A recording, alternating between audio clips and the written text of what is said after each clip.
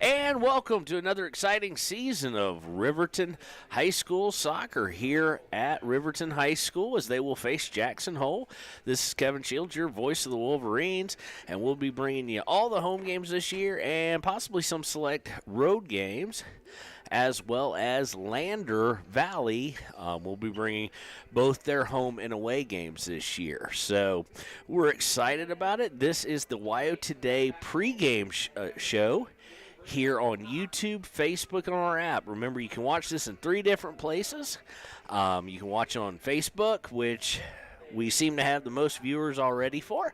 You can watch on YouTube, both of those under the WyoToday Media subscription page, so just subscribe to it, or it's free, obviously, or just tune into it.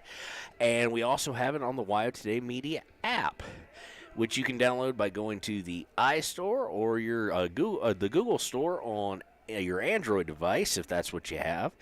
Search up WyoToday and download the app, and you can watch it wherever you're at.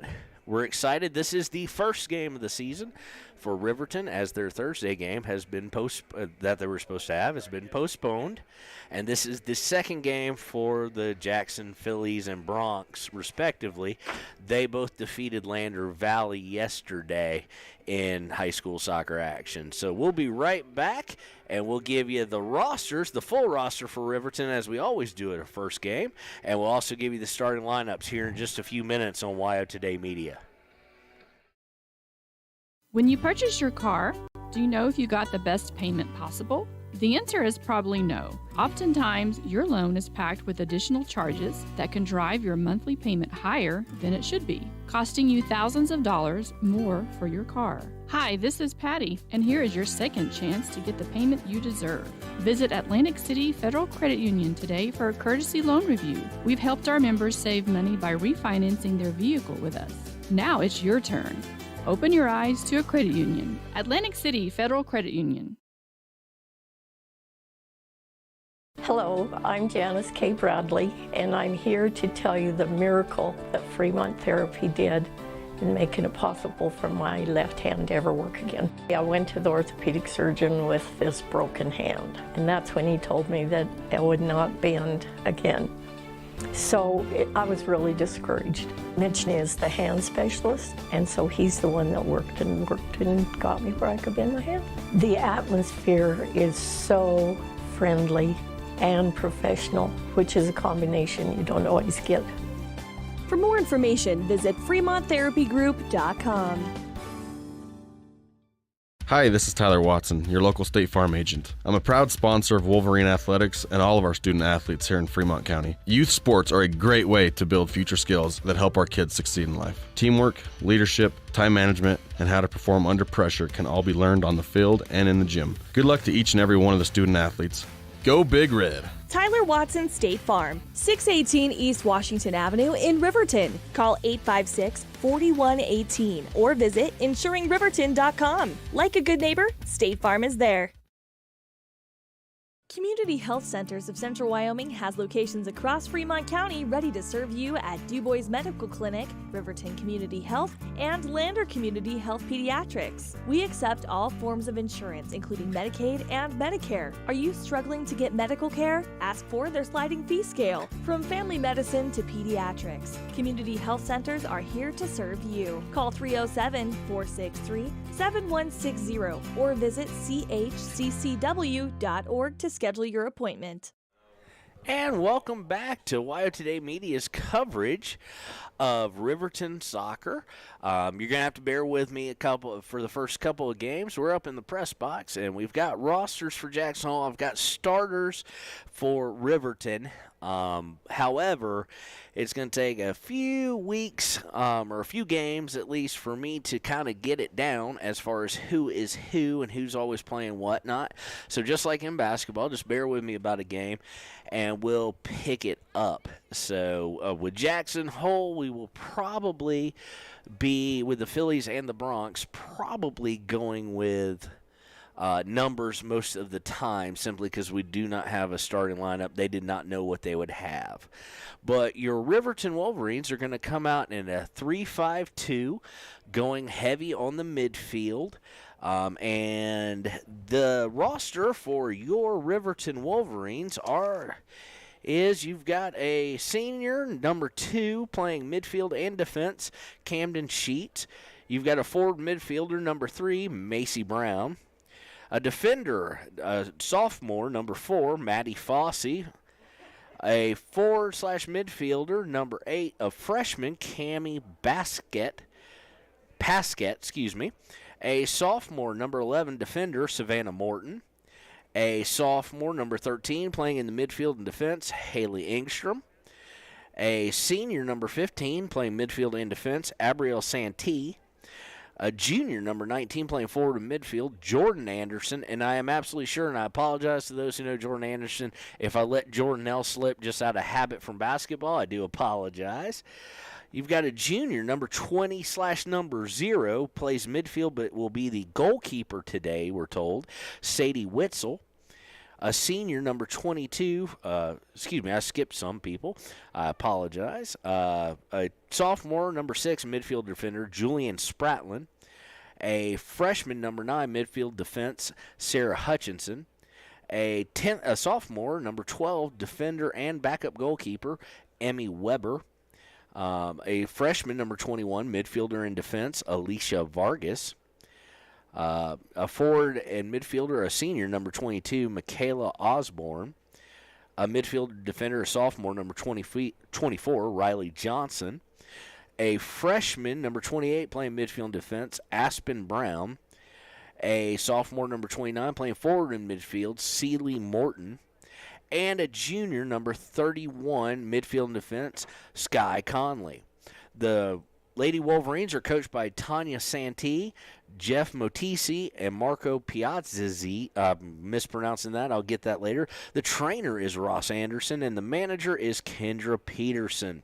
We'll be right back, and we'll give you the starting lineups here on WyoToday Media, or the starting lineup for your Lady Wolverines.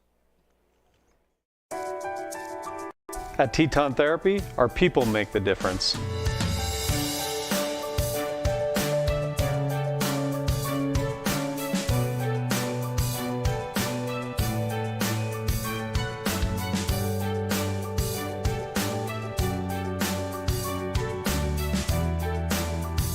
You can live pain-free. The amazing staff at Teton Therapy can help in Lander and Riverton. Is your resolution this year to be healthier? You may have made a commitment to improve your physical health, but don't forget about your financial health. Atlantic City Federal Credit Union is listed as one of the healthiest credit unions in the U.S., and we are the healthiest credit union in Wyoming, according to depositaccounts.com. Don't risk having your accounts anywhere else. Become a member today and accomplish your first resolution by becoming healthier. Financially speaking, that is. Federally insured by NCUA. Open your eyes to a credit union. Atlantic City Federal Credit Union. Ever wonder why so many babies are delivered at Hot Springs Health in Thermopolis? Could it be the exceptional prenatal care offered by our providers? Or our convenient family practice clinics located in Thermopolis, Worland, Basin, Shoshone, and Riverton? Maybe it's our new OB suites with large jetted tub, or maybe it's the place where you know you can find all of this and more.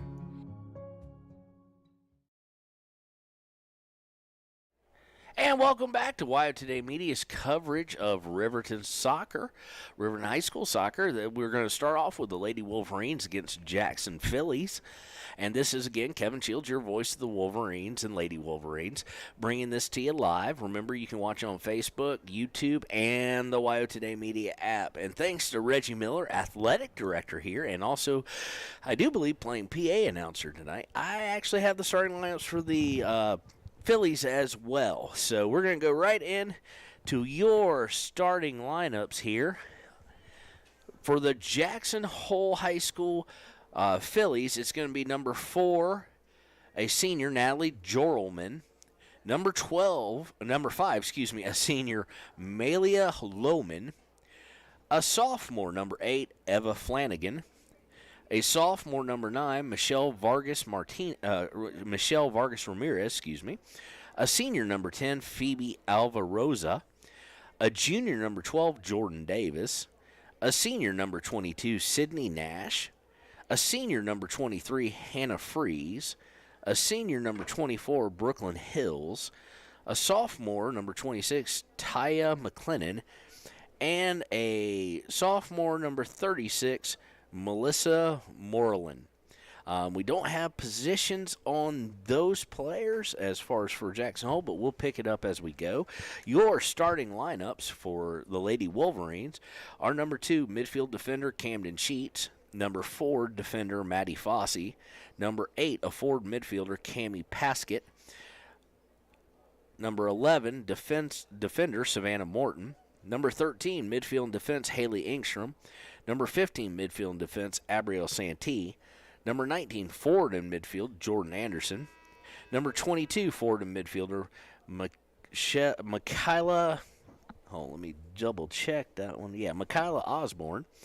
Number 29, a forward midfielder, Celie Morton. Number 31, a midfield defender, Sky Conley. And number 20/0, number 0, I have a feeling she'll be wearing 0 today, is Sadie Witzel in goal. So we'll be right back with the start of the game here on WyoToday Media. Former University of Wyoming quarterback Josh Allen is worthy of Wyoming. 23 plays into my first start here at the University of Wyoming. I dropped back, kind of went through a progression. I saw the middle of the field kind of open up. I decided to lower my shoulder. His helmet went straight into my collarbone here. We landed on the 20-yard line. At that moment, I knew something was really bad.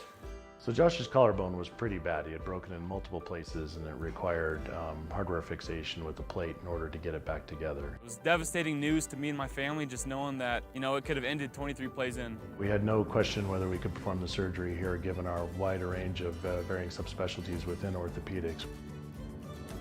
I would recommend Premier Bone and Joint Centers. The thing that made me feel really comfortable with them was they made it feel like your own family. I think he'll have no problem performing in the NFL. His rehab and his recovery done very well, and I don't see any restrictions on him whatsoever. They want the best for you, and they won't steer you wrong. Let us show you why we're worthy of Wyoming. The choice is yours. Sutherland's Friends of the Family Plus Consumer Credit Card lets you choose from 5% off instantly at the register or special financing on qualifying purchases. That means no forms, no waiting, no rebates. You can choose 5% off instantly with your Sutherland's credit card. Got a big project? Choose special financing. The choice is yours with Sutherland's Friends of the Family Plus Consumer Credit Card. Subject to credit approval. Minimum monthly payment required. See store for details. Only at Sutherland's. There are two ways to buy 4x4 gear, the expensive way and the smart way. The expensive way is when you buy a new truck or SUV and the dealer sells you the brush guard, the heavy-duty bumpers, the steps, lights, winch, you name it. He rolls it all in with your loan into your monthly payment. But here's the smart way. Shop at Wyoming 4x4, where you get expert advice from Dan, quality gear, professional installation, all for a whole lot less than you'd spend at a car dealer. Wyoming 4x4 on North Federal in Riverton. The smart way to roll. From the wide open spaces to the canyon near you, Wyoming.com is reaching more homes and businesses than ever before. For more than 25 years, we've aimed to provide the best internet and phone service to meet the needs of our customers all across the great state of Wyoming. Now it's getting even better. Wyoming.com, expanding to an area near you. Wyoming.com. We're out there. Central. All right, we're back here at the Riverton High School Football and Soccer Stadium on the beautiful campus of Riverton High School. The Lady Wolverines are going to be taking on the Jackson Hole Broncs. We're a little bit past game start time, so I don't know what the holdup is. The refs seem to be ready. Just so anybody who's wondering, is in high school here, at least at Riverton, we're going to be playing on a 120-yard field. So basically the goals are set up on the line that is right underneath the back of the end zone for those of you who haven't tuned into soccer before. So we're going to be playing on 120 yards. And we're going to be playing two 40-minute halves. Now, this is a fast-moving sport for those who haven't paid attention, even though some will say it's slow. But I find it to be a fast-moving sport as far as the clock really won't stop. We won't have many commercial breaks or anything like that during the action.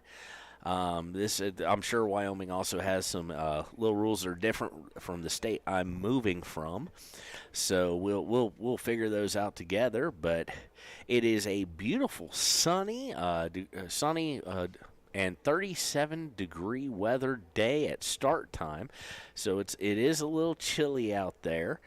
And we'll see if that has any effect. I'm sure they're used to playing it. It reminds me of when I used to coach some youth club ball, and at the beginning of the season it was always very cold, or the end of the season, depending on if it was fall or spring.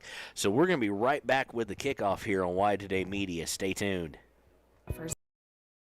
Bachelor of Applied Science degrees in Early Childhood Education and Organizational Management and Leadership, with an emphasis in outdoor education, tribal leadership, or business and entrepreneurial leadership. CWC offers 3 ways to learn: online, virtual, and in person. Learn, grow, lead, and advance at Central Wyoming College. CWC is leading the way with expanded programs in the Bachelor of Applied Science degrees.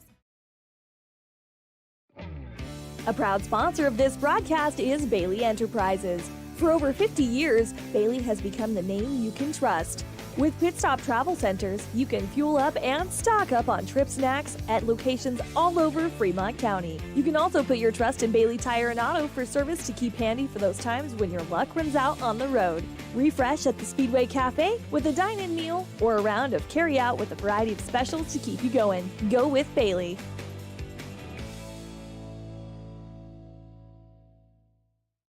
It may be winter, but some days it kind of feels like spring. Makes you want to go for a drive, kick a few tires, and see all the latest cars and trucks up at Frontline Motors. Frontline Motors has a wide selection of quality used vehicles, from cars to SUVs to trucks, and they're all priced to move. One of them is right for you. Is your next car or truck waiting at Frontline Motors? There's only one way to find out. Drive up Airport Road, take a test drive, and make it yours. Then join the hundreds of other folks who say, I got mine at Frontline. Frontline Motors.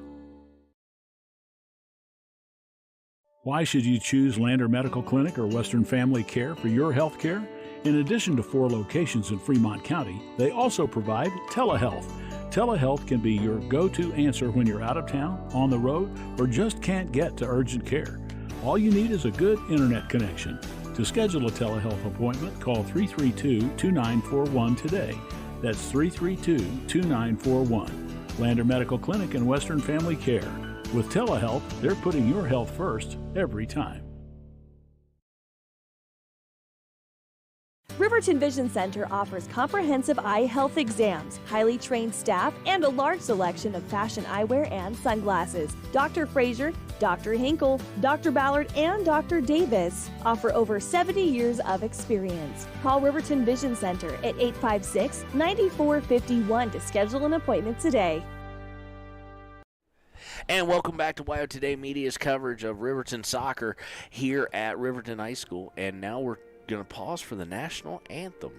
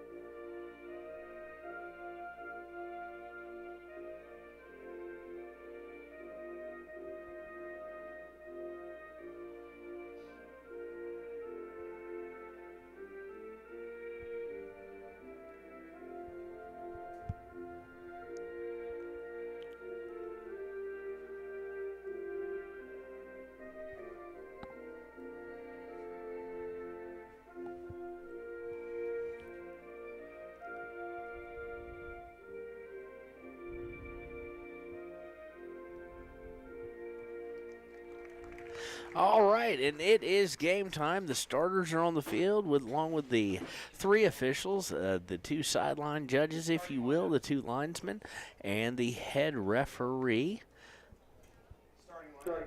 they're now going to go through the starting lineups real quick that we've already gone through. So we're going to take a break for one last round of commercials because we do have bills to pay, and we'll be right back here on WyoToday Media. In any sport, athletes face the chance of sustaining an injury. According to the Athletic Training Association, 90% of student athletes reported some sort of sports-related injury. What's more is 54% report playing while injured. For various reasons, sports-related injuries are increasingly leaving our youth at risk of exposure to opioid-based pain medication. Fremont WhenTheGameSlowsDown.com is here to help navigate monitoring medication, social support, and suggestions on what to do when the game slows down. Brought to you by Fremont County Prevention Program. Why should your new floor come from Carpet One? Because we're passionate about the spaces our neighbors call home. We're part of your community, and we're also part of the world's largest cooperative of independently owned and operated flooring stores. So you can be sure you'll get great selection and outstanding value with every installation. Whether it's carpet, hardwood, tile, or luxury vinyl, our experts take the guesswork out of choosing the right floor. We're your local Carpet One Floor and Home, the one store for your perfect floor. During winter storms, it doesn't take long for roads to turn slick. Snowfall is often accompanied by high winds, and blowing and drifting snow can make it difficult to see the road. Speed limits are based on dry pavement conditions and good visibility. Be ready to reduce speed and increase following distance. Crashes are twice as likely to happen when it's slick out, and it's usually because someone is driving too fast for conditions. Remember, when there's ice and snow, take it slow. This message is brought to you by WYDOT. Gotchi Rehabilitation and Wellness knows what it means to be on top of your game. For over 60 years, Gotchi has led the field in providing physical therapy, occupational therapy, and wellness in Thermopolis and their facilities in Worland, Basin, Powell, Cody, and Shoshone. Whether you're recovering from an injury, deconditioned, post-stroke, or just looking to take control of your health, you'll find years of dedicated experience paired with personal care at Gotchi Rehabilitation and Wellness. Learn more at gotchi.org. And welcome back to WyoToday Media's coverage of Riverton Lady Wolverine soccer. That's what we're going to start with here, and it is game time.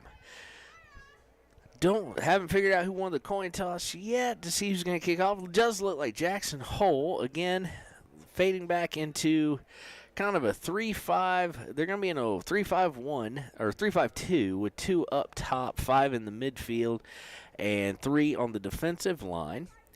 So Jackson Hole is getting ready to kick off. They've got someone right on the sideline here. Right even. They got one other even. So, again, the soccer field going to be a good bit wider, actually. So here we go. Jackson Hole waiting for the official to blow his whistle. He does, and they kick it back. They're going to kick it all the way back into their defensive end. And now going to try and work it up. We're going to start giving you names here as soon as we can get them down, but we're a one-man booth, so that's going to be a little bit more difficult, but hopefully we'll get it there. Trying to work up the sidelines. It goes in and out. It goes off of Riverton. I do believe that was Camden Sheets it went off of on the far sideline. Possession being such a critical aspect of soccer, you see that Jackson Phillies are trying to keep possession here, and they're going to turn it over, but it's going to be kicked out of bounds. And I do believe that was off Savannah Morton. Riverton in black on red, kind of thin numbers, so kind of hard to see. I'm going to try and lay some binoculars on if there's a goal or anything like that, so we make sure we credit the right player. So Jackson Hole looking to reset. They kick it all the way back. And now at midfield, almost a steal by, I do believe, Haley Engstrom. Jordan Anderson, excuse me. And now trying to work it into the offensive end, but a turnover by Jackson Hole.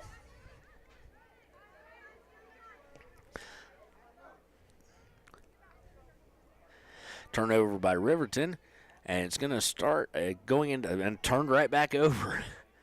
So they're going to bring it down. We're going to try and call this a little bit more like TV for you guys, as we're not broadcasting these on the radio.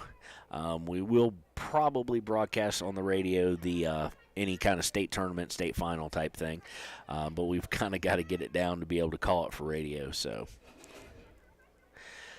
Possession so far being very dominant for the Phillies here.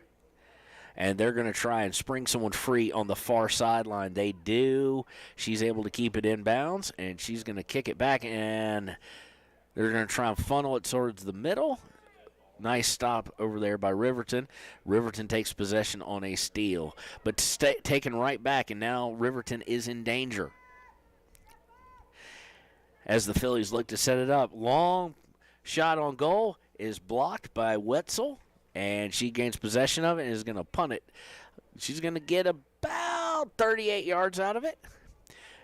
But Jackson Hole's going to they're having a hard time with the possession, almost taken away, but Jackson Hole able to maintain possession. Nice possession ball by the Phillies here right now so far early on, and that is going to be key to winning any soccer game. They try and sprint someone down, but that ball is going to be out of their reach, and Haley Engstrom's going to watch it go out of bounds, and she is going to be the one doing the throw-in.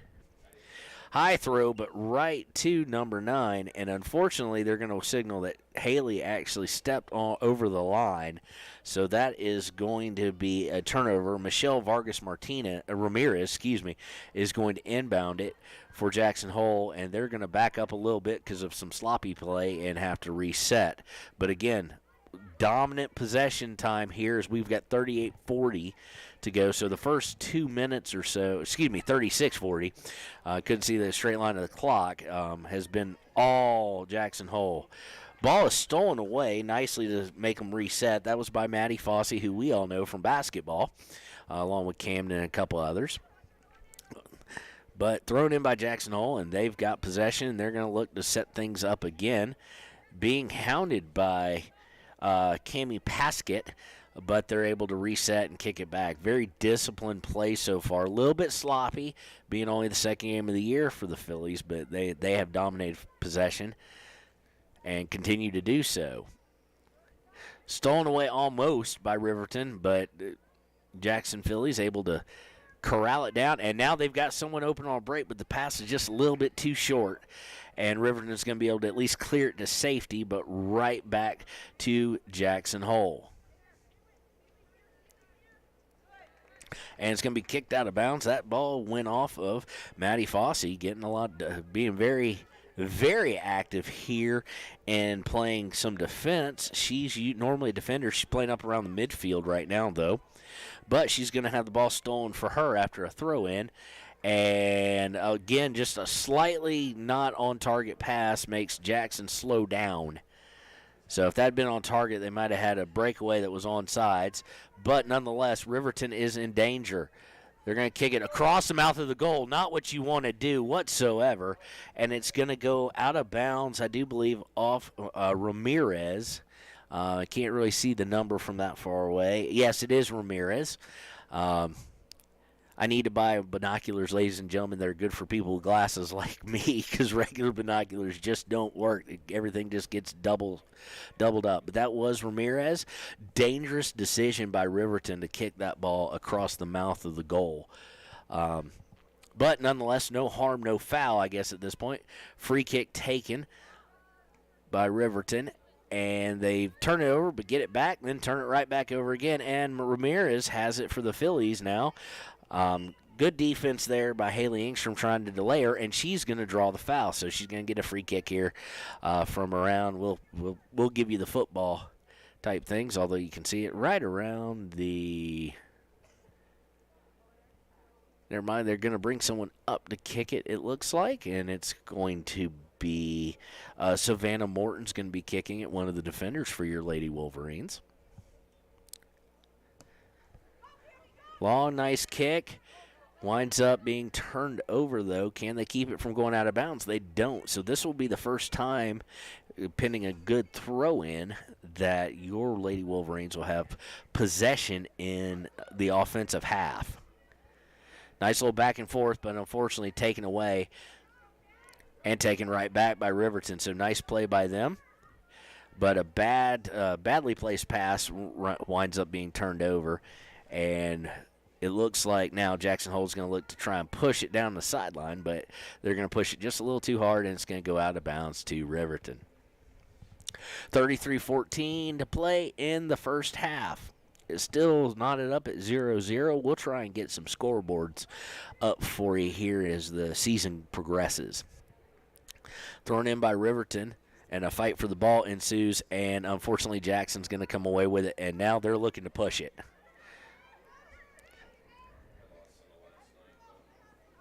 And it's going to go out of bounds off of Haley Engstrom. So, again, Riverton in danger. Ball's going to go out after the throw-in, and it's going to stay with Jackson. Jackson inbounding it quickly. Kind of sloppy control there. But, nonetheless, it's going to go out of bounds and stay with Jackson Hole.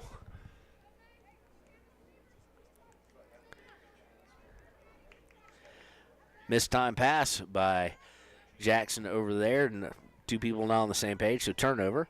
Haley's going to inbound it on the throw-in, and we're going to have a battle for the ball headed around. I do believe Jackson's going to come away with it, and they do. They funnel it towards the middle. It was a nice thought, but right into the teeth of the Lady Wolverine defense, but stolen right back by Jackson. Let's see what's going on here. Long shot is going to be out of bounds, clearing everything. No danger there. So far, with 31:50 to go in the first half, we only have one shot on goal, that being by Jackson Hole, and it was easily parried away. And we have that one, which wasn't even a shot on goal because it cleared the goal by a mile. Riverton going to set up for the inbounds here. Not the inbound, for the goal kick here. That's going to be taken again by... that one was taken by Maddie Fossey, I do believe. I can't see the number. Or Savannah Morton, one of the two. It was Savannah Morton taking it. And once again, a quick turnover. And Jackson's going to look to set up their possession game. Right now, really testing that defense, making them play back on their feet. But a good play, almost stolen away, and resetting is Jackson. Trying to funnel somebody on a break. Jackson just a little bit too slow to get to it, or the pass was a little too leading. Taken away by Riverton and kicked out of bounds. So with 30:48 to go in the half, is inbounded by the Phillies. Phillies looking to set up, brings it around the 20-yard line, and now a long shot, not really wisely taken either. It's going to wind up being a throw-in by Riverton over way in the corner. So it was only a question of would it be a corner or would it be a free kick, would it be a goal kick, or would it be a throw-in? It is going to be a throw-in right in the corner. So need some accuracy here out of, I do believe that's Haley. Haley Engstrom is going to be throwing it in, I do believe. And need to get possession there. But, unfortunately, Maddie Fossey goes right out of her foot. And Riverton in danger again in the final third of the field. Jackson has kind of started to live there a little bit. But they're going to try and kick it out and reset. And now we've got a sideline issue, a sideline fight for the ball, and Riverton comes away with it. Nice play there by Cammie Paskett. And now we've got Riverton on a break. But they're a little bit of more speed out of, who is that? Brooklyn Hills of Jackson. She's able to track it down, but it was a good design and a good setup. Just a little bit too much speed out of Brooklyn Hills. And now we've got the same thing on the other side. Looking to push it, and great play by Savannah Morton to just clear that at least out of danger and allow the defense to get back by kicking it out of bounds. So now we're starting to see the teams loosen up a little bit and try and push. Unfortunately, the Phillies have been the ones being able to push. Going cross goal for Jackson Hole. Yeah. So Jackson Holt with the first goal. I don't know who actually struck that. So it is with 28:55 to go in the half. First half, it is 1-0. It is 1-0 for Jackson Hole.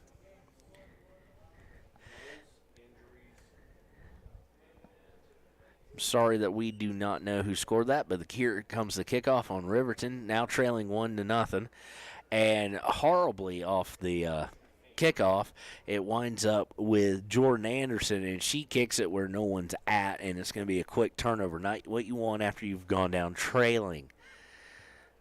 So Jackson Phillies looking to set up again. They're going to work it down the sideline there, and they are going to kick it out of bounds as well. So no harm, no foul on the turnover. Turned over right off the throw in by Taya McLennan. She's able to turn it over, and Jackson Hole will look to set things up again. But unfortunately, a lot of passes just being off mistimed. Remember, this is Jackson's second game of the season. They beat Lander Valley yesterday, and Riverton's first game of the season. So we expect timing and chemistry not to be fully down in a game-like game environment. So turnover again, and it's going to be, we've got a foul of sorts on the field, looks like.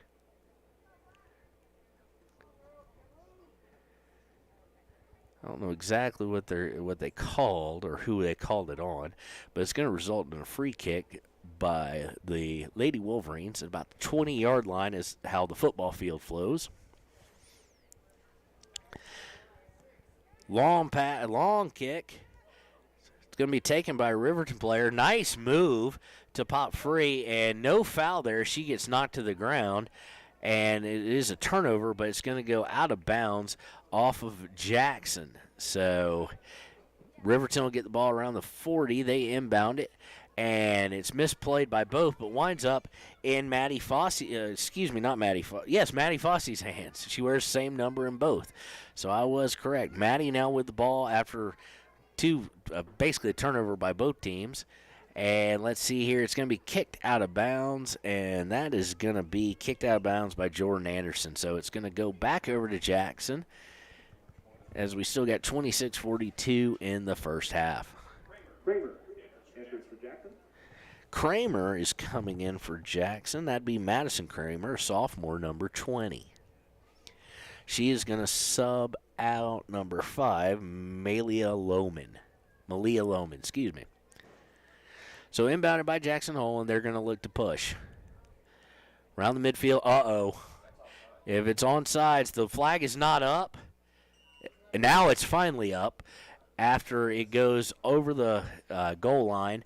Horribly targeted ball there as they were all alone. Could have came in a little bit further, would have been offsides, but the flag did not go up until much later than I expected to. So they're going to bring it up to where the offsides occurred. That's about the 23-yard line. And Savannah Morton with a long kick. And it is going to be in with Riverton. Riverton looking to set things up. Goes over to number 15. That's Abrielle Santee. Back to Maddie Fossey. Fossey's going to have it stolen. Nope, she's able to at least kick it forward. But we're going to have kind of some turnovers back and forth.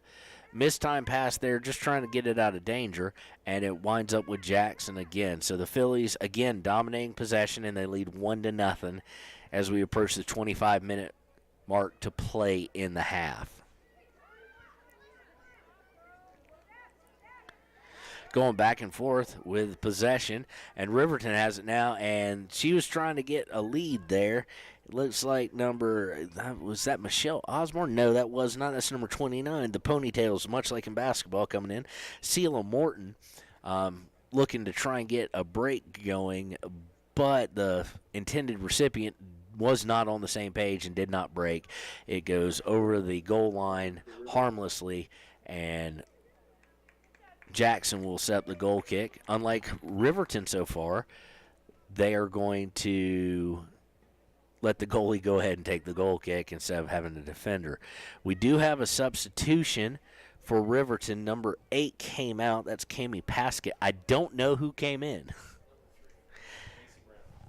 Macy Brown coming back in. Thank you to the police officer or marshal or Sergeant Marshall and Reggie Miller for giving me a heads up on that. Of course, we know Macy from basketball, so a lot of multi-sport athletes. We're going to see that in soccer as in the boys' game as well. But Jackson with the ball. They're looking to set things up.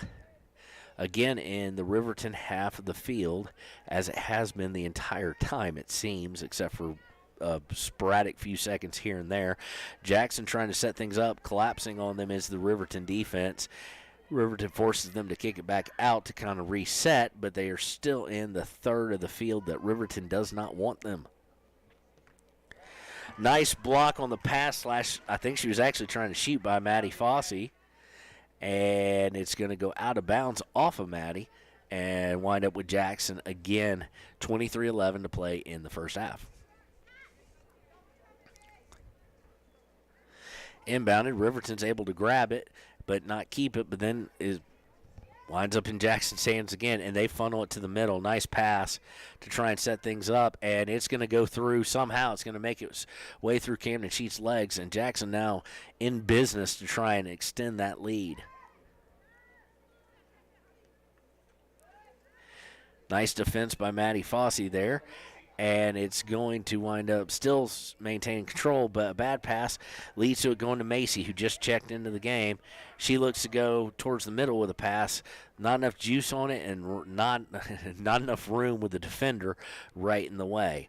But Riverton still with the ball as they set up going towards midfield, and unfortunately another turnover is going to occur. And Jackson is going to try and look to set it up. Nice save there by Natalie Jorlman. They're going to set it up back in their own half, and they're going to kick it even further back as a little bit of pressure being applied by Morton of Riverton. They go all the way across the pitch, but turnover is taken away by Riverton. Riverton trying to funnel it to the middle. They had a player there, not enough strength on that, and it comes away with Jackson. Jackson trying to break someone free, but it's going to not happen. Riverton's going to get a hold of it, but it's going to go out of bounds, and it's off of Jackson. So Riverton going to have a throw in here, down 1-0.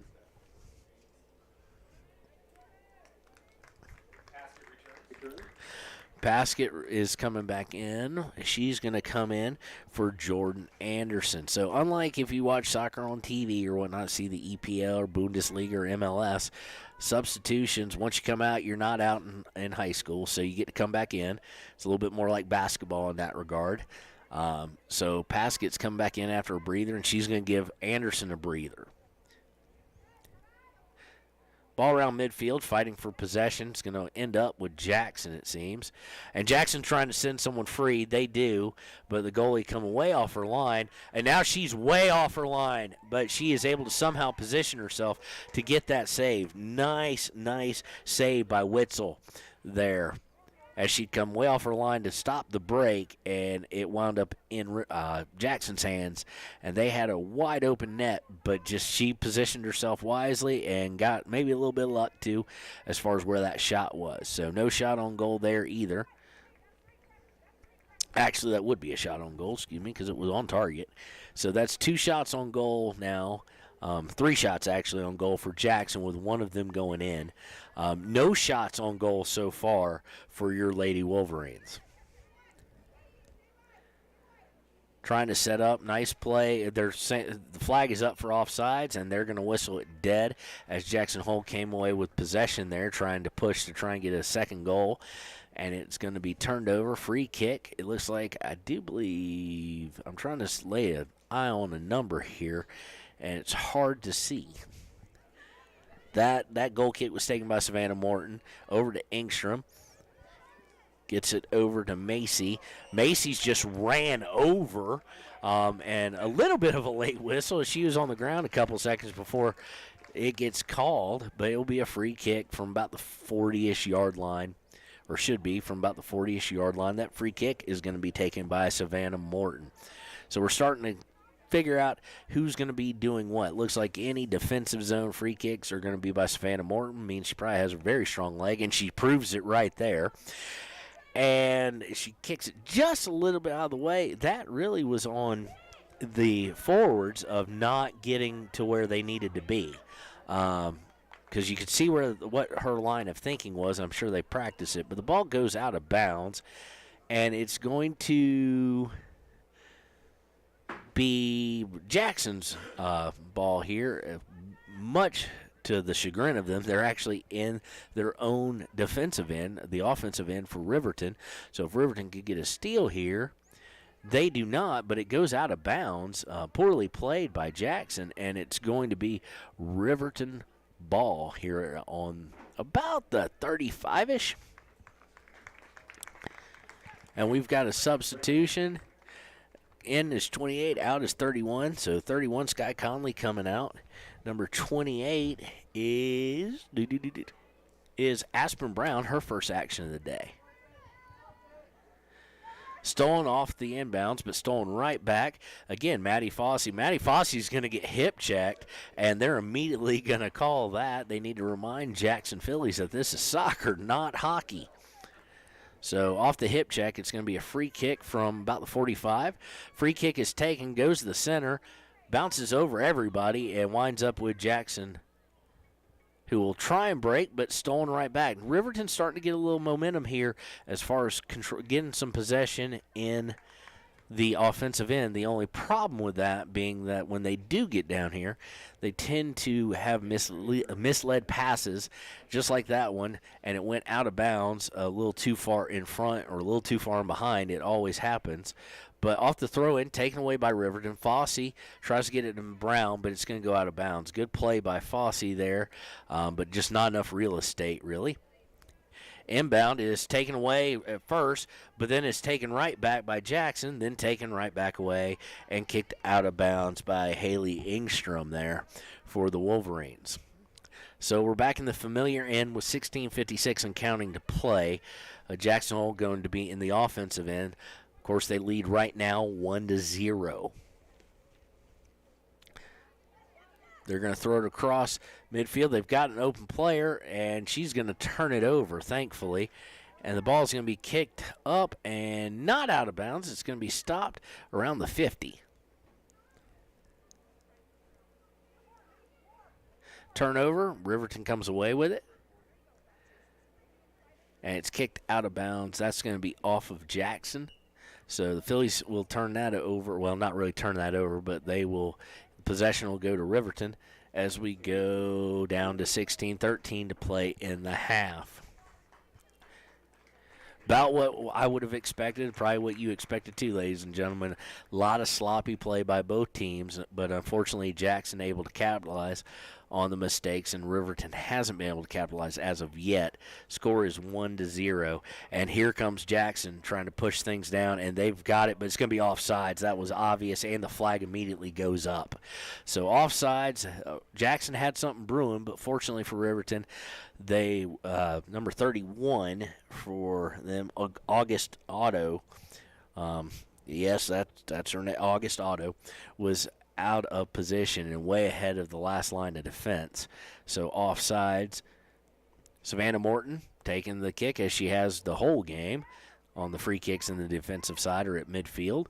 And she kicks it pretty darn far, but it's going to be turned over, then taken back, and now it's just going to pinball it around. And it's with Jackson. Fossey trying to harass her, and it's kicked way downfield. That's going to be by 20-something. I cannot see her, 25 or 28. Having a hard time seeing the numbers here. It's going to be by 28. That's going to be by Aspen Brown, who just checked in a few minutes ago. Unfortunately, turnover. And it's going to go off of this. Going to be critical. They're going to say it last went off Riverton. So here we are again in the offensive third for Jackson, and Riverton have to play defense with a 1-goal deficit to the Phillies. Inbound, it goes out of bounds. Who's he going to signal to? The linesman doesn't seem to know. And finally, he puts up his flag and says it's going after the head referee signaled it. It's going to be Riverton ball. So they're going to be inbounding it. Inbound's going to go from Haley Ingstrom, and it's going to immediately be turned over to Jackson. Fossey gets hit in the head, but Jackson able to keep control of it, and it's going to go out of bounds to Jackson off of number 3, off of Macy Brown there. So it goes all the way down, and it goes out of bounds yet again. But this time it will stay with the Lady Wolverines, or go over to the Lady Wolverines with 13:45 to play in the half. No, they're going to signal it was a foul. Excuse me, I thought it went out of bounds. So it's going to be Savannah Morton looking to kick the free kick here. Doesn't put as much on it. Unfortunately, goes right to a Jackson Hole player who sends it back down. But luckily, Riverton there stolen away and not in a good place to have it stolen. But Riverton were able to recover and get it somewhat out of danger. I say somewhat because it's still in the upper half for Jackson, and they are trying to push it. And we're going to get another offsides as the flag goes up. Jackson wisely trying to play a game where they are trying to skirt the offsides, onsides type of thing, but so far they don't have their timing and positioning down, and they've gotten whistled for offsides every time they've tried the maneuver. But if they can get that down, it could lead to some breakaway chances. Ball's kicked all the way downfield. Riverton has it now, finally in their third. She's going to try and cross it over. Not a shot, but it's the first time the goalie's really, truly had to play a ball. She comes away with it. She's going to look to punt it away. Punt is going to be kicked forward by Jackson, but it's going to go right to Savannah Morton, who's going to look to push it up forward.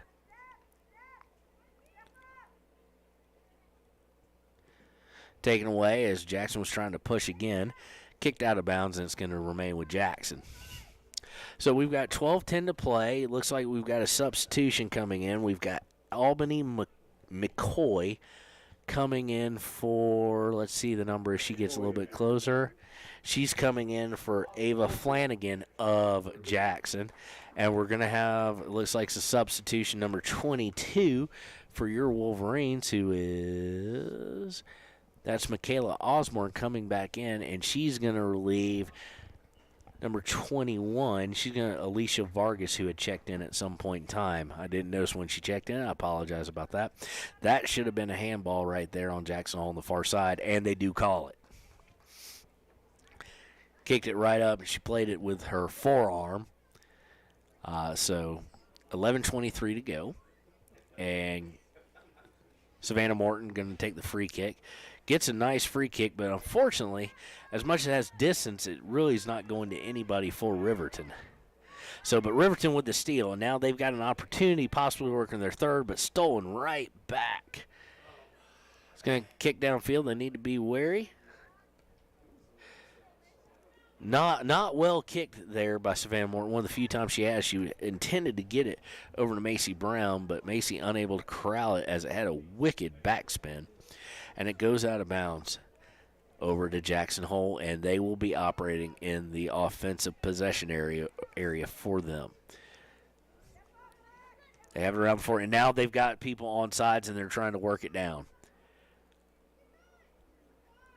It is going to be taken away after a good defensive stop. And now we've got an opportunity for a potential shot taken away, and we're going to have our first corner kick, as it looks like, I'm trying to lay eyes on the number, ladies and gentlemen, but they're far away, and my vision isn't great. Aspen Brown kicks it away, clears the danger, but it ends up in a corner kick. This will be our first corner kick of the game, and the first corner kick in a Riverton game of the season.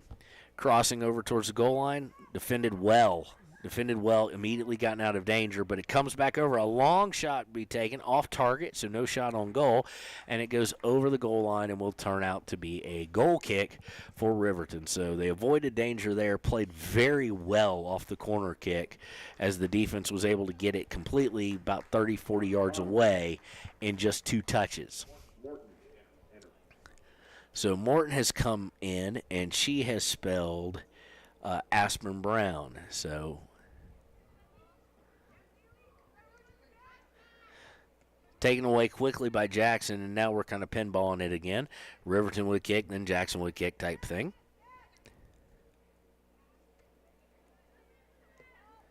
Back to Riverton, back to Jackson. And now, if it could have been just light, a little bit more light of a touch there by number 19, who is Jordan Anderson, it would have been nicely done and possession for a possible breakaway. But she just hit it a little bit too hard, winds up back over to Jackson after a long kick back and forth, and then Riverton takes it away again.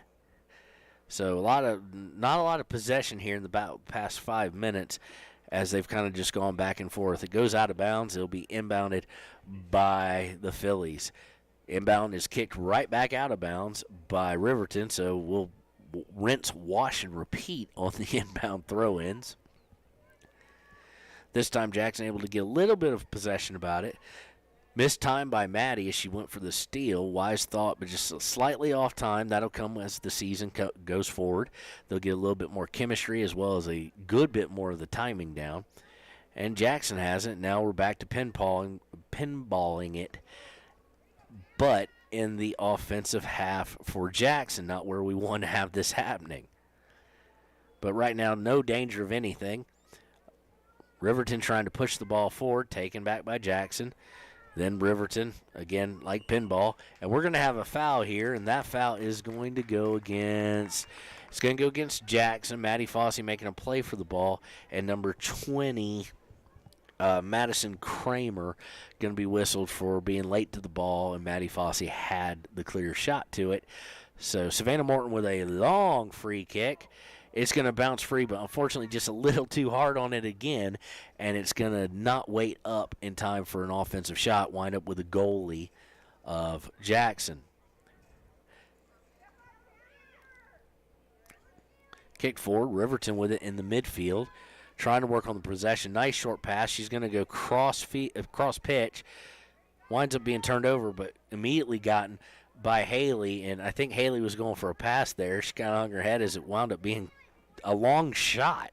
So it is a shot on goal. So it is first shot as they had to play it in the mouth of the goal, did the goalkeeper. Taken away by Riverton. How is that not a handball? It hit the bicep of Jackson, but it'll stay with them. But Riverton now trying to push.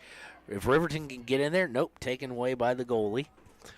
Riverton had a shot there, probably their best shot of the day. And here we go back to midfield, and we'll have some fights for possession, I'm sure. Taken away by Riverton. Riverton's got something set up potentially. It's going to go out of bounds off Jackson. It looked like we had a streaking number 8. That being Cammie Paskett. She was streaking, just good defense by Jackson Hole kept that pass from going through. That had been interesting to see. So we got a couple substitutions for Jackson. Number 5, and I don't know who was the other one. So we'll keep an eye on that as soon as they get some play in. It's going to go out of bounds there, fight for possession, and it's going to stay with Riverton.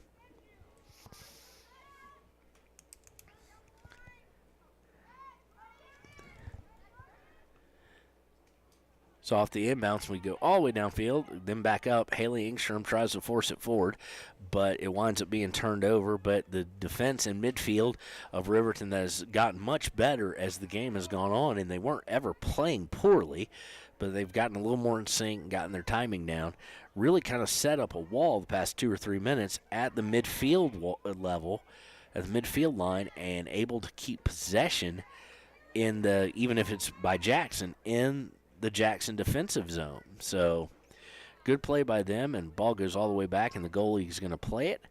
It's going to punt it. It's going to go real high but not real far. It's going to take a large bounce, and it's going to go back over midfield.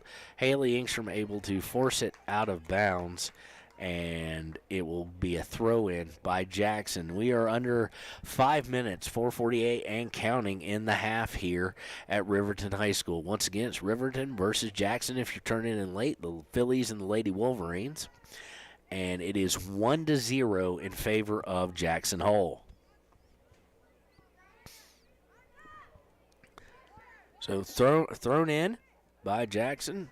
Taken away, kicked right out of bounds by Riverton, so we'll rinse, wash, and repeat and do it all over again.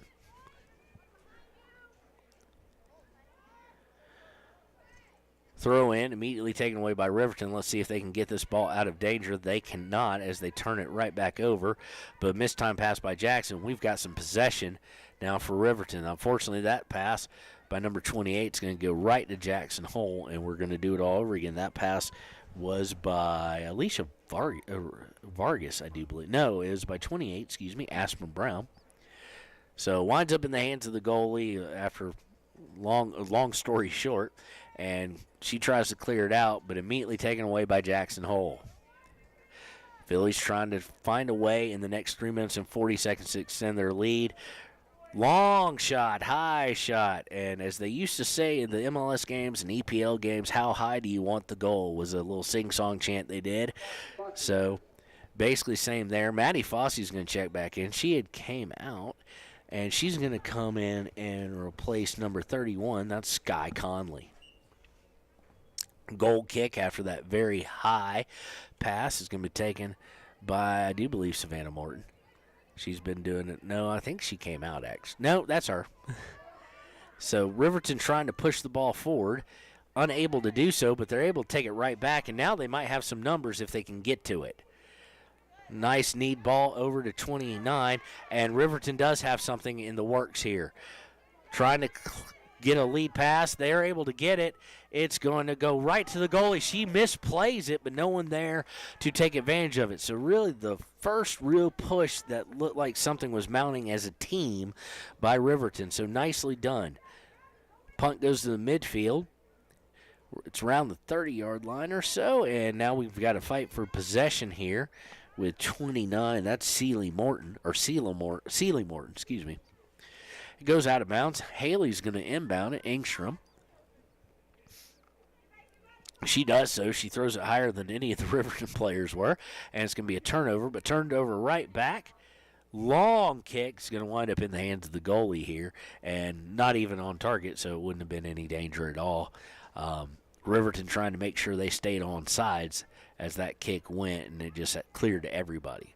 So, again, that midfield line, Riverton able to keep the ball. And now we potentially have a break, though. They may have found a weakness. It's taken away by Savannah Morton, and she's going to kick it out of bounds so that more players can get back and help with the defense here as we are under a minute 40. Being first game of the season, I'm sure Coach Tanya doesn't want a 1-0 lead deficit at half, but based on how the thing started out, I would say it'd be acceptable. But now we have a problem brewing here as Jackson has possession down very close to the goal. Shot taken, and it's going to go wide. So no shot on goal there. Nice thought by Jackson, but as we go under a minute 12, it's going to be a goal kick by your Lady Wolverines. Goal kick going to be taken by Savannah Morton. She's going to kick it up. It goes off Jackson player's head and out of bounds as we are under 1 minute.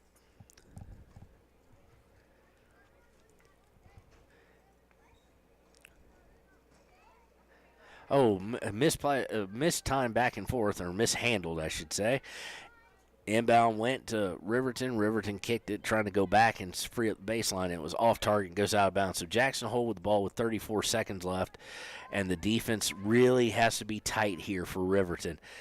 Not allow any kind of breakaway. We have a breakaway, though, and we're going to get a shot out of it. It's going to be goal for Jackson. So a complete misstep there as we only had 18 seconds left by your Wolverines. That's the fourth shot on goal by the Phillies, and they now lead 2-0.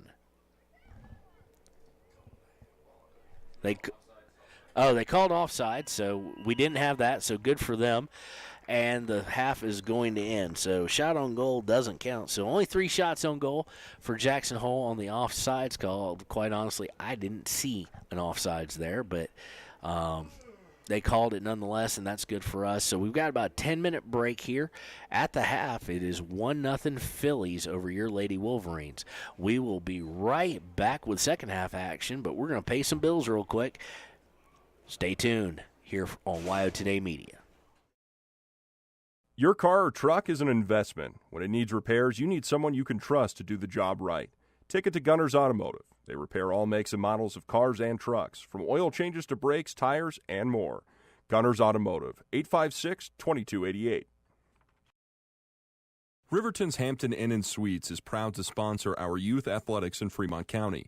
Fremont County school athletics provide our youth timeless experiences and lessons that can lead to success for life. Setting goals, teamwork, and hard work make young athletes into good citizens.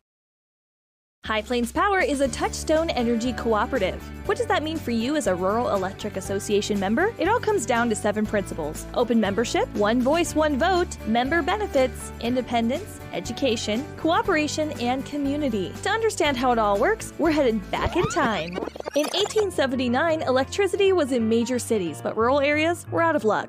In 1935, President FDR made it possible for companies to build power lines to unserved areas. By the time we hit 1941, some 400 electric co-ops had been organized to serve rural America, just like High Plains Power. For more information, visit highplainspower.org.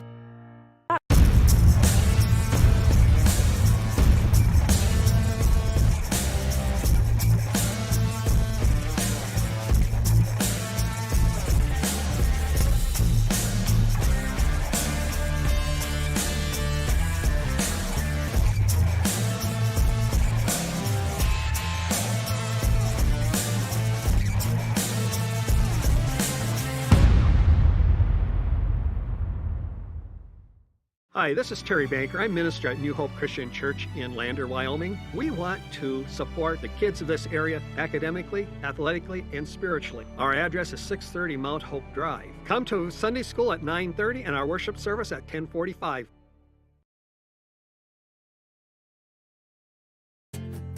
From one corner of the state to the other, over 82% of Wyomingites wear their seatbelts. And to the 18% who don't, we say, let's buckle up for life, Wyoming.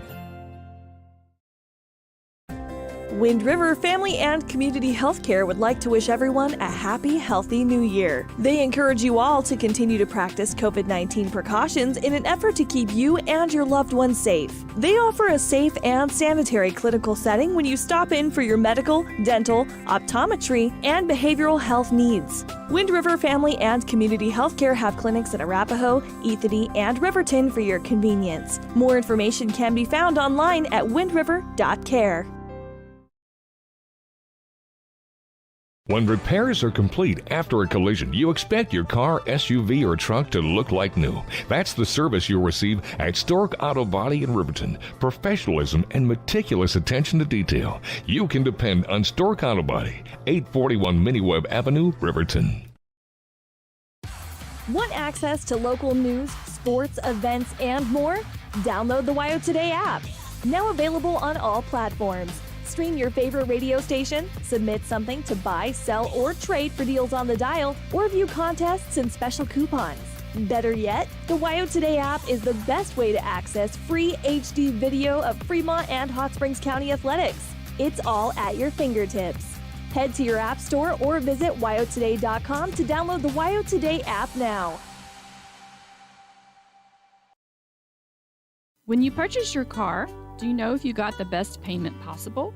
The answer is probably no. Oftentimes, your loan is packed with additional charges that can drive your monthly payment higher than it should be, costing you thousands of dollars more for your car. Hi, this is Patty, and here is your second chance to get the payment you deserve. Visit Atlantic City Federal Credit Union today for a courtesy loan review. We've helped our members save money by refinancing their vehicle with us. Now it's your turn. Open your eyes to a credit union. Atlantic City Federal Credit Union. Hello, I'm Janice K. Bradley, and I'm here to tell you the miracle that Fremont Therapy did in making it possible for my left hand to ever work again. I went to the orthopedic surgeon with this broken hand, and that's when he told me that I would not bend again. So I was really discouraged. Mitch is the hand specialist, and so he's the one that worked and got me where I could bend my hand. The atmosphere is so friendly and professional, which is a combination you don't always get. For more information, visit FremontTherapyGroup.com. Hi, this is Tyler Watson, your local State Farm agent. I'm a proud sponsor of Wolverine Athletics and all of our student athletes here in Fremont County. Youth sports are a great way to build future skills that help our kids succeed in life. Teamwork, leadership, time management, and how to perform under pressure can all be learned on the field and in the gym. Good luck to each and every one of the student athletes. Go Big Red! Tyler Watson State Farm, 618 East Washington Avenue in Riverton. Call 856-4118 or visit insuringriverton.com. Like a good neighbor, State Farm is there. Community Health Centers of Central Wyoming has locations across Fremont County ready to serve you at Du Bois Medical Clinic, Riverton Community Health, and Lander Community Health Pediatrics. We accept all forms of insurance, including Medicaid and Medicare. Are you struggling to get medical care? Ask for their sliding fee scale. From family medicine to pediatrics, Community Health Centers are here to serve you. Call 307-463-7160 or visit chccw.org to schedule your appointment. At Teton Therapy, our people make the difference.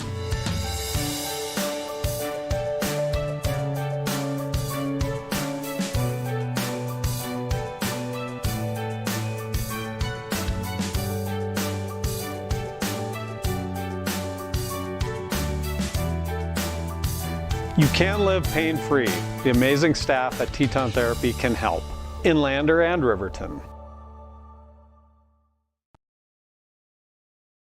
Is your resolution this year to be healthier? You may have made a commitment to improve your physical health, but don't forget about your financial health. Atlantic City Federal Credit Union is listed as one of the healthiest credit unions in the U.S., and we are the healthiest credit union in Wyoming, according to depositaccounts.com. Don't risk having your accounts anywhere else. Become a member today and accomplish your first resolution by becoming healthier. Financially speaking, that is. Federally insured by NCUA. Open your eyes to a credit union. Atlantic City Federal Credit Union.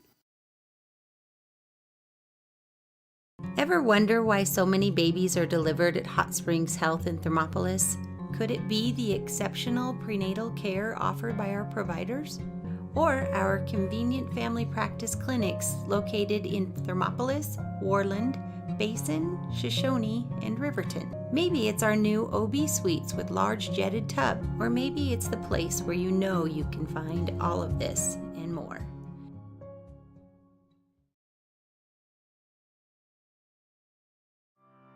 Former University of Wyoming quarterback Josh Allen is worthy of Wyoming. 23 plays into my first start here at the University of Wyoming. I dropped back, I kind of went through a progression. I saw the middle of the field kind of open up. I decided to lower my shoulder. His helmet went straight into my collarbone here. We landed on the 20-yard line. At that moment, I knew something was really bad. So Josh's collarbone was pretty bad. He had broken in multiple places and it required hardware fixation with the plate in order to get it back together. It was devastating news to me and my family, just knowing that, it could have ended 23 plays in. We had no question whether we could perform the surgery here given our wider range of varying subspecialties within orthopedics.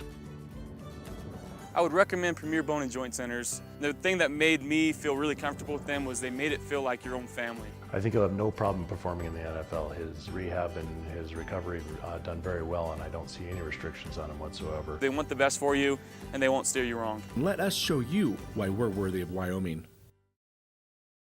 The choice is yours. Sutherland's Friends of the Family Plus Consumer Credit Card lets you choose from 5% off instantly at the register or special financing on qualifying purchases. That means no forms, no waiting, no rebates. You can choose 5% off instantly with your Sutherland's credit card. Got a big project? Choose special financing. The choice is yours with Sutherland's Friends of the Family Plus Consumer Credit Card. Subject to credit approval. Minimum monthly payment required. See store for details. Only at Sutherland's. All right, and welcome back to WyoToday Media's coverage of Riverton Lady Wolverine soccer against Jackson Hole today. Jackson Hole has 3 shots on goal, saved by a phantom offsides, in my opinion. It was not offsides on Jackson Hole, but good for us, as they only have 3 shots on goal, but unfortunately they have converted on one of those. Riverton, however, the Lady Wolverines have only one shot on goal, and that being by Miss Haley Engstrom. For those of you who are watching us, just wondering about some scores from other things going on around the country and whatnot, Lander Valley lost last night to Lander Valley lost to Jackson last night. And for those of you who are watching us and curious about NCAA tournament basketball, North Carolina, the 8 seed, leading number one seed Baylor with 7:13 to go, 69-53. It has been all North Carolina from what I understand in that game. So an upset brewing nationally, and we hope to see an upset here in the second 40. So they switched directions. They're going on the field, and since Jackson Hole kicked off to start the first, Riverton's going to be kicking off to start the second. So 40 more minutes, and this match will be decided. Right now, Jackson Hole again leading 1-0. So let's see if the start of the half can be a little bit better for Riverton. It was all Jackson Hole possession, and that's what led to the goal, was just constant pressure and possession in the upper third. So Riverton going to kick it back, and then it's going to basically just clear it, and it's a turnover right to Jackson. The Phillies looking to set up, so not a great start, but they do kick it out of bounds and go over to Riverton. Looks like Haley Ingstrom on the far side will inbound it. She gets it inbounded, and Riverton has it. It pinballs for possession, and currently Jackson has it. They're looking to push it immediately, trying to kick down the sideline, but it's going to be a little too far out, but they're still going to pressure it. It's going to go out of bounds, and unfortunately it's going to stay with Jackson. The Phillies going to have a throw in, and they're going to be able to put some pressure on if they're accurate here. Thankfully, they're not accurate, and it's turned over immediately.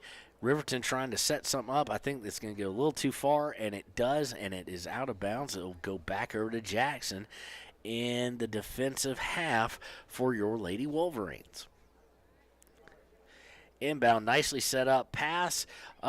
Is going to be set up right at the box. They're going to have to kick it out. Long shot is off target and no good. So it'll lead to a goal kick by the Lady Wolverines. And I'm going to guess here that, because it's even harder to see on this side of the field because I'm looking at the fronts, which are a little bit smaller. It's going to be taken by Savannah Morton. It's almost like she heard me and she turned her back so I could see the bigger number. Savannah is going to kick it with long and hard. But it's going to go right over to Jackson. And Jackson trying to put the pressure on, and they now have something a-brewing. Around the box, luckily talently stolen away by Riverton, but back over to Jackson. They're immediately going to put it back towards the box, but I think it's going to go out. No, it's not. Savannah's going to cut it off and kick it downfield, but still with Riverton, but a missed time pass to the center of all things leads to Jackson with the ball taken away by Maddie Fossey. She's been kind of one of the biggest bright spots of this game for Riverton. But Jackson's going to take it away yet again, and they're going to kick it to the outside, look for a crossing pass there. Well played by Camden Sheet. She's able to keep it from being crossed, and I do apologize as we've got a post in our way, but you'll just have to believe me, it's a corner kick for Jackson. They're setting it up. I expect it to go right across the mouth of the goal if possible. Kind of low, but does go across the mouth. And now Fossey able to get rid of it. And she, through her great defense, she draws a foul. So great job by Maddie Fossey to force that to be a non-threatening play. And then she actually, through hard work, got the foul called as they were trying to push her out. And so it'll be a goal kick, able to get it out of, or a free kick, to get it out of any kind of danger. Savannah with the kick. It's going to go about to the 43. It's taken away by Jackson, but pinballed again and taken away. Jackson now with firm possession. And as soon as I say that, it's headed by Riverton, and it's going to go out of bounds. So Jackson is going to inbound it very quickly. They're looking to cross it. They do, but stopped. Turned back over. Nice play defensively by Riverton. And now we've got a ball that's going to trickle over the midfield line, but immediately taken by Jackson, and they're going to look to push. They're trying to be a lot more aggressive, it seems, in this second half. Easy to do when you're up 1-0. And much like the first half, we've started out with severe offensive possession. Severe disadvantage of Jackson having the possession in the half, and now they're looking to push it, and they're going to have a chance to possibly cross it. Nope, defense is there, but Jackson's going to come away with it. Let's see what they do. Oh, just overran, possibly setting up for a shot. This is not good at the moment. And diving save.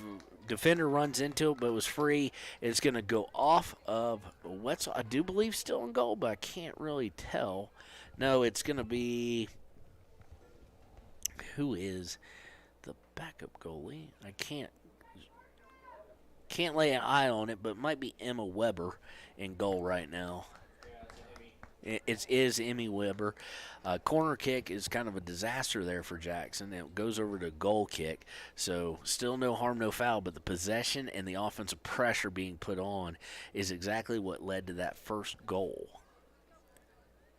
So after the goal kick, it's going to be kicked out of bounds, and it's going to be an inbounds by Riverton.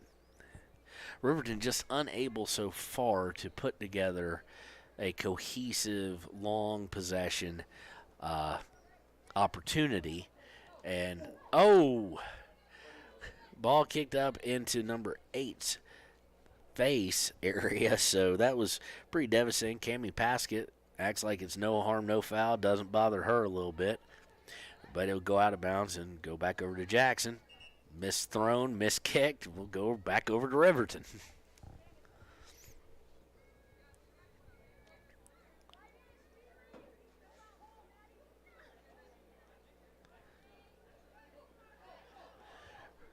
Riverton throws it in, and they had a chance for something to work, but it's taken away and goes out of bounds.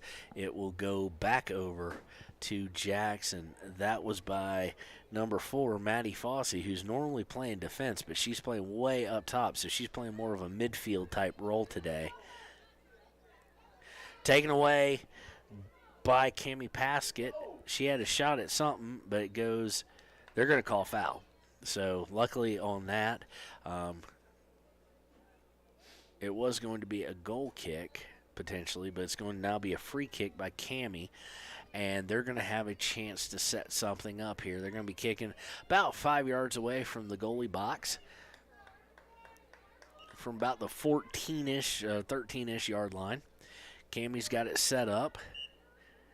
Lot of defense and a wall being set by Jackson. She puts it in. Goal! Nice goal there. That goal is going to be by, I'm trying to lay a number on her. But all tied up. Nicely done. Nice free kick. Nice kick. I've still got my eye on who it was. I just need to have her turn and show me the number. Well, let's ask the guy next. Reggie, who's the far forward? That was hers. So Celie Morton with the shot and the goal on the assist by Cammie Paskett off the free kick. So Riverton and Jackson now all knotted up, trying to avoid a corner kick. I don't know if they did, but they're going to give it to them anyway. So free kick, not a good eyes by the ref there, and he didn't have a good angle anyway. So Riverton takes it back. So set play leads to the Riverton goal with 32:58 left to play in the game. Assist by Cammie Paskett off the free kick that was just perfectly executed, and you got to give them credit there. So knotted up at 1, ball goes over the baseline. It is going to be a goal kick. No doubt Savannah Morton's going to take it because she's taking them all. And let's see now if Riverton can get some possession going and possibly draw a foul or a corner kick to another set play and take a lead here. Savannah with a big boot goes about 30 yards-ish, but taken immediately away by Jackson. So need to get some accuracy on those kicks, and she'll be really dangerous. Her leg alone is dangerous now, ladies and gentlemen, but if she can get some accuracy to them, that will start to be really, really an asset. Okay, we're going to get a foul called on Jackson there. As you saw, we had a collision, and number 31, Miss Sky Conley, basically said, "What, you trying to knock me down?" No, that's not going to happen. Although she was the one who got hit, she was not the one who went down. So free kick going to be taken, again, by Savannah Morton. And this is a set play in the offensive zone, just way out. And we're going to have something free going on. And now a fight for possession. So let's see how that ends up. 19 tried to turn and fire. Jordan Anderson, that was. And we're going to have the ball go out of bounds after it pinballed, and it's going to be a throw-in for Riverton. So Riverton threatening way up towards the goal. At about as the football field goal is basically the goal line. So inbound by Haley. She's able to get it far enough, but nobody there. But taken back away, and then taken away again, and taken away again. So Riverton going to kick it outside to try and reset. They get it over to number 22. That is Michaela Osborne. Now we're back in the center, and we've got an offsides flag is up. So it's going to go back over to the Phillies with 30:53 and counting to play. All knotted up at 1. Long kick, but taken away and given away by Riverton. And now we've got something in the works for Jackson. Jackson able to keep it. Nope, they're going to say they didn't keep it. So they did throw the offsides flag up very late, again by the linesman, this time the other side linesman. The flags are coming up really, really late, which is a bit concerning if you're the coaches. But nonetheless, here we go again. Savannah Morton with her long kick. She outkicks everybody except for possibly Maddie Fossey. No, not Maddie Fossey, excuse me. Cammie Paskett. Cammie Paskett not near the pass, though. And now we've got a breakaway. Number 10 is going to take a shot. Oh, good defense there. Good defense, but she's able to shake her. Sends it to the middle. Off target is the shot and the header. Shot went off target. They were able to lay a head on it, but goes harmlessly out of bounds. That is not a shot on goal. So no harm, no foul, though it was scary for a few minutes as they had numbers and a break. But great defense there by Riverton. Specifically, I'm trying to lay eyes. I think that does look like Camden Sheets. Great play by Camden Sheets to get in the way and slow things up and then clear it of danger, so to speak. So off the goal kick, it's going to come back around and wind up back in Jackson's hands. Jackson playing in their own half, trying to set something up. But Riverton, energized by that goal, it seems, putting a little bit more pressure on the Phillies. We're going to have an offsides again. That shouldn't have been offsides. They may have been calling a foul, but the flag went up. So nonetheless, Riverton going to be having a free kick around the 23-yard line. It's cleared up. High boot by the Jackson defender, but nobody anywhere near there, and they're going to kick it out of bounds. So it's going to stay with Riverton. So they gained about 30 yards out of that and get to reset with 28:44 and counting to go, and all knotted up at 1. So we're going to get another whistle, another foul. They only gained 5 yards out of that. But Riverton making their way down the field, which is what we want to see. So long boot by Savannah. Lucky for Jackson, they were able to get a head on it because there were two people on sides with good position. High booted towards the goal. It's not going to be a threat. It is stopped by the keeper, and Jacksonville keeper will punt it out. Once again, higher than it is far.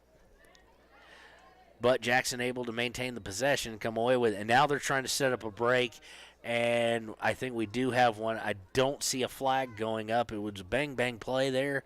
But good defense there by number 11, Savannah Morton getting back. And it's going to be Jackson's ball on a throw-in. So thrown in and cleared immediately by Riverton. And they're fighting for possession. And they're going to come away with a little bit and kicked into nobody. And it winds up back with Jackson. Jackson looking across the mouth of the goal, just a little mistimed run or a mistimed kick, and there was nothing there. So she gets it right around the goal line, is going to try and reset. Long shot on goal, and it is stopped. You'd really like to see the goalkeeper go down to a knee there so that it can't squirt away, but stopped nonetheless. Keeper with a punt, low and short. Jackson now setting things up back in the offensive end. Tries a shot. It's blocked by Savannah Morton. Jackson still pressuring, but now it's going to wind up being over with Riverton, and they're going to look to try and start getting things forward, but immediately turned over right back. So no harm, no foul. And Riverton looks to push. They push the ball up past midfield, but there's only one player there, and she's nowhere near it for them. So it winds up being Jackson Phillies' ball again. So we're going to get a foul again on the towards the sideline, called by the linesman. And it's going to be a Riverton free kick, it looks like, on the far sideline here. So let's see if they can start to move forward and try and get some pressure on Jackson, because ever since the goal, while Riverton's been a little more aggressive, it has been more so their ball. So a little bitty foul going to be called there. Could have gone on either, but it's going to go against Riverton. A little bit of pushing going on, but immediately turned over on the free kick by Jackson.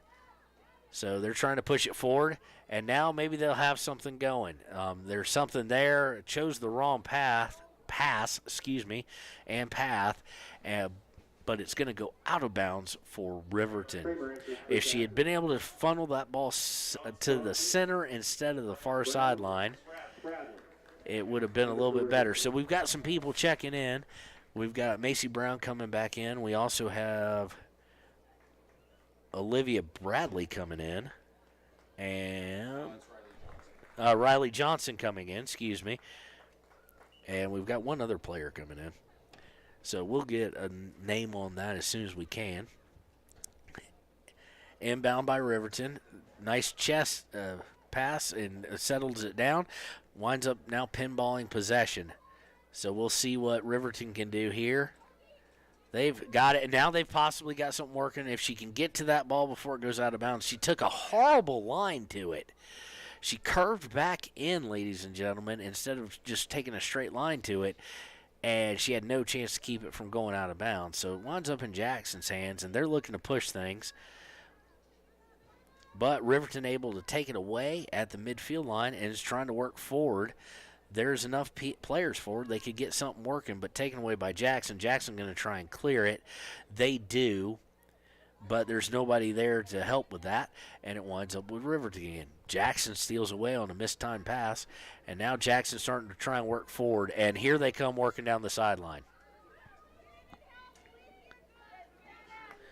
Now, good speed by Savannah Morton, able to funnel that, so it went out of bounds. Still going to remain with Jackson, but it went out of bounds nonetheless. So, chance for the defense to get set for Riverton. Inbound pass. Jackson able to control it, but not able to turn towards goal. Out to number 26. She's going to put a long shot. It's going to be off target, not a shot on goal, and it will be a goal kick, no doubt, for Savannah Morton and the Riverton Wolverines, as we're now under 23 minutes and 30 seconds left in the match.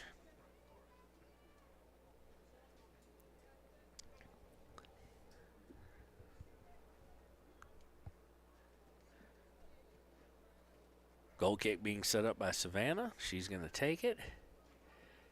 And it goes about 40 yards. They fight for possession, but Riley Johnson's going to come away with it. But she's going to lose possession, but Riverton's going to get it right back as they try and work forward. Taken away by Jackson. Jackson a little bit crisper on the possession game, and they've got someone on a break, but that was offsides. And still no flag. There's not going to be a flag. That one was about as obvious as the one when they scored and it was waved off wasn't obvious. She was camped out. So now they funnel at center. Goalie needs to get on top of it. Does. Is able to smother it and able to keep that from being dangerous for Riverton. So 22-26 left. We're all knotted up at 1, but the possession time definitely favoring the Phillies down here playing their second game in 2 days. Jackson able to get it out past to their defensive end to reset, and they'll look to methodically come forward with the possession game. Long pass, just way too far. Had a good thought behind it, but that was about all it was a good thought. And Riverton will take it, and the goalie will punt it. Punt goes about 46 yards or so. but it goes right to Jackson. So Jackson just taking advantage of the free kicks and goal kicks for Riverton so far have just been, let's get the ball down the field. They haven't had any possession or any play behind them so far, or at least it hasn't been executed in that way. So turned over again as Riverton was able to clear, but Jackson takes it right back. 21-20 to play. Riverton able to get control of the ball. They need to get that turned and not be going down towards their own end. But Jackson able to take it away, but misplaced pass going to be back to Riverton, and it's going to go right back to Jackson. So we're seeing a little bit of the sloppy play. You do wonder, at least for Jackson Phillies, if legs are going to play a factor, as they played yesterday at 3 o'clock and they're playing today at 11. Riverton should at least have the fresher legs. Immediately it goes up. She either stepped on the line or something of that regard, and we're going to get that. And we're going to have mass substitution here, 8, 22, and 29. So we're going to see Kami Paskett come back in. We're going to see Michaela Osborne come in, and we're going to see Celie Morton come in. Celie Morton, of course, the goal scorer for Riverton, who knotted it up. So inbound by Riverton, and it goes out of bounds. They're going to say off Jackson, so it's going to be 20-yard gain, so to speak, and we'll do it all over again. We do it all over again, and it's kicked right out of bounds by Riverton. So we're going to see another unforced error, and it's going to be a turnover.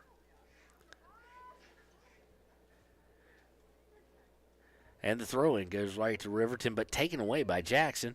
They're looking to set it up. They're looking to go down the middle, but two defenders there, but still in danger. Shot on goal. Nice stop. The goalie was well positioned there. Didn't have to move. Just jump a little bit, put her hands on it, and secure it. Punted down. Tried to be taken away by Paskett, but she's unable to control it. And now we have something working yet again for Jackson. Kicked out of bounds by, I do believe, that's either Savannah Morton, or I can't tell if that's a 4 or an 11 from this far out. And I've got to get new binoculars too, trying to do all that one time, as these have been damaged in some way and are giving me double vision when I look through them. So nonetheless, great play by Riverton defense, get the ball out of danger, but it is being thrown in at about the 15-yard line, so to speak, and in the upper third. So we're going to see how that goes. We're going to have another grouping of substitutions. Number 11 for Jackson Hole, Phoebe Alvarosa is going to come in, and Sky Conley, and looks like I don't, number 20. Okay, number 20. Witzel, who's no longer in goal, is going to come in and play in the field for the first time. So she's going to come in.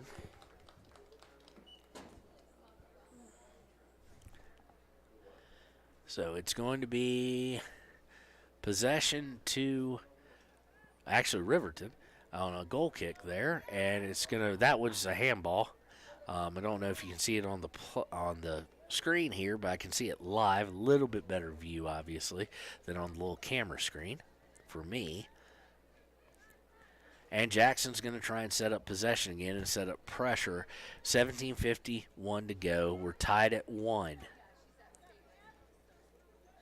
Riverton looking to take it away. We're all over the place now on that one. And good pressure there by 31, that being Sky Conley. She's looking to go forward. She's bumped off the ball, not enough to be a foul, and Jackson has it. Jackson now looking to work. That should have been offsides as well on, actually not the one who's going to get the pass, which should be 8. Nice move by Savannah there to get the ball taken away, but she gets it taken away right back, but she was able to stop the momentum. Looking to go towards the center. They overshoot it, but taken away. Riverton able to get possession of it, but it's taken away immediately. Shot on goal, just harmlessly goes awry. So they've now got 5 shots on goal, does Jackson. But only one of them has been harmful. Meanwhile, a great percentage, but just not enough shots on goal for Riverton. They only have 2 shots on goal, but one of them has gone through. So if they could up that quite a bit as far as quantity and keep that same percentage, that'd be incredible. Jackson Hole looking to set up their typical possession style play that has put pressure on, but there's 16:26 to go in the game, and we possibly got a breakaway here. Oh, she's able to get away. Shot on goal, just high. Just high. Nice thinking by number 8, by Paskett there, looking to put a shot on goal. It was not on goal technically. It went a little bit high. If she could have taken maybe another dribble or 2, as they would say, she might have been able to get a little bit better angle, but still, only the second real threatening push by Riverton, and that was by 1 player. So we're going to get a foul here. That's going to go against number 26. That's Taya McLennan. She getting called for her push on Sky Conley. So Morton comes all the way up to take the free kick, puts it right towards the mouth of the goal. Oh, the goalie able to take it away. Chance for a header there potentially for Riverton, and a shot on goal, which might have changed the whole dynamic of this 1-1 tie. But now we got a breakaway for Jackson. And look at the speed of Morton. She forces her to take that shot way too early. And as again, like they sing in the MLS and in England, how high do you want the goal? Sending it way too high. So great play. Savannah Morton summoning her inner Usain Bolt, evidently, and streaking down the field. So it's going to be a harmless goal kick coming out of the whole thing. And, again, Savannah's going to take that one, too. 14:42 to play, 1-1 tie. Jackson takes it off the goal kick and tries to set up their possession-style game. Taken away and just kicked downfield. Maybe harmless. Oh, maybe not. Oh. Cammie Paskett wants the pass. She wanted it badly. Cammie comes back to the ball. She's going to get it down to Osborne. Osborne's going to have it go off of her and out of bounds, unfortunately. Inbounded by Jackson. Jackson's going to throw the ball, literally throw the ball out of bounds off the throw-in. So it's going to be Riverton ball here with 14 minutes flat and counting.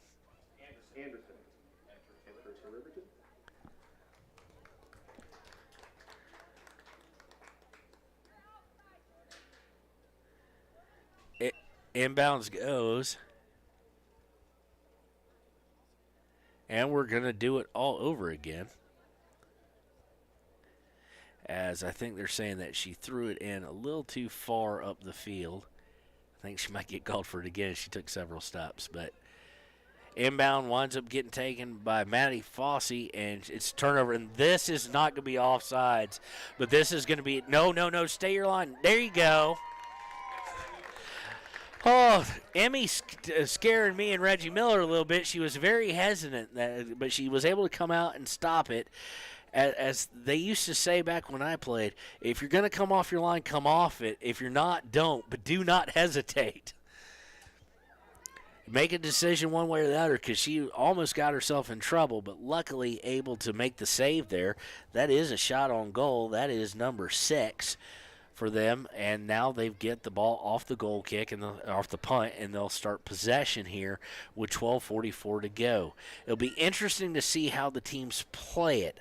Will they play to be a tie, or will one of them decide to get aggressive? Now, the good part is, if it's Jackson Hole, who has shown a tendency to get aggressive, if they get aggressive, that can lead to mistakes and possibly breakaways, and Riverton can steal a win out of that. Same as the opposite. But it's funneled. That is offsides. The flags go up. And we're going to have a free kick here, I'm sure, by Savannah Morton, because she takes them all. She's got that strong a leg. And we're here with under 12 minutes to go, tied at 1. Jackson Phillies and the Riverton Lady Wolverines Off the kick by Morton, it is taken away by the Phillies. A lot of physical contact there, but it's going to be kicked out of bounds, going over, still staying with the Phillies, as Riverton did. So they've got to work on getting Savannah Morton with that great leg, getting a little more accurate, getting players in position so that it's not just like a kickoff in American football where it's just taken away immediately. But again, in the upper third, throw-in is taken away by Riverton, but they just try and clear it. Winds up with 23. And they will try and set up. Nice little footwork there, and she's on the side. You figure she's going to try and put that across the mouth of the goal. Brings it way in, and it's going to be kicked out of bounds by Riverton to try and clear it out of danger. I do believe, I can't land, that might have been Savannah Morton. Not 100% sure. So, again, apologize about the window here. We'll kind of lean forward, give you a look there a little bit. Corner kick is short, and I despise short corner kicks. But, ladies and gentlemen, I don't despise them as much as the possession arrow in basketball. So no analogies flying out of me today. Shot is a little bit off target, hits the side of the goal. It's going to be a free kick by Riverton and taken away by Jackson. And now they're going to look to set up, and they've got numbers forward. Luckily, Riverton off that free kick hadn't had time to get anybody forward, so everybody back in defense. But we've got 10:20 to play, and the possession is all in favor of the Phillies, which is going to make it hard for anybody to win. Shot on goal hits the side of the goal, so no shot on goal, actually, not on target. But they're starting to put balls on at least shots. They're not being exactly 100% accurate, but they are trying to start to push to try and steal this thing as we go under 10 minutes to play. So we're going to get a free kick. It's going to be taken by Savannah Morton yet again. And it's going to go bouncing over some heads, and it's going to wind up again with Jackson. Again, the accuracy or players getting in position to be able to take control of those long kicks. Ball's going to go out, stay with Jackson. Jackson now operating with a little bit of speed. You can tell they really want a win out of this. They're not going to settle for it, and they've had plenty of opportunities in the upper third. Taken away by Riverton. Riverton looking to cross over. Nobody really there where the pass was actually targeting. Cami Paskett is really trying to put some pressure on it. And taken away, but unfortunately taken right back. Camden Sheets now has it. She's going to send it forward. Nice little pass. And now Fosse's going to try and send it even further forward. Oh, Paskett just misplays it just slightly, and it winds up in Jackson's hands. But nice play by Camden Sheets again to get possession. Again, Fosse going to get on top of it. Back to Sheets. Sheets is not letting this thing go downfield. They're not going to say it was a handball, even though everybody on Jackson wanted it. I could not tell if that hit her stomach or her arm. So it was pretty lightning quick, but the linesman did have a good advantage on that. Ball went out of bounds, and now we've got a breakaway for Jackson if they can get to it. They do get to it. This is not good. This is bad, and it's going to be a goal. That is the one thing he couldn't have was a breakaway. That goal is going to go to Phoebe Alvarosa, I do believe, the number 10. So she's got one. We don't know who has the other, but now with 8:24 to play in the game, Riverton facing a very tall task of having to get one just to get the tie. 2-1 Jackson Phillies. That was a beautiful pass and a beautiful shot. They actually got the distance and timing down, and there was not a lot the goalie could do. Nice dive by her in the right direction. She read it well, but just out of her reach. So Paskett trying to do things. It winds up going out of bounds off Jackson, and you could hear people yelling, "Go help her," as maybe, and I'm not watching away from the ball, obviously, perhaps that a little bit of watching things happen instead of going to help make things happening for Riverton right now. But Jackson with the inbounds, and now Riverton needs to be aggressive to try and get the tying goal. They need to be super aggressive, really, as we go under 7:45 to play. They can't worry about giving up a third at this point. 2-1, 3-1. A loss is a loss. But they'd really like to get the tie here on their opening game here at home. So the ball's going to be with Riverton, 7.5 to play, 2-1 Phillies of Jackson Hole. Riverton trying to push it forward, turns it over, and a clearing shot, and we might have a breakaway possibly setting up. No, we won't. Just slightly off target. Morton able to corral it, but she turns it right over on what was attempted a pass. I'm sure not a clearance. She can clear the ball further than that. So now Jackson with possession again, and they're going to be happy just to kind of pass around. They might go for a third. They're not going to take any huge risks, though. Here, just dribbling down to the baseline, funneling it back out, poorly passed, but able to be tracked down by Jackson. Now they're in the goal area, blocked, and we're going to get a foul, and it's just barely not going to be a PK potentially. There was no shot going on, so that's the reason why. But we are going to have a free kick from not very far away, so Riverton's going to set up the wall. Absolutely cannot allow anything right now as far as score, as far as goals with 6:20 to go. Number 26, Taya McLennan, going to be taking the free kick. And if she can curve the ball, it's there. She just sends it to the middle. It bounces around. It's still in danger. Still in danger. Oh, and a missed attempt at a shot leads it to not be as dangerous. But the ball's going to be kicked out of bounds by Riverton and be a turnover. So it's going to stay with Jackson. Jackson with possession. Under 6 minutes play, 5:50 and counting.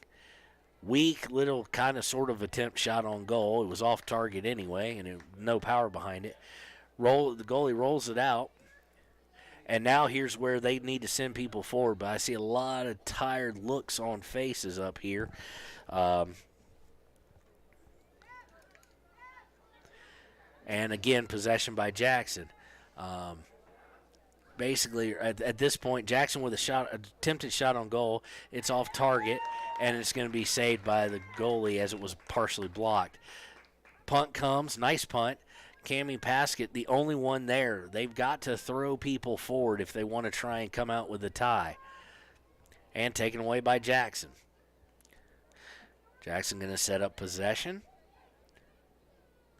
Taken away by Riverton. Nice steal, nice bit of passing, and now they've got a chance to possibly set something up. But they waited too long, and the pass attempt was blocked. And they go all the way to Jackson down the sideline. We're going to have another attempted shot on it. And, boy, was it off target. She just curved it too much inside instead of just trying to go straight.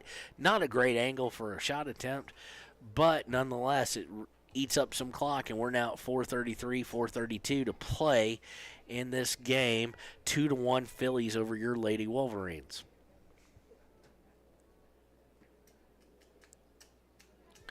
Long goal kick. Winds up being taken away by Jackson. Jackson looking to set things up. Defense trying to get on top of that and take it away. They kick it back out wisely to Jackson to reset and eat more time. 4 minutes to go in this ball game. Jackson with the possession and the lead, 2-1. Taken away by Camden Sheets. Misplayed by Jordan Anderson, but it's going to come away. And now they need to send everybody forward. Riverton with something working. Definitely something working. Come on, oh! Just missed. I don't know if that was tipped away, so that's going to be, they're going to say a goal kick. It was not tipped away. That hopefully is not the last opportunity that they have in this game. Jackson bring out, and they've got a breakaway. They're going to say it was offsides. Didn't see it, but we'll take it. 3:11 and counting to play, 2-1. Riverton with a golden opportunity right then, and just missed it off Cammie. So they're going to bring the ball up to where the offsides took place. Need to move, though. No running clock, as always in soccer, here on this pitch, and under 3 minutes now. Savannah Morton going to unleash the ball. Smart thing to go as far as she can and see if they can get a little lucky. off of it. They don't get possession of it, but they've still got the ball down there, so they've got an opportunity to take it here. It is taken by Riverton, but Jackson able to get a hold of it. They're going to try and clear it. They do, but it winds up back with Savannah. Savannah to Jordan Anderson. Jordan Anderson's going to get it over to... Actually, it's going to go away, but it's going to stay with Riverton. Poorly played by number 23, Hannah Freeze. She had a chance to clear it out. Inbounds goes, and they're just going to kind of watch that go out of bounds. You'd like to see Celia Moore make a little bit more, but she probably doesn't have the legs there at this point in the game. So we're about to be under 2 minutes. We have an injured player on the field, and with an injury, we'll take a timeout with them, and we'll be right back here on WyoToday Media. There are two ways to buy 4x4 gear, the expensive way and the smart way. The expensive way is when you buy a new truck or SUV, and the dealer sells you the brush guard, the heavy-duty bumpers, the steps, lights, winch, you name it. He rolls it all in with your loan into your monthly payment. But here's the smart way. Shop at Wyoming 4x4, where you get expert advice from Dan, quality gear, professional installation, all for a whole lot less than you'd spend at a car dealer. Wyoming 4x4 on North Federal in Riverton. The smart way to roll. From the wide open spaces to the canyon near you, Wyoming.com is reaching more homes and businesses than ever before. For more than 25 years, we've aimed to provide the best internet and phone service to meet the needs of our customers all across the great state of Wyoming. Now it's getting even better. Wyoming.com, expanding to an area near you. Wyoming.com. We're out there. And we're back. Injured players come off the field. Hope she's okay there. And we're going to have a throw-in by Riverton with 2:06 to go in the match. Going to be inbounded by Witzel and taken away by Jackson, unfortunately. And now we're under 2 to go. Riverton trying everything, pushing forward, and now they've got something possibly working, but number 8 took a bad line to Cami Paskett, and that's one of her first bad lines of the game, trying to go for the ball. But it does go out of bounds, stays with Riverton, and they're operating towards the box. Taken away, though, but mistime pass. Maddie Fosse's going to come away with it. She's going to try and just send it forward. Don't blame her, but it's going to go over the goal line and out of bounds for a goal kick. So we've got 1:25 left. They really just have got to throw everything forward. The defender's sitting around the 50. After this goal kick, you might like to see them come up to about the 30 or even closer, try and get a turnover.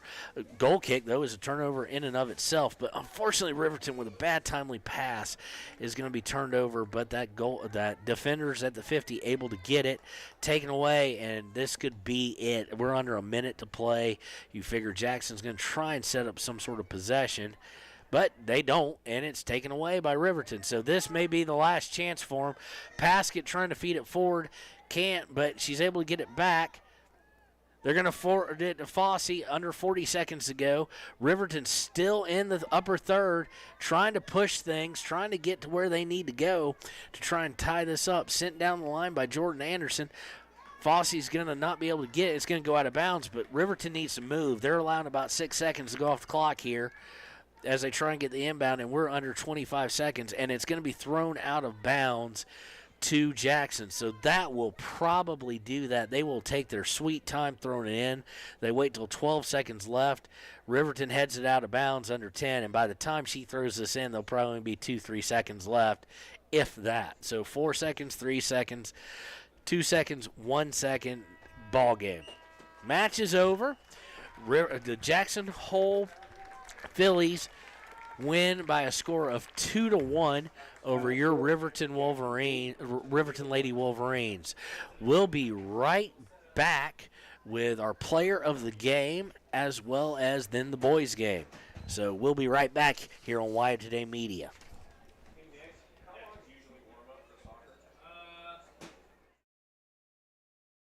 Central Wyoming College now offers Bachelor of Applied Science degrees in Early Childhood Education and Organizational Management and Leadership, with an emphasis in outdoor education, tribal leadership, or business and entrepreneurial leadership. CWC offers 3 ways to learn: online, virtual, and in person. Learn, grow, lead, and advance at Central Wyoming College. CWC is leading the way with expanded programs in the Bachelor of Applied Science degrees. A proud sponsor of this broadcast is Bailey Enterprises. For over 50 years, Bailey has become the name you can trust. With Pit Stop Travel Centers, you can fuel up and stock up on trip snacks at locations all over Fremont County. You can also put your trust in Bailey Tire and Auto for service to keep handy for those times when your luck runs out on the road. Refresh at the Speedway Cafe with a dine-in meal or a round of carry-out with a variety of specials to keep you going. Go with Bailey.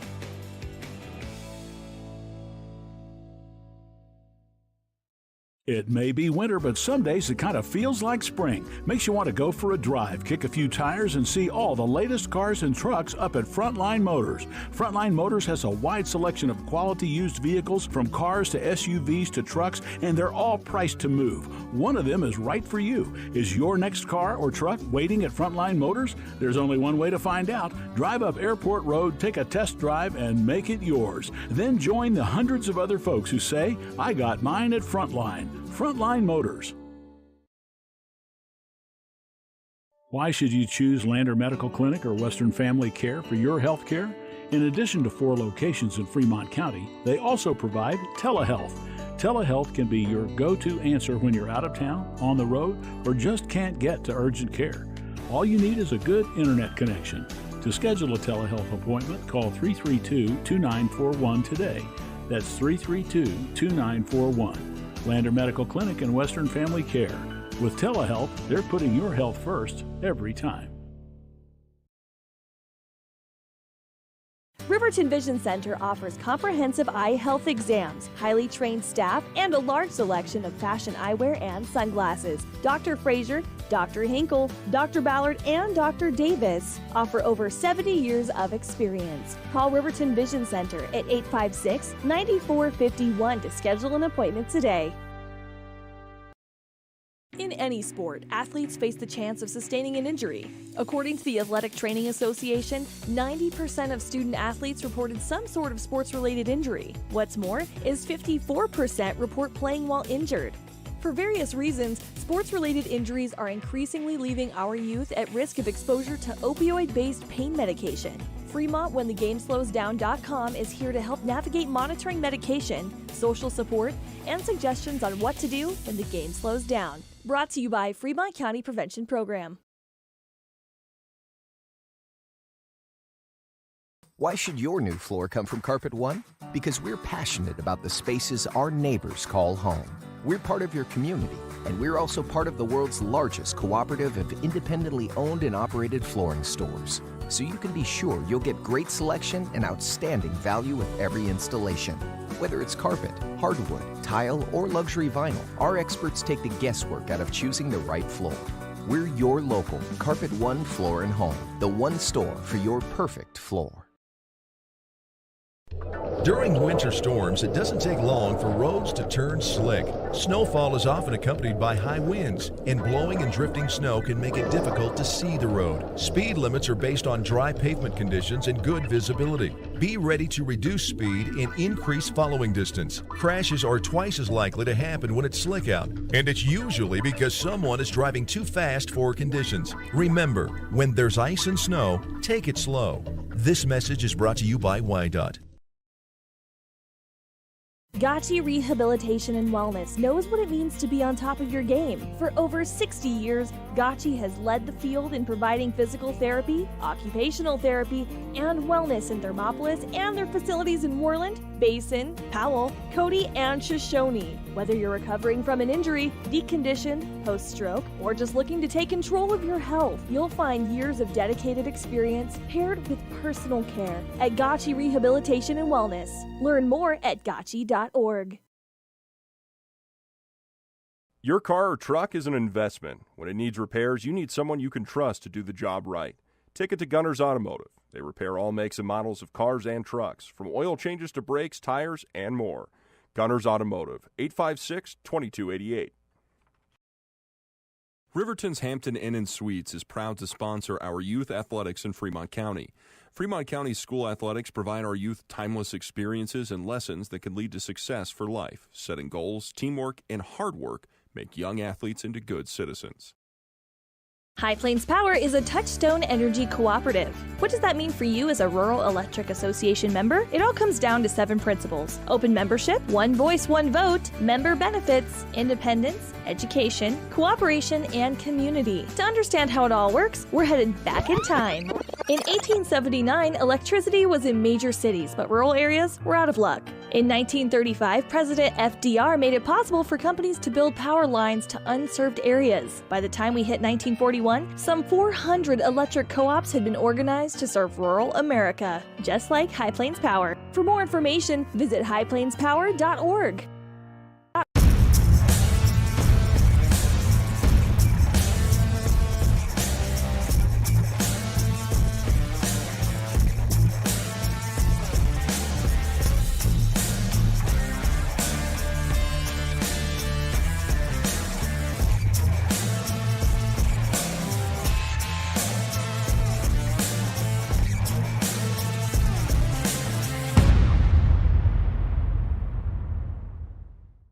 Hi, this is Terry Banker. I'm minister at New Hope Christian Church in Lander, Wyoming. We want to support the kids of this area academically, athletically, and spiritually. Our address is 630 Mount Hope Drive. Come to Sunday school at 9:30 and our worship service at 10:45.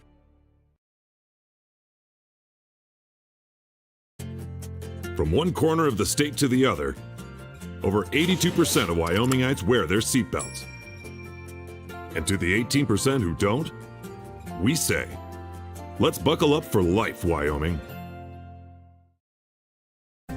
Wind River Family and Community Healthcare would like to wish everyone a happy, healthy new year. They encourage you all to continue to practice COVID-19 precautions in an effort to keep you and your loved ones safe. They offer a safe and sanitary clinical setting when you stop in for your medical, dental, optometry, and behavioral health needs. Wind River Family and Community Healthcare have clinics in Arapahoe, Ethany, and Riverton for your convenience. More information can be found online at windriver.care. When repairs are complete after a collision, you expect your car, SUV, or truck to look like new. That's the service you'll receive at Stork Auto Body in Riverton. Professionalism and meticulous attention to detail. You can depend on Stork Auto Body, 841 Miniweb Avenue, Riverton. Want access to local news, sports, events, and more? Download the WyoToday app. Now available on all platforms. Stream your favorite radio station, submit something to buy, sell, or trade for deals on the dial, or view contests and special coupons. Better yet, the WyoToday app is the best way to access free HD video of Fremont and Hot Springs County athletics. It's all at your fingertips. Head to your app store or visit WyoToday.com to download the WyoToday app now.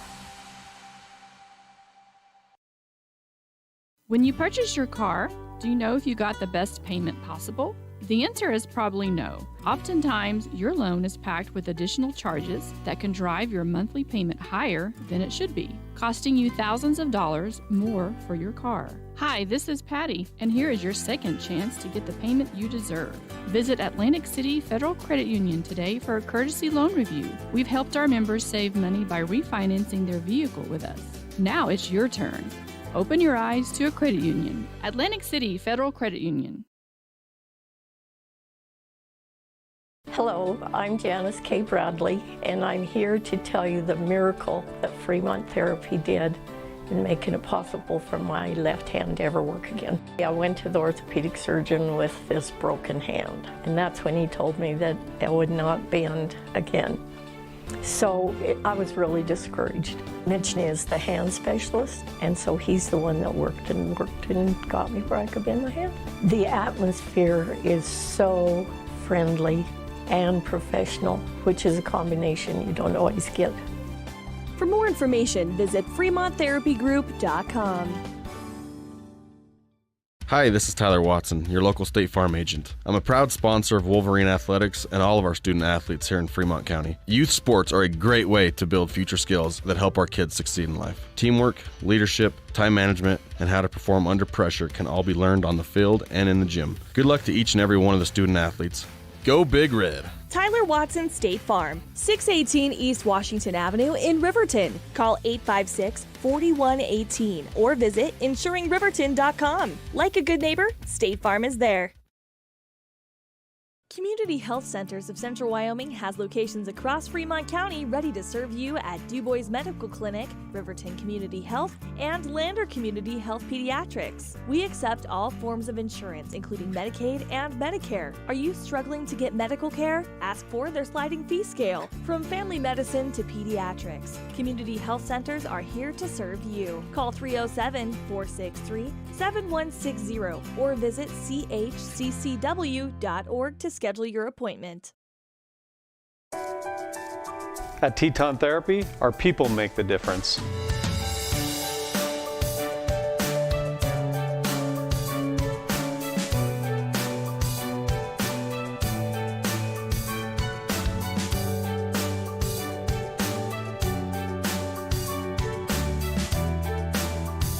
You can live pain-free.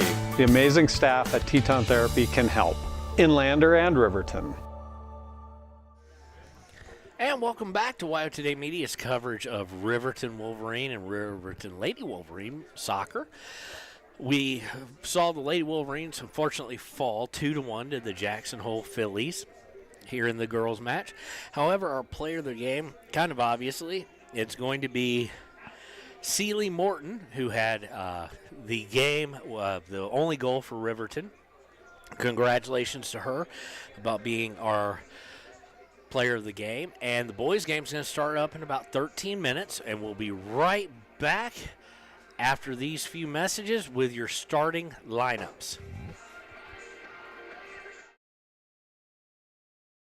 Is your resolution this year to be healthier? You may have made a commitment to improve your physical health, but don't forget about your financial health. Atlantic City Federal Credit Union is listed as one of the healthiest credit unions in the U.S., and we are the healthiest credit union in Wyoming, according to depositaccounts.com. Don't risk having your accounts anywhere else. Become a member today and accomplish your first resolution by becoming healthier. Financially speaking, that is. Federally insured by NCUA. Open your eyes to a credit union. Atlantic City Federal Credit Union. Ever wonder why so many babies are delivered at Hot Springs Health in Thermopolis? Could it be the exceptional prenatal care offered by our providers? Or our convenient family practice clinics located in Thermopolis, Worland, Basin, Shoshone, and Riverton? Maybe it's our new OB suites with large jetted tub, or maybe it's the place where you know you can find all of this and more.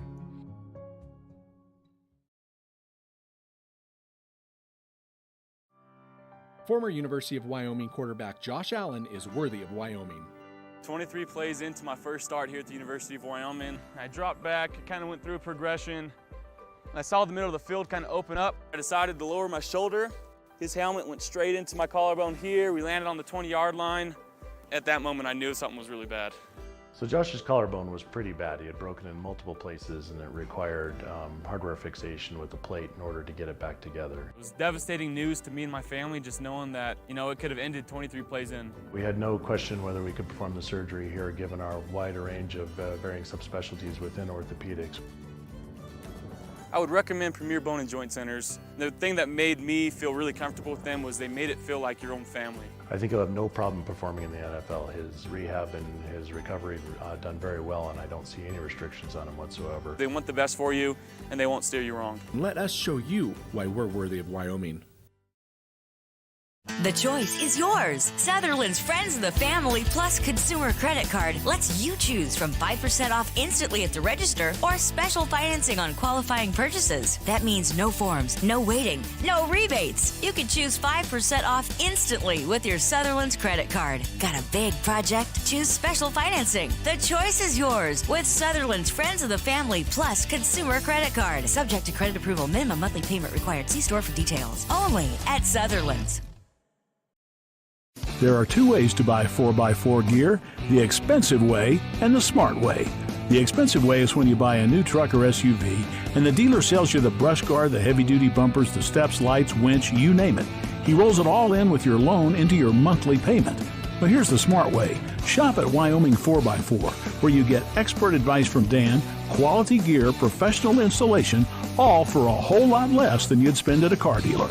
Wyoming 4x4 on North Federal in Riverton. The smart way to roll. From the wide open spaces to the canyon near you, Wyoming.com is reaching more homes and businesses than ever before. For more than 25 years, we've aimed to provide the best internet and phone service to meet the needs of our customers all across the great state of Wyoming. Now it's getting even better. Wyoming.com, expanding to an area near you. Wyoming.com. We're out there. Central Wyoming College now offers Bachelor of Applied Science degrees in Early Childhood Education and Organizational Management and Leadership, with an emphasis in outdoor education, tribal leadership, or business and entrepreneurial leadership. CWC offers 3 ways to learn: online, virtual, and in person. Learn, grow, lead, and advance at Central Wyoming College. CWC is leading the way with expanded programs in the Bachelor of Applied Science degrees. A proud sponsor of this broadcast is Bailey Enterprises. For over 50 years, Bailey has become the name you can trust. With Pit Stop Travel Centers, you can fuel up and stock up on trip snacks at locations all over Fremont County. You can also put your trust in Bailey Tire and Auto for service to keep handy for those times when your luck runs out on the road. Refresh at the Speedway Cafe with a dine-in meal or a round of carry-out with a variety of specials to keep you going. Go with Bailey. All right, welcome back to WyoToday Media's coverage of Riverton Wolverine soccer. We're about 8 minutes, 15 seconds away from the start, but we're going to go ahead and give you, as we do every first game, the entire varsity roster for Riverton High School. Number 0/number 20, depending on what position he's playing, a senior, Lucas Engel. A defender or sophomore, number 2, Taj Ullman. Goalkeeper forward, number 3, a junior, Riley Murray. A defender, a freshman defender, number 4, Jordan May. A senior midfielder, number 7, Kennedy Prom. A senior midfielder/forward, number 9, Drake Bradshaw. A senior midfielder, number 13, Hayden Brown. A sophomore midfielder/forward, number 14, Logan Davis. A junior defenseman, number 15, Jackson Hill. A senior midfielder/forward, number 17, Daxton Fisher. A junior defender, number 22, Brady Howard. A senior forward, number 23, Tanner Johnson. A senior defensive defensive end midfield, number 25, Corbin Heil. A sophomore midfielder, number 28, Ethan Tarango. A senior defenseman/midfielder, number 30, Soren Bang. A junior midfielder, number 32, Ruger Stoll. A junior midfield/forward, number 33, Sean Caruth. A freshman defenseman/midfielder, number 35, Braden Bolt. A junior defenseman, number 37, Varen Baxter. And a sophomore defender/midfielder, number 43, Carlos Shaw. The captains we do not have as of yet. They hadn't had them decided. The coaches are head coach Brady Samuelson, varsity assistant Slade Becker, head of JV is Jeff Caruth, and his assistant Nick Fenton. We've got a couple volunteer assistants, Aziz Wahid and Jesse Cornejo.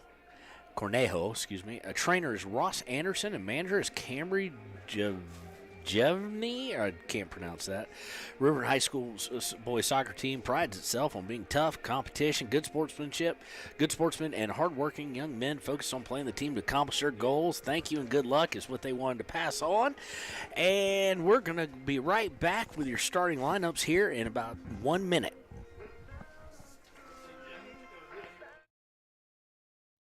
It may be winter, but some days it kind of feels like spring. Makes you want to go for a drive, kick a few tires, and see all the latest cars and trucks up at Frontline Motors. Frontline Motors has a wide selection of quality used vehicles, from cars to SUVs to trucks, and they're all priced to move. One of them is right for you. Is your next car or truck waiting at Frontline Motors? There's only one way to find out. Drive up Airport Road, take a test drive, and make it yours. Then join the hundreds of other folks who say, I got mine at Frontline. Frontline Motors.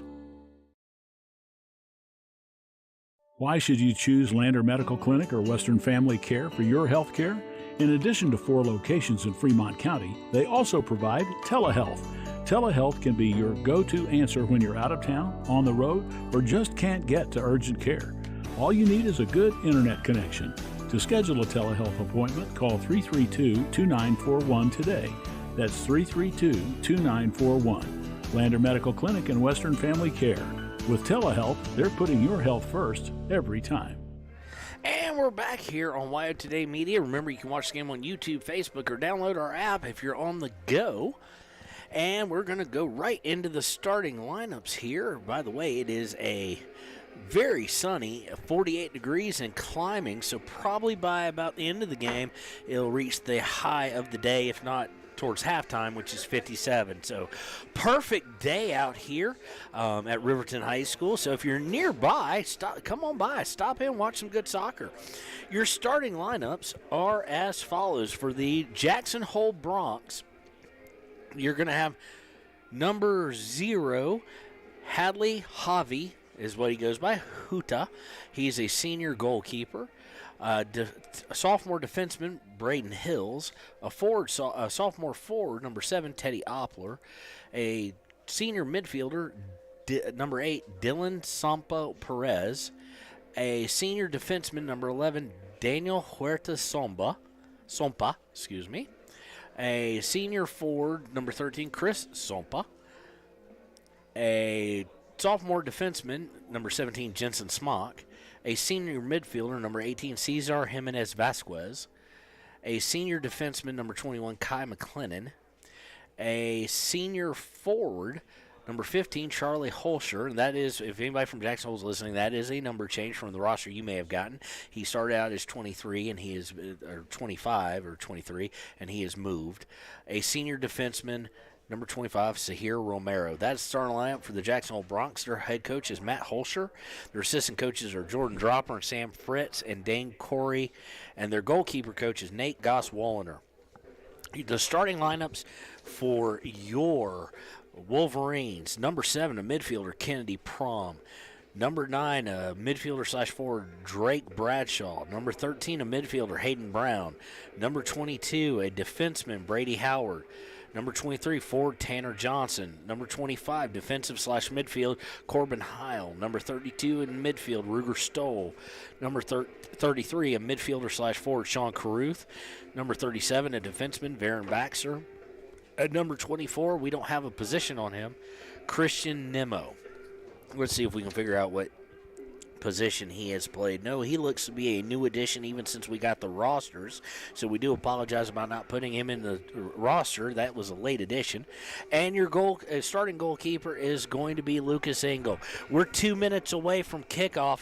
We'll be right back with it as the Wolverines will take on the Bronx in their first game of the season here at Riverton High School and on WyoToday Media. Stay tuned.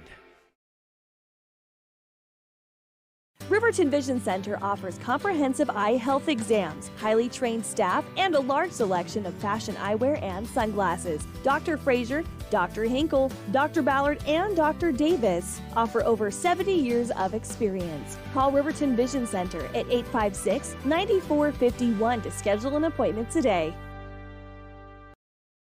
In any sport, athletes face the chance of sustaining an injury. According to the Athletic Training Association, 90% of student athletes reported some sort of sports-related injury. What's more, is 54% report playing while injured. For various reasons, sports-related injuries are increasingly leaving our youth at risk of exposure to opioid-based pain medication. Fremont WhenTheGameSlowsDown.com is here to help navigate monitoring medication, social support, and suggestions on what to do when the game slows down. Brought to you by Fremont County Prevention Program. Why should your new floor come from Carpet One? Because we're passionate about the spaces our neighbors call home. We're part of your community, and we're also part of the world's largest cooperative of independently owned and operated flooring stores. So you can be sure you'll get great selection and outstanding value with every installation. Whether it's carpet, hardwood, tile, or luxury vinyl, our experts take the guesswork out of choosing the right floor. We're your local Carpet One Floor and Home, the one store for your perfect floor. During winter storms, it doesn't take long for roads to turn slick. Snowfall is often accompanied by high winds, and blowing and drifting snow can make it difficult to see the road. Speed limits are based on dry pavement conditions and good visibility. Be ready to reduce speed and increase following distance. Crashes are twice as likely to happen when it's slick out, and it's usually because someone is driving too fast for conditions. Remember, when there's ice and snow, take it slow. This message is brought to you by WyoToday. Gotchi Rehabilitation and Wellness knows what it means to be on top of your game. For over 60 years, Gotchi has led the field in providing physical therapy, occupational therapy, and wellness in Thermopolis and their facilities in Worland, Basin, Powell, Cody, and Shoshone. Whether you're recovering from an injury, deconditioned, post-stroke, or just looking to take control of your health, you'll find years of dedicated experience paired with personal care at Gotchi Rehabilitation and Wellness. Learn more at gotchi.org. Your car or truck is an investment. When it needs repairs, you need someone you can trust to do the job right. Take it to Gunners Automotive. They repair all makes and models of cars and trucks, from oil changes to brakes, tires, and more. Gunners Automotive, 856-2288. Riverton's Hampton Inn & Suites is proud to sponsor our youth athletics in Fremont County. Fremont County's school athletics provide our youth timeless experiences and lessons that can lead to success for life. Setting goals, teamwork, and hard work make young athletes into good citizens. High Plains Power is a Touchstone Energy cooperative. What does that mean for you as a Rural Electric Association member? It all comes down to 7 principles: open membership, one voice, one vote, member benefits, independence, education, cooperation, and community. To understand how it all works, we're headed back in time. In 1879, electricity was in major cities, but rural areas were out of luck. In 1935, President FDR made it possible for companies to build power lines to unserved areas. By the time we hit 1941, some 400 electric co-ops had been organized to serve rural America, just like High Plains Power. For more information, visit highplainspower.org.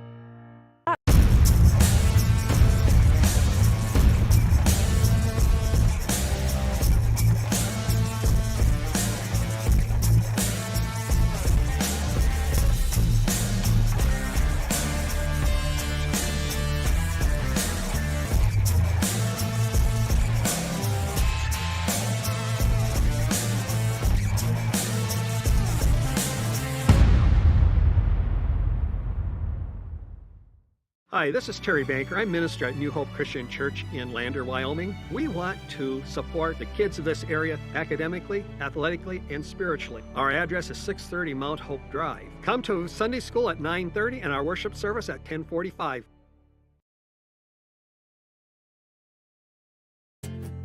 From one corner of the state to the other, over 82% of Wyomingites wear their seatbelts.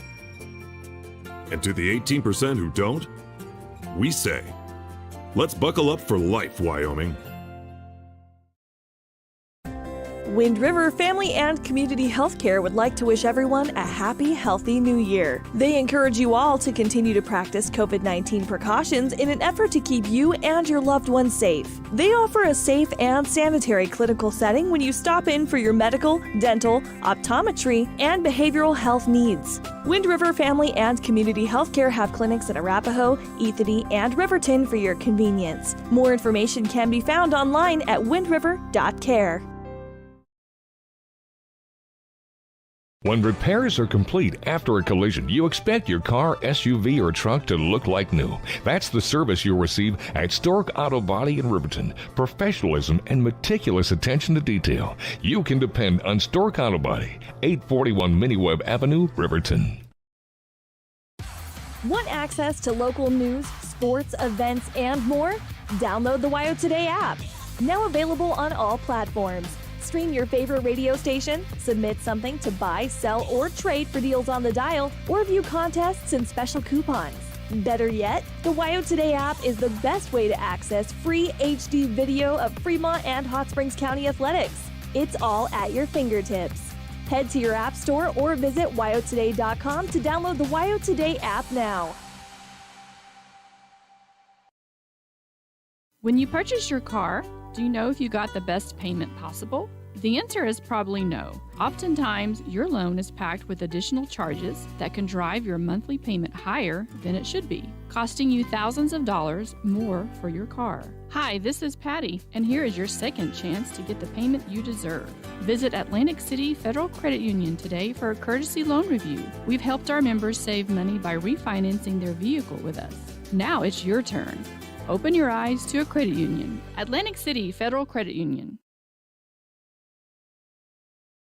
Hello, I'm Janice K. Bradley, and I'm here to tell you the miracle that Fremont Therapy did in making it possible for my left hand to ever work again. I went to the orthopedic surgeon with this broken hand, and that's when he told me that I would not bend again. So I was really discouraged. Mitch is the hand specialist, and so he's the one that worked and got me where I could bend my hand. The atmosphere is so friendly and professional, which is a combination you don't always get. For more information, visit FremontTherapyGroup.com. And welcome back to WyoToday's media coverage of Riverton versus Jackson soccer today. We've had the starting lineups announced. We gave those to you earlier as well, and we're about to kick things off. Now, a little bit of what Riverton's going to plan to do as they sent it to us. They're going to be running a 4-5-1 today. Ray Samuelson says that is because Jackson's ball movement is at a superior level. He told us, he said he's going to try and pack our defensive third to try and hold them scoreless in the first half and see what adjustments that he can make at halftime and going into the second half to pull out a victory. So we'll see how that works out all in all.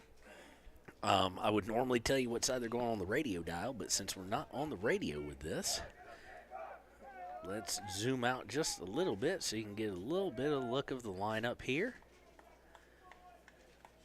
Most of those guys who are probably pretty forward are going to be midfield level. And Jackson Hole is going to start with the kickoff here from beautiful Riverton High School Football Stadium. It's a perfect, getting close to 50 degrees now.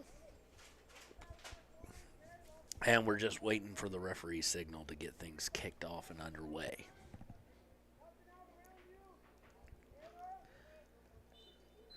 And here we go. Started by a kick back as always. Jackson going to look to try and push things up. One of the things I noticed in warm-up is neither one of these teams has a lack of speed. So it's going to be down to execution, especially in the passing game and possession game. So bringing it all the way back into their defensive third is Jackson. Long pass, crisp and on target. And Jackson's going to look to try and work up the sideline here. Bring it back towards center. My guess is they're going to go, yes, to the other sideline as they had it open, but they didn't lead him. They kicked him back. So, again, Jackson Hole, the Bronx starting out much like the Phillies did with possession. Hopefully that doesn't stay the same for the whole game. But they are able to work their way forward until Jackson is able to, not Jackson, until Riverton is able to kick the ball up towards midfield and out of bounds for Jackson Hole throw-in.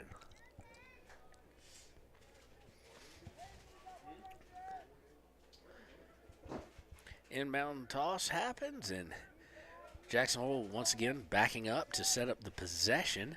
It's very similar to the girls' team. I don't know if that's just coincidence or if it was planned, but very similar in their approaches. Crossing pass finds its target. We're going to have a shot on goal here. Engel with the stop. Nice stop, but it still remains. He was unable to corral it, so still with Jackson Hole.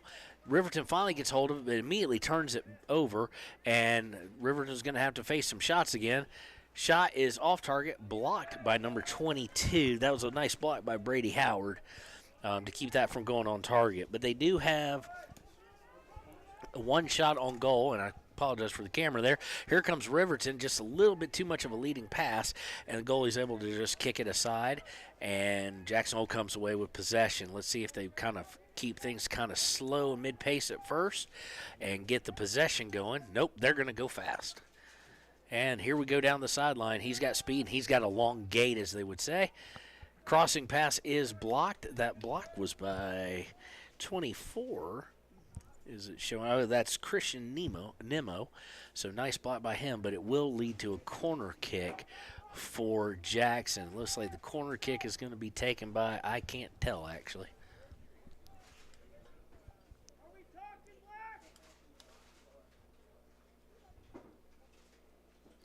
It's taken by number 8, and it's going to go in off a header. Goal, nice set play there. It was kicked off by Dylan Sompa Perez, and we have a 1-0 score already. So 37-14 to play in the game. Riverton trails 1-0. Goal was by Romero, we're told. That is Sahir Romero, so he has the goal. And Riverton will start with the ball only 2 minutes and 46 seconds into the game, and they trail 1-0. Not where they wanted to be. Romero had him pretty frozen at Lucas Engel in goal where he wasn't going to be able to do much. So let me back out here just a little bit for you guys so you can see the whole field, so to speak. Throw in is going to go to Riverton. It was kicked out of bounds. And Riverton facing a deficit already and almost turned it over, but it's going to go out of bounds and stay with them. The Wolverines being put to the test very early on in this first game of the year for them. Nice back kick, but taken away eventually by Jackson. Jackson looking to move down the sidelines, and he's able to keep it in bounds. So you expect a cross here if he can get it. Nice defense there by Christian Nemo. And it's going to go out of bounds, though, and it'll remain with Jackson. The Bronx looking to extend this lead and put your Wolverines behind an 8-ball quickly.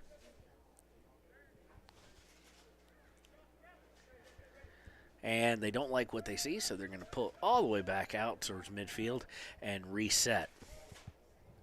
35:57 to go in the first half. 1-0 Bronx. They try and do a lead pass, but that is not on target.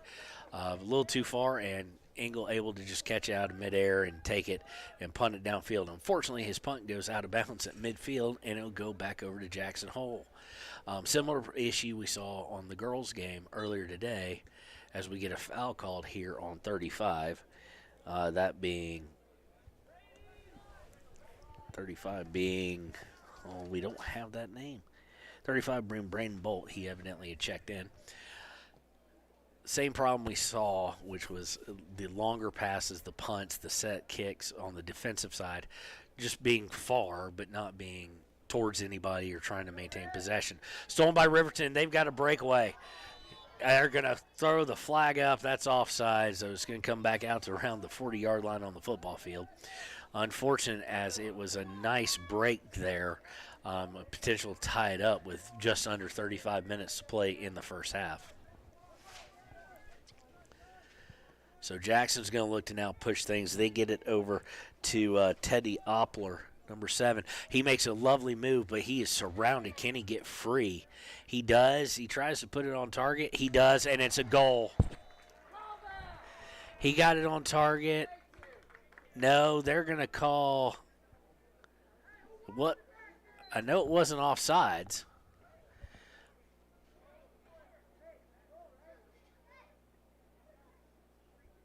I'm very much confused on what the call was there.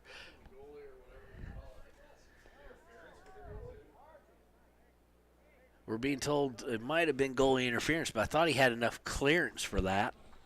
But nonetheless, it'll stay 1-0 your Wolverines, and they will look at a goal kick here. Nonetheless, needless to say, Jackson Hole's coach, Coach Matt Holschler, is not a happy camper. We're going to get a substitution now. Number 43, Carlos Shaw, is going to come in the game. He's going to come in for Hayden Brown. So under 30, right at 34 minutes to go in the half, still 1-0. Riverton very lucky there to get a call that benefited them and took a goal off. And on the goal kick, it's immediately taken away by Jackson. So not accurate passing going on. Nice feed. This could be very bad. It is. There's the goal. The offsides now didn't matter. So the goal is by...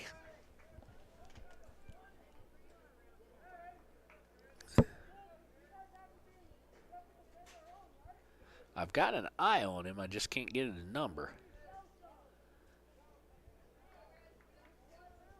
Okay. Yeah. So goal is by number 11, Daniel Huerta Sampa. So 2-0 here early on, and immediately off the kickoff. Sorry about the camera on that one. It is taken away by by Jackson Hole.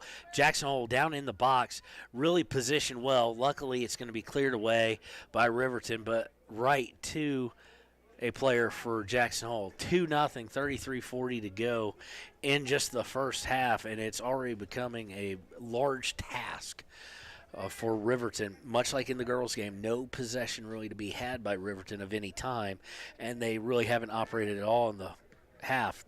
Long pass is not out of bounds. It's turned over, and away comes Jackson. Riverton takes it back away. That steal by Kennedy Prom, but he gets it stolen right back. So a lot of sloppiness on one side of the ball, whereas Jackson seemingly taking advantage of the fact they've already played a game. They got some of that out of the way, and they're pushing things down in the box again. This shot not on target per se, as it was just trying to cross the mouth of the goal, and Ingles able to stop it. I have a feeling we're going to see flag up here, but we don't this time. Long shot is just off target. That shot was by number 33. That's Sean Caruth, who is just off target, and it'll be a goal kick. So there is a sign of life out of the Wolverines. Setting up the goal kick here is the keeper, Hadley Havehuta. And Heidemann is going to come in for Jackson as well. He's going to take the place of Chris Sampa. So off the goal kick, on target, goes to a Jackson player. Just a little bit more team chemistry, it seems, or at least a little bit of the rust knocked off from a long winter offseason. Jackson trying to set up possession, and I'm sure they'll start to get aggressive here in a second. And now they're starting to move forward. Riverton trying to take the ball away, but not being successful until they are. Stolen at midfield, and we've got a potential for something building here. Bit of a flop there on Tanner Johnson, and he knew it. He popped right back up. He was trying to draw a foul, but no foul to be had. But it does go out of bounds off of Jackson Hole. So Riverton will be throwing it in with 31-22 and down by 2 early in this first contest of the season. Thrown in, going down towards the box, playing in the end zone where it says Wolverines, and turns it over. So now Jackson's going to try and work it up slowly to not turn it over, and then possibly try and break someone free. They've got someone who could, but I don't think they see him. They do not see him. So, and now here they come. It's about a 3-on-4, but 2 Riverton players trying to get back, and they're going to feed it to the sideline. Look for the cross here in just a second, unless he goes all the way across the middle. He does. Shot on goal is good. Goal. So quickly, 3-0. That was number 15. Nope, not 15. They don't have a 15. With the goal for Jackson.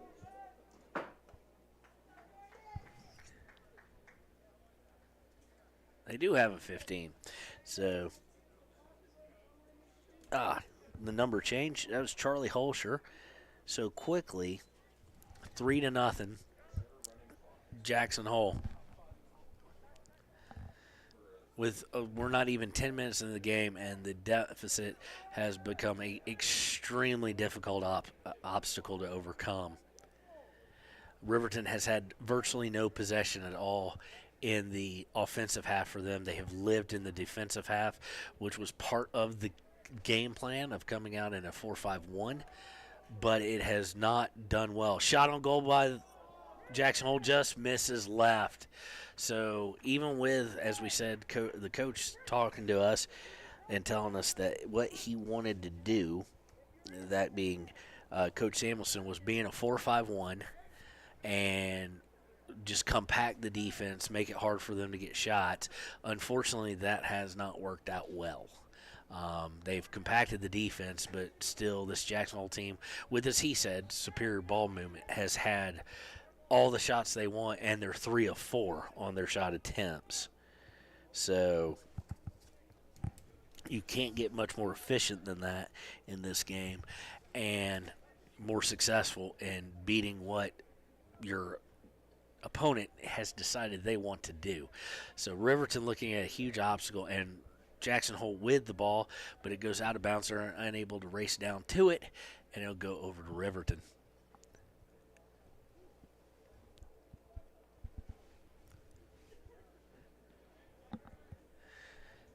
Riverton looking to try and move it upfield. Misplaced pass, leads to a turnover yet again for Jackson. Jackson brings all the way back. They will set up what they want to do and then start to move forward.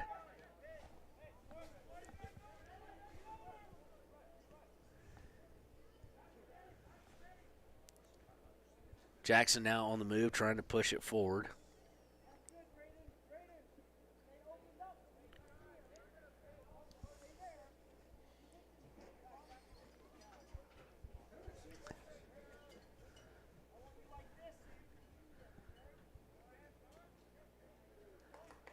Now Riverton coming away with a chance to set something up, and it's going to get stolen right away. And here we come. We have a bunch of people hit the field, and it's going to be a foul against Riverton. So goal kick set up very quickly. Or not goal kick, excuse me, free kick set up very quickly. Crossing pass by Jackson Hole, and now they're on the move. They've got something working. They look to cross. Nice defense by Varon Baxter to keep that cross from going to a wide open player who'd had a wide open shot on Lucas's goal. But they're still working it down and working it effectively. Jackson Hole kicks it back out to the top of the box, looking to set up. Nicely done. And they're going to put a shot on goal. No, it's not going to be. It's just going to be wide left by just a bit.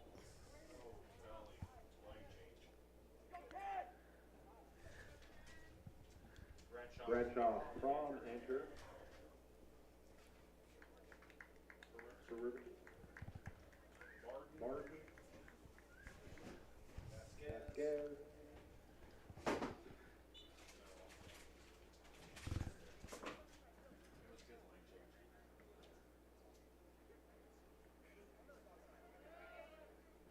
Jackson Hole off the goal kick, gains possession. Once again, a long kick, but not one that went to anybody with anything in mind, it seems.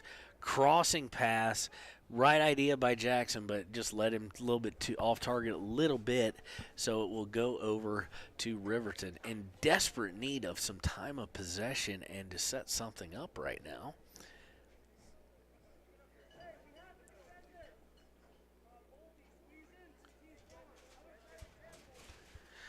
This is not the start to a game that Riverton wanted.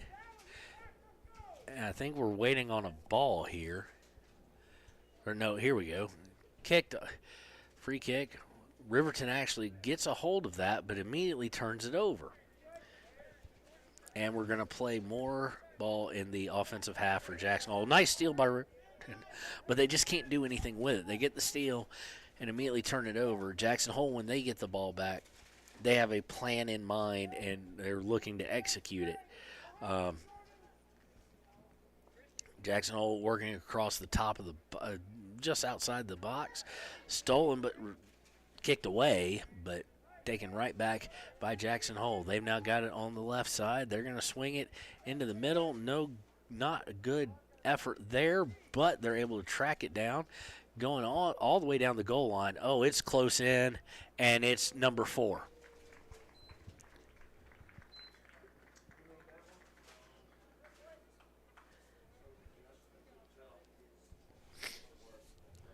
So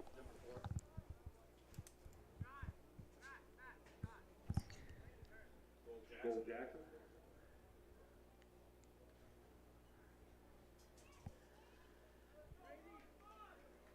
goal by Jackson. We don't have we're unable to put a line on it on who scored it as it was pinballing around. But nonetheless, 25 minutes, less than 15 minutes into the game, and Riverton trails 4-0. And right now, we may be at the insurmountable point. At least how things are going right now, we are at the insurmountable lead part. Unfortunately, absolutely no possession in the offensive half for Riverton. And here we've got another opportunity possibly for Jackson. The defense takes away, looks to clear it, goes to a Jackson player, though, and they'll look to set up again. Nice pass by them. He's onside, but he had taken a bad line to it, and it's going to go out of bounds, but it is going to stay with Jackson.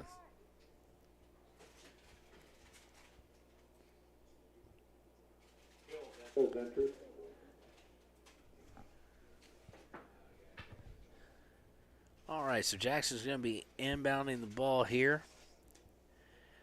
It's not been pretty if you're just joining us.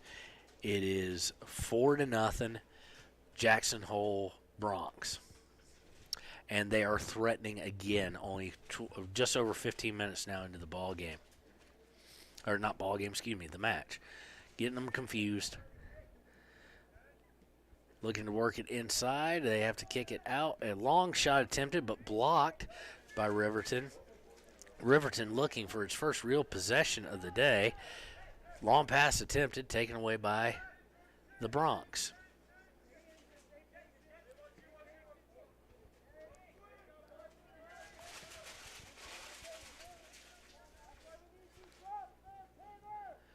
Bronx looking to set up for a fifth goal. They're down into the box again. Crossing pass, off target, over the goal, and out of bounds. So it'll be a goal kick for the Wolverines. And we've got a hurt player on the field.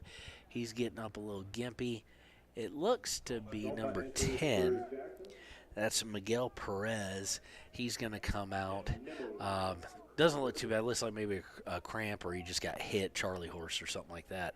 But we don't want to speculate, so we'll see when he comes back in the game. If he comes back in, 23:05 to play, 4-0 to play in the half, 4-0. Jackson off the goal kick. It was right to the Jackson Hole player, and they take control of it, having to work around a little bit. Taken away by Riverton. Let's see if they can do anything to get it into the offensive possession area. The problem with that is going to be the 4-5-1, which was set up because of the great movement and was a wise choice by Coach Hochler. But the bad problem, Hochler, the bad part with that is there's not a lot of people up top to really set up any possession until one guy or two guys can really just hold it up there. As seen there, we had 3 or 4 or 5 coming down, but unable to control it for long enough as the defense all kind of jumped all over him, and it leads to a Jackson Hole looking to break down the field here and try and get their 5th goal.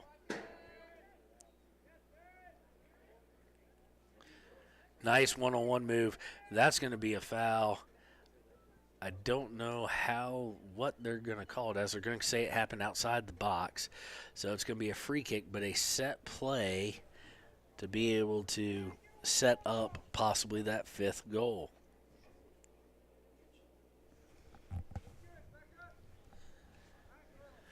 Free kick is going to be taken by, it looks like, number 8.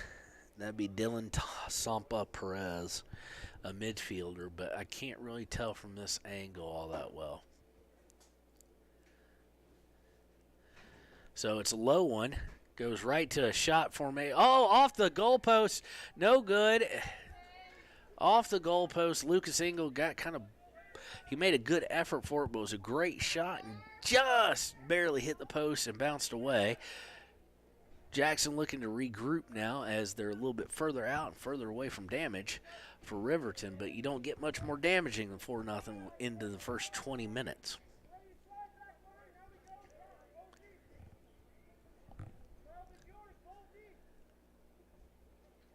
Jackson Hole patiently looking to work their way up. They obviously know what Riverton was going to be in. I mean, it's not a hidden thing. You know the moment you get out there. Shot on goal. Nope, just wide right. So they're starting to really, really push things. It's no secret when you're in a 4-5-1 or whatnot. They know what Riverton's trying to do. It's not like it's a hidden play in football. But they have taken extreme advantage of it in many ways as far as possession and superior ball movement. Off the throw-in, taken away by Riverton. And we're going to have a trip. Are they going to call a foul? They are, it seems. Or no, they're just going to call it out of bounds, I think. It was definitely a trip by Jackson Hole onto Riverton. I can't tell the number from this far out. Let me get the binoculars that give me double vision, see if I can get it for you.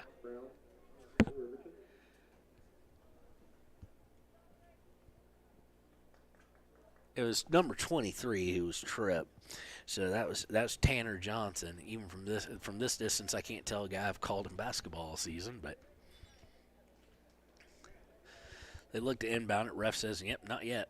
Let's go ahead and do that one again as we go under 19 and a half minutes in the first half.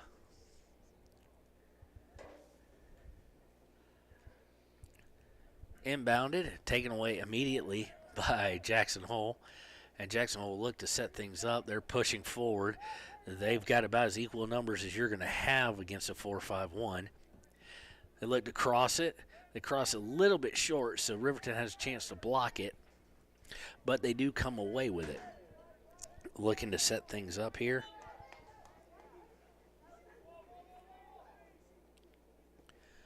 And it's going to go out of bounds.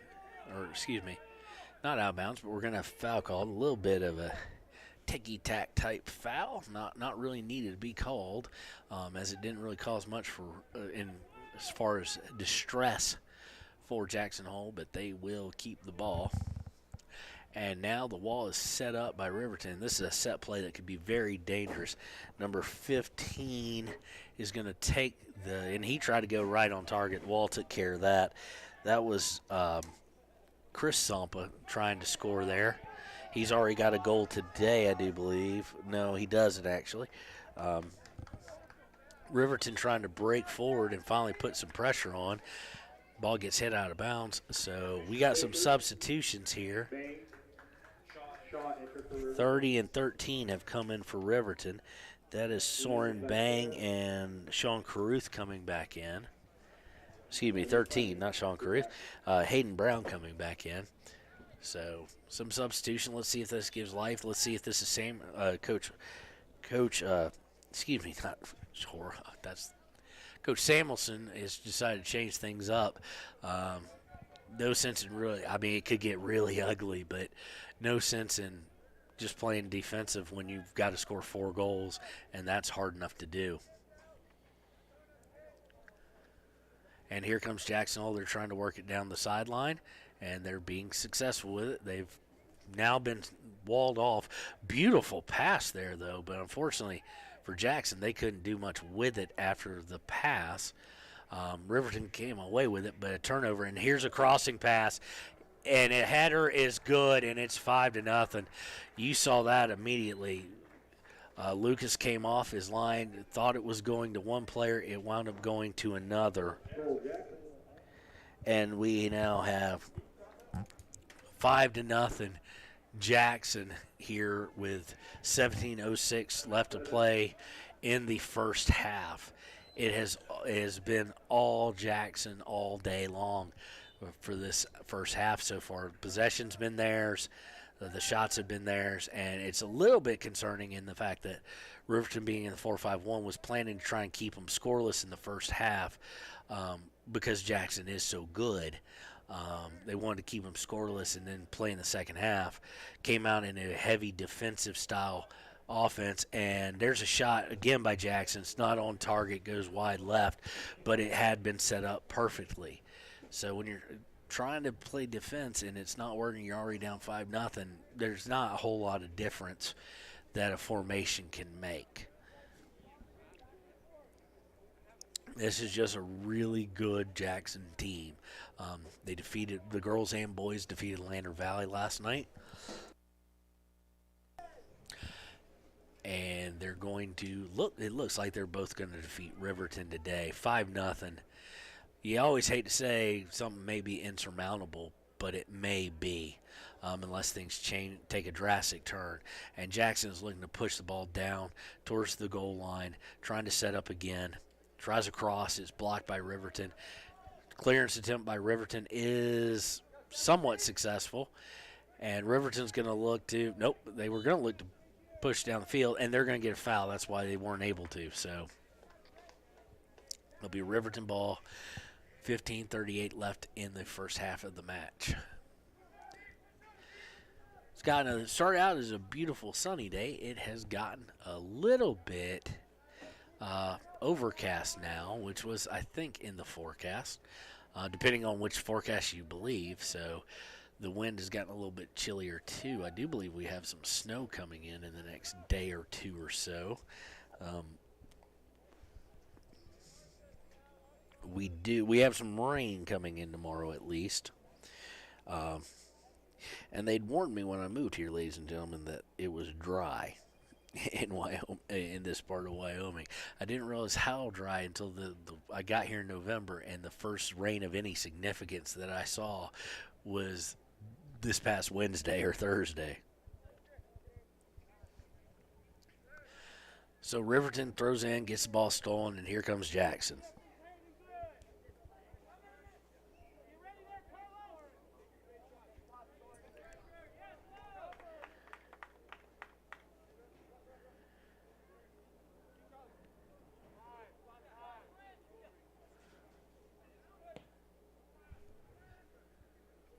Jackson with it, trying to figure out what they're going to do with it.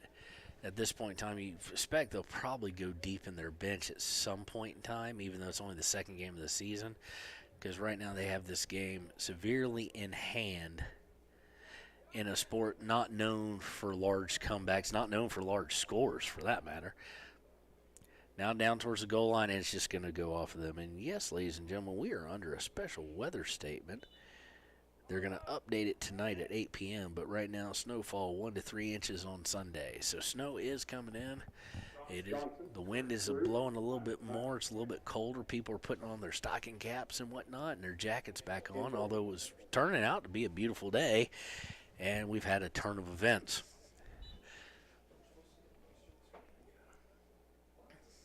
So we're going to have a goal kick off of that dribble out of bounds. He just couldn't come off the baseline.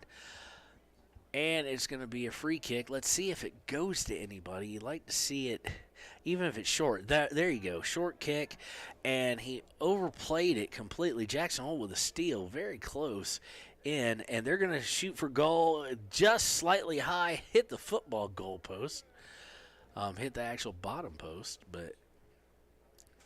So we're going to have a goal kick again with 12:56 to go in the first half. Riverton looking to try and break out, stolen right away, and here comes Jackson on a break as well.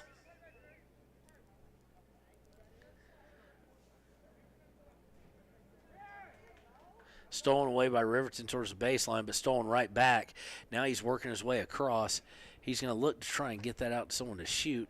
He doesn't, but they're going to try and come in. Nope, Riverton gets to it. Tanner Johnson, that is. And now we might have a breakaway if he can start. He had to go pretty wide to get to it. He needs help. Shot on goal. Hits the goalpost.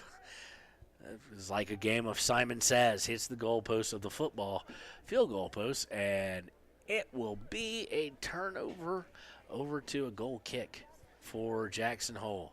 So, unfortunately, part of the problem with 4-5-1 can be you had number 33. It was a nice breakout by Sean Caruth, and the only player who was able to really get up and join him was number 35. That be Braden Bolt.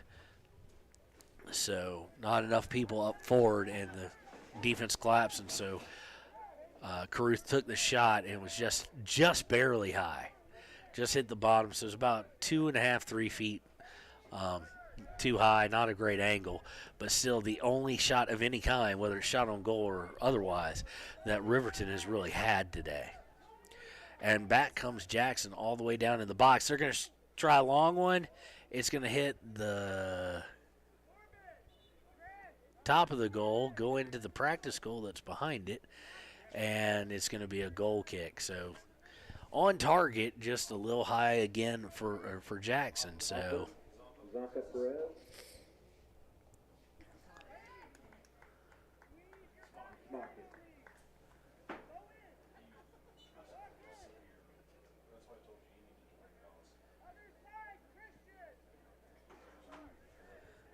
off the goal kick, stolen again right to a Jackson Hole player. He tries to feed it over to number 7. That was not happening. Too many Riverton defenders in the way for that to even be a smart move. Bringing it up, Tanner gets it to, not Tanner, excuse me. Corbin Heil has it. And now there's a few more players up. Misplayed, though, by Kennedy Prom and going to be taken away by Jackson. And they will look to set up their offense. They're going to kick it all the way back to the goalie. Goalie dishes it over to Kai McLennan. And it goes back to the goalie and trying to reset up things here. Under 10 minutes now to play in the first half. It's 5-0 Jackson Hole. And Jackson Hole is looking to push down the sideline again, which has worked for them several times today. It's kicked out of bounds by number 37, Varen Baxter of Riverton, but it will stay with Jackson here in their offensive half.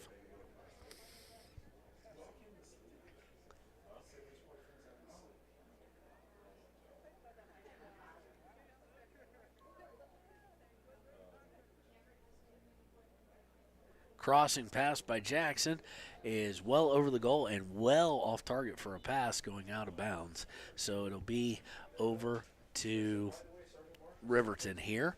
They'll get a goal kick out of it. May enter for Riverton.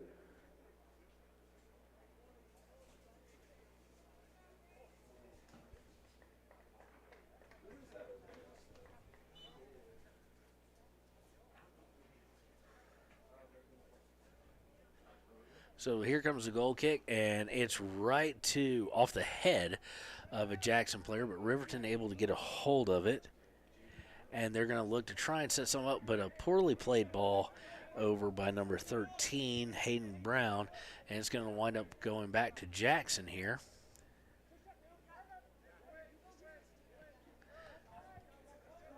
.8:20 to play, 5-0 Jackson, and Jackson with the ball in their possession. Poorly played ball there, though. It's going to go out of bounds and go over to Riverton. Now, Riverton would really, really like to get a score here, at least one. And here might be their chance, but they sent just a little bit too far out of Caruth's range and speed right to the goalie of Jackson, and they will reset things with 7:55 to go and a large, large lead.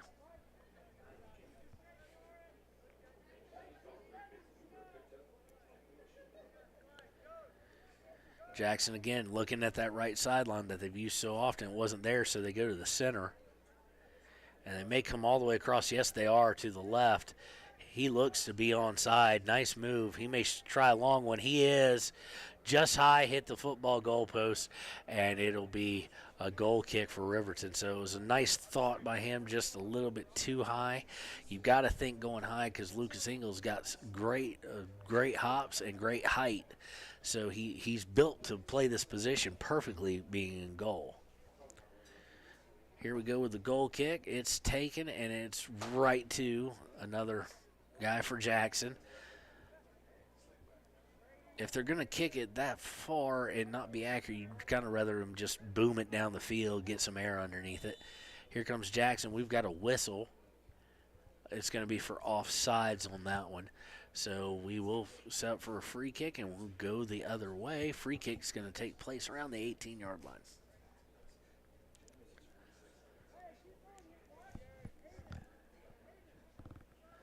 .6:30 to play in the first half. Riverton trying to push the ball past midfield. They have to turn around and reset things, and Jackson is putting on an extreme amount of pressure on them. It's going to go out of bounds. It's going to be off of Riverton, so they're saying. And we're going to get some substitutions here, number 43 and number 22. 43 being Carlos Shaw back in, and number 22 being Brady Howard back in. Also, in case I missed it, I did Braden Bolt check back in as well earlier. And here comes Jackson Hole looking to go down the left. They're going to look for a crossing pass here in a minute. Here comes the cross. It's a beautiful cross, but unfortunately no one there for them. They get the steal. Riverton quickly clears it out a little bit, and Riverton is going to look for numbers, but a bad pass again taken away by Jackson. Jackson going to look to set up as we're under 5 minutes and a half, so 5.5 minutes in the first half of the match. Number 7 just working his way down. It's going to be kicked. Oh, that's going to be a corner, I do believe. He tried to kick it out of bounds. I think they're going to say a corner. They do. So second corner kick of the day for Jackson, and Riverton has not had any. They do a short corner kick. I'm not a big fan of those, as I mentioned earlier. They don't really lead to much. But as far as a set play goes, but Jackson Hole's possession game is so tight and they're passing so crisp, it may not really matter. But ball goes off of Jackson, goes over the goal line, and will be a goal kick again. But let's see if Riverton can actually make this goal kick actually be intended for somebody and reach them. They've got enough guys playing down, but Jackson, not scared at all, has guys playing up in front. This time they do get air, and Jackson takes it away. They're looking to go work that right side of the field again. Going down towards the goal line, crosses it. Unfortunately for Jackson, no one there. Shot is kicked, and as they say in MLS and other places, you've heard me say it, how high do you want the goal? That thing was a good field goal. I'll give them credit for that. It was good from about 20 yards. The field goal was good. Unfortunately, we're not playing American football. So 4 minutes exactly to go in the first half. Goal kick, going to get some air under it. It's right at Bolt. He headed it, and unfortunately taken right away by Jackson after the header, and they're looking to work their way down the left sideline now. Going to the goal line, and it goes out. So, once again, we'll get a goal kick here.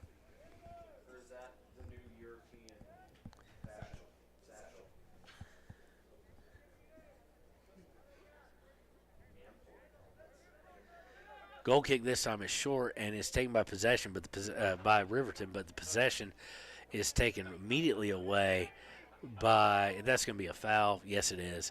Number 22 had it just absolutely taken away from him, did Brady Howard, but he wound up fighting hard for it and drew a foul. So long kick, Bolt heads it, and again, it's taken by the same guy, Jared Perez Pluma.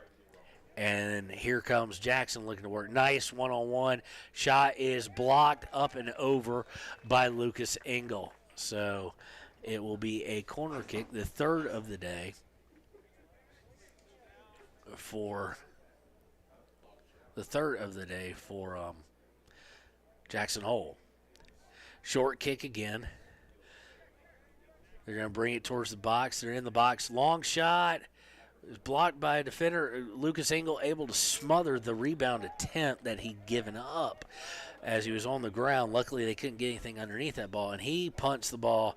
He gets some air to it, but it's immediately going to go out of bounds, so that's no good. That is not what you want to have. Just boom it down the center of the field. At least give Riverton Wolverines a chance to fight for possession. That one was headed out of bounds. It's his second punt that has gone out of bounds. As we hit the 2-minute mark, still 5-0, and here comes Jackson again. Beautiful one-on-one moves, but he tried to go just too far, and the ball is going to go out of bounds past the goal line, and they're going to say it is a corner kick, which I thought they would. So it's going to be a corner kick on the, nope, it's going to be on the left side. Thought it was going to be on the right. Let's see if they try something since we're under a minute and a half now. If they try a little further when no one's close to it. So they do. It's up in the air, headed up and over the goal. So, again, very high over the goal off the header, but a nice thought if you're a Jackson Bronx fan.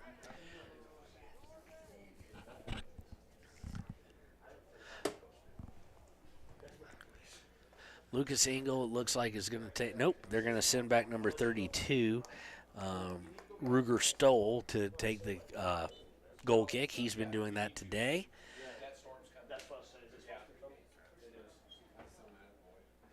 Turned over immediately off the goal kick, as we've seen countless times, and they work the left. They're just going to keep working left. Nice one-on-one move by number 7. He puts it right into Lucas's chest, bounces down, but he picks it up off the bounce.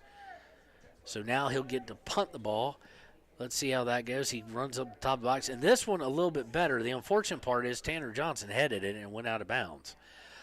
But a lot more accurate. It went right to Tanner. And, of course, they've got a chemistry from spilling over from basketball, obviously, also being football teammates. I think these guys play every team sport there is here.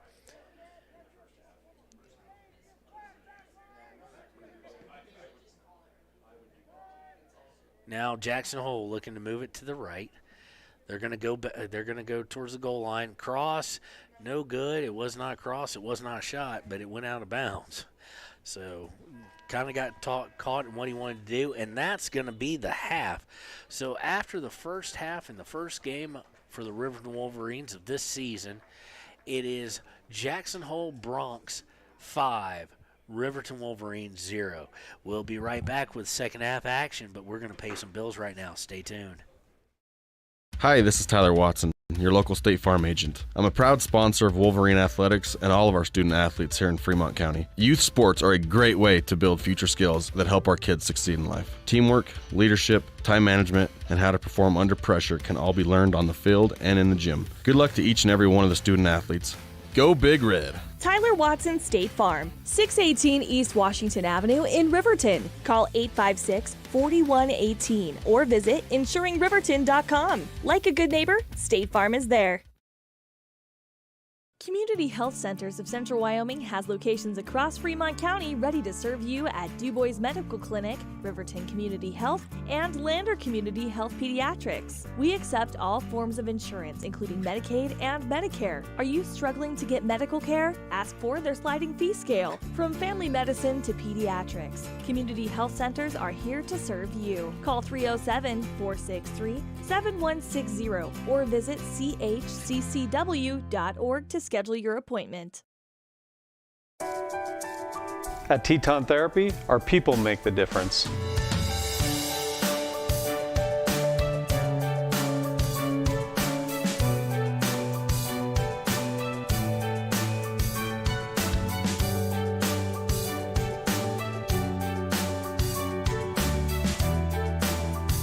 You can live pain-free. The amazing staff at Teton Therapy can help. In Lander and Riverton. Is your resolution this year to be healthier? You may have made a commitment to improve your physical health, but don't forget about your financial health. Atlantic City Federal Credit Union is listed as one of the healthiest credit unions in the U.S., and we are the healthiest credit union in Wyoming, according to depositaccounts.com. Don't risk having your accounts anywhere else. Become a member today and accomplish your first resolution by becoming healthier. Financially speaking, that is. Federally insured by NCUA. Open your eyes to a credit union. Atlantic City Federal Credit Union. Ever wonder why so many babies are delivered at Hot Springs Health in Thermopolis? Could it be the exceptional prenatal care offered by our providers? Or our convenient family practice clinics located in Thermopolis, Worland, Basin, Shoshone, and Riverton? Maybe it's our new OB suites with large jetted tub, or maybe it's the place where you know you can find all of this and more.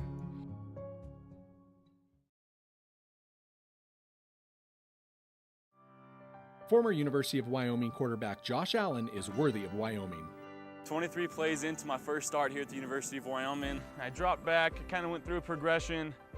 I saw the middle of the field kind of open up. I decided to lower my shoulder. His helmet went straight into my collarbone here. We landed on the 20-yard line. At that moment, I knew something was really bad. So Josh's collarbone was pretty bad. He had broken in multiple places and it required hardware fixation with the plate in order to get it back together. It was devastating news to me and my family, just knowing that, it could have ended 23 plays in. We had no question whether we could perform the surgery here, given our wide range of varying subspecialties within orthopedics. I would recommend Premier Bone and Joint Centers. The thing that made me feel really comfortable with them was they made it feel like your own family. I think he'll have no problem performing in the NFL. His rehab and his recovery done very well, and I don't see any restrictions on him whatsoever. They want the best for you, and they won't steer you wrong. Let us show you why we're worthy of Wyoming. The choice is yours. Sutherland's Friends of the Family Plus Consumer Credit Card lets you choose from 5% off instantly at the register or special financing on qualifying purchases. That means no forms, no waiting, no rebates. You can choose 5% off instantly with your Sutherland's credit card. Got a big project? Choose special financing. The choice is yours with Sutherland's Friends of the Family Plus Consumer Credit Card. Subject to credit approval. Minimum monthly payment required. See store for details. Only at Sutherland's. There are two ways to buy 4x4 gear, the expensive way and the smart way. The expensive way is when you buy a new truck or SUV and the dealer sells you the brush guard, the heavy-duty bumpers, the steps, lights, winch, you name it. He rolls it all in with your loan into your monthly payment. But here's the smart way. Shop at Wyoming 4x4, where you get expert advice from Dan, quality gear, professional installation, all for a whole lot less than you'd spend at a car dealer. Wyoming 4x4 on North Federal in Riverton. The smart way to roll. From the wide open spaces to the canyon near you, Wyoming.com is reaching more homes and businesses than ever before. For more than 25 years, we've aimed to provide the best internet and phone service to meet the needs of our customers all across the great state of Wyoming. Now it's getting even better. Wyoming.com, expanding to an area near you.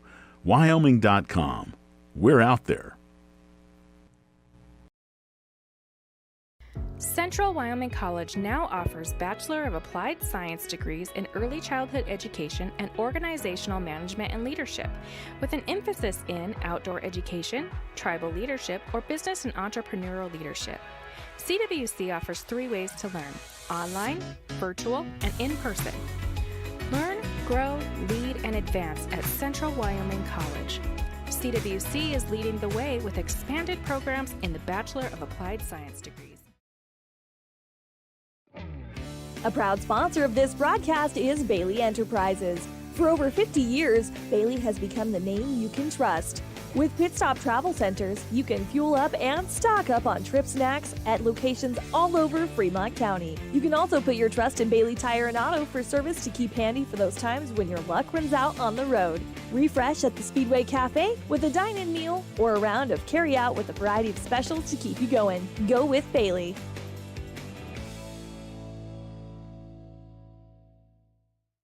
It may be winter, but some days it kind of feels like spring. Makes you want to go for a drive, kick a few tires, and see all the latest cars and trucks up at Frontline Motors. Frontline Motors has a wide selection of quality used vehicles, from cars to SUVs to trucks, and they're all priced to move. One of them is right for you. Is your next car or truck waiting at Frontline Motors? There's only one way to find out. Drive up Airport Road, take a test drive, and make it yours. Then join the hundreds of other folks who say, I got mine at Frontline. Frontline Motors.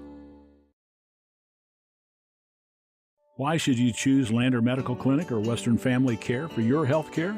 In addition to 4 locations in Fremont County, they also provide telehealth. Telehealth can be your go-to answer when you're out of town, on the road, or just can't get to urgent care. All you need is a good internet connection. To schedule a telehealth appointment, call 332-2941 today. That's 332-2941. Lander Medical Clinic and Western Family Care. With telehealth, they're putting your health first every time. Riverton Vision Center offers comprehensive eye health exams, highly trained staff, and a large selection of fashion eyewear and sunglasses. Dr. Frazier, Dr. Hinkle, Dr. Ballard, and Dr. Davis offer over 70 years of experience. Call Riverton Vision Center at 856-9451 to schedule an appointment today. In any sport, athletes face the chance of sustaining an injury. According to the Athletic Training Association, 90% of student athletes reported some sort of sports-related injury. What's more, is 54% report playing while injured. For various reasons, sports-related injuries are increasingly leaving our youth at risk of exposure to opioid-based pain medication. FremontWhenTheGameSlowsDown.com is here to help navigate monitoring medication, social support, and suggestions on what to do when the game slows down. Brought to you by Fremont County Prevention Program. Why should your new floor come from Carpet One? Because we're passionate about the spaces our neighbors call home. We're part of your community, and we're also part of the world's largest cooperative of independently owned and operated flooring stores. So you can be sure you'll get great selection and outstanding value with every installation. Whether it's carpet, hardwood, tile, or luxury vinyl, our experts take the guesswork out of choosing the right floor. We're your local Carpet One Floor and Home, the one store for your perfect floor. During winter storms, it doesn't take long for roads to turn slick. Snowfall is often accompanied by high winds, and blowing and drifting snow can make it difficult to see the road. Speed limits are based on dry pavement conditions and good visibility. Be ready to reduce speed and increase following distance. Crashes are twice as likely to happen when it's slick out, and it's usually because someone is driving too fast for conditions. Remember, when there's ice and snow, take it slow. This message is brought to you by WyoToday. Gotchi Rehabilitation and Wellness knows what it means to be on top of your game. For over 60 years, Gotchi has led the field in providing physical therapy, occupational therapy, and wellness in Thermopolis and their facilities in Worland, Basin, Powell, Cody, and Shoshone. Whether you're recovering from an injury, deconditioned, post-stroke, or just looking to take control of your health, you'll find years of dedicated experience paired with personal care at Gotchi Rehabilitation and Wellness. Learn more at gotchi.org. And welcome back to WyoToday Media's coverage of Riverton soccer, Riverton High School soccer. We're about to start the second half. First half was just, we will be honest, it was just ugly. Absolutely ugly, as Jackson Hole ran up a score of 5-0 in the first 40 minutes. They were up 3-0 in the first 15. So it has been all Jackson Hole. They're a little bit more skilled, it seems, and their chemistry is a little bit tighter. This being the first game for Riverton, second game for Lander. So Lander had Jackson against Lander last night had a chance to knock off some of the rust from a long winter, long off season. And getting a couple players, I'm sure, back from basketball, just like Riverton is. So we're going to start out with about the same lineup as we did it to begin the match. Lucas Ingles is going to stay in goal. Riverton with the possession and immediately gives it up. They do get it back, though. Let's see if they are able to work anything forward. We've got a long pass. Can Riverton outrun the two defenders? Nope, but they all can't reach it before it goes over the goal line, and it will be a goal kick.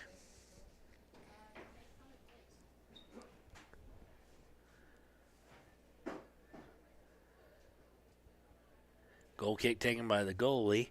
It's a short one, but it is accurate, which has been the big difference in some of the offensive possession here today, has been coming off of goal kicks and goalie punts immediately going right to a Jackson Hole player. Jackson Hole being harassed a little bit more. Looks like they've, at least Riverton has decided to put two up top at the forward, but Jackson's able to get moving the possession forward, and now they're coming down the far left side. He's going to look to go middle. We may have a foul there as we had some contact. We do, and it's going to go against Riverton. So it'll be a free kick from just outside the box on the left side. So let's see what they try and do here. Might be a time where they get some air under it, loft it up, and try and go for a header or some chaos on the ground if they choose that route. So let's see what they do and what they choose. They're going to go in the air just too high for the header. It's going to go out of bounds, and it's going to go off of Riverton, however, and so it's going to be a corner kick. So another set play opportunity, although it does look like on this corner, it looked like they were going to go on the short corner kick, which they've done a couple times, but now they're going to go in there. It's going to go across, and nice stop by Lucas Engel. Had himself well positioned, saw the guy running in, and was able to take it into the gut and wrap his arms around it for no rebound. So let's see, Riverton trying to make a move back. Unfortunately, Caruth's pass Just bounces to the side and into Jackson Hole's hands, so Jackson Hole will reset. And between the passing and the excellent footwork, it's really hard to get them off possession here. Player goes down, might be slightly hurt for Jackson. Looked like his ankle kind of gave a little bit away on him, but he's able to run it off. That led to a long pass. Riverton was able to get it, and then Jackson Hole took it right back. And Jackson Hole was threatening again.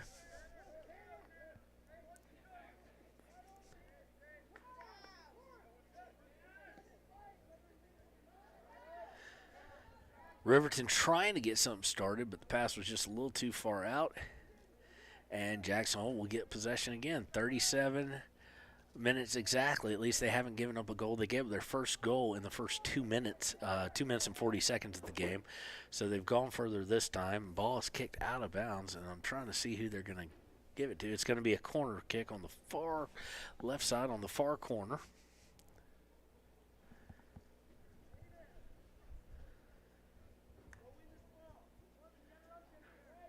Corner kick takes place. It's a little bit low, which is probably not what they wanted to do on a far one. It easily kicked away by Riverton, but due to Riverton's lack of possession, taken right away, so where they shouldn't have been in any danger, able to clear to give themselves a little bit of a reset. They do. Long shot is attempted. It is on target, but Lucas is able to smother it. There was no way it was going in unless Lucas literally just ceased to exist in that spot. So long kick, winds up in Jackson again. Wasn't really intended for anybody.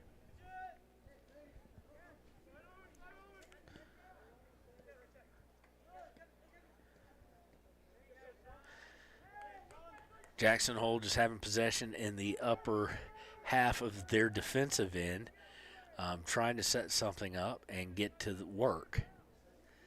And here they come. Poor pass there, and unfortunately, Riverton players just all looked at it, allowed a Jackson player to get to it, and he gets a shot on goal. Lucas with a nice splaying of the legs to be able to stop that, but that should have never happened, ladies and gentlemen. They had four guys who all looked at it, and the Jackson Hole guy just split it in between them and took it away, even though he had no shot at it. Lack of communication there. It's going to go out off of Jackson there, and it's going to be a goal kick. So let's see if the goal kicks have changed any. Let's see if if it's a shorter one or a more direct one to a certain player. But that was very sloppily done on that last play of making Lucas actually face a shot there when there's no reason he should have. So the goal kick is going to be shorter, and it's going to be right to a Riverton player, and they're going to try and start something going forward. They've got a little bit of momentum going forward. A completely missed header, but he's able to get back on top of it. And Riverton's got their best chance of the day, and a flag is up offsides. But still, not taking anything away from it. It's offsides. They don't need to worry about that as much right now. It was the best offensive movements of the day for Riverton, and it was done. Four guys all coming down. Fortunately, Caruth, Sean Caruth was called offsides. So here comes Jackson trying to come back, but pass is blocked. Can't do anything with it. Can Riverton off the block. And here comes Jackson. They're going to signal the offside flag's going to go up on them. And so it'll go over to Riverton. Just a beautifully designed or beautifully executed offensive movement previously for Riverton. You got to take your hats off to them. It's the first one they've had of the season because it's the first game of the season. But after that first half, to really be able to not get too desperate and to execute that, unfortunately, offsides are not fully 100% executed, but that's okay. Season is young. And now Riverton trying to get something going again, and they've got a little something. Unfortunately, Sean Caruth unable to beat his man, and it's taken away. And here comes Jackson. They're almost on a fast break. They are on a fast break. It's going to be interesting to see. Look at the Jets there by Varen Baxter as he's able to kick the ball out of bounds and keep it from going on. He was absolutely flying. Inbounded by Jackson Hole, they're going to bring it in. Are we going to see a long shot? Oh, perfect pass. Shot is no good off the crossbar. The rebound attempt is no good. So Lucas Engel was beat. Riverton was beat for that 6th goal. But unfortunately for the Jackson player, it was off the top bar. So we're going to see 35 come in for 7. So Kendi Prom is going to go out. And Braden Bolt is going to come in. So we got a goal kick here, 32-22 and counting to play in the match. Goal kick is short and on target. Riverton trying to be a little bit better with the possession, it seems. Long kick made, and it's going to go all the way back to the goalie, it seems. Caruth's going to try and get to him, just can't. Goalie was way off his line. If he'd had that stripped, it would have been an easy goal for Caruth. But back comes Jackson. Jackson's got a 4-on-4 basically, and they just kick it just out of the reach.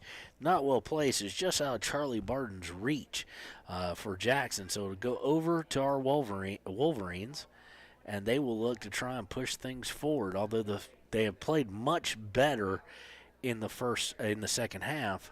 The issue is some of the same deficiencies, which you would expect. They need to get in and practice some of those. But Riverton trying to put pressure again. The goalie all the way down. He steals it, and a goal! This time, Sean Caruth, Sean Caruth able to take it away from the goalie. You can see a little bit of panic in his face, and Caruth is able to put it in. So took it right off the foot of the goalie, but stayed calm enough with the excitement and the adrenaline pumping to keep that ball low and easily inside. So now with 31-13 to play in the match, it is 5-1 Jackson Hole. And that's what you want as a coaching staff, I'm sure, to do is, okay, let's see them go out and win the second half. The match may be out of reach, maybe not, depending on what happens these next 30 minutes or so. But can we rebound from, looking bad, not playing well, and, feeling pretty down, I'm guessing, to win the second half at least. So right now, in that battle, they are up 1-0, but they lose 5-1. They're losing 5-1 still. Jackson stolen nicely away by Riverton. He's going to turn it over. Riverton looking to be a little more pressure-oriented. They try and get the ball back, but Jackson Hole comes away with it. Now Bolt coming up, and that ball is going to be out. Should be out of bounds, but they don't call it. So here comes Jackson Hole again, trying to work it down that left side. Stolen away by Corbin Heil, but taken right back by Jackson Hole.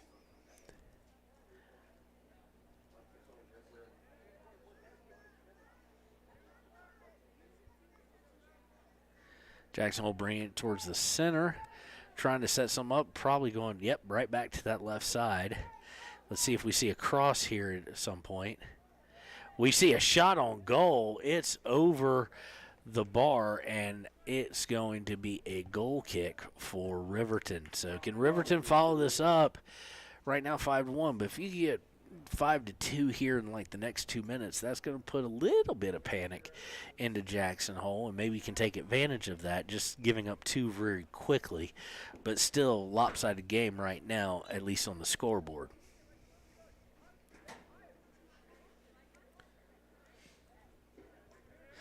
Goal kick is long, but goes to Tanner.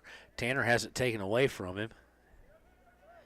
And here comes Jackson Hole. He's trying to go all the way to it. Nice move, nice jump. He's just way, way, way over the ball. And he kicks it, it goes out of bounds. So it'll be a turnover yet again. Be a goal kick by Riverton. No, they're going to say it was touched, which blows my mind because he did shoot it. And I didn't think Lucas Engel got a hand on it. It was off target nonetheless. So it's going to be a corner kick. They're going to kick it from the far left with 29 minutes left in the match.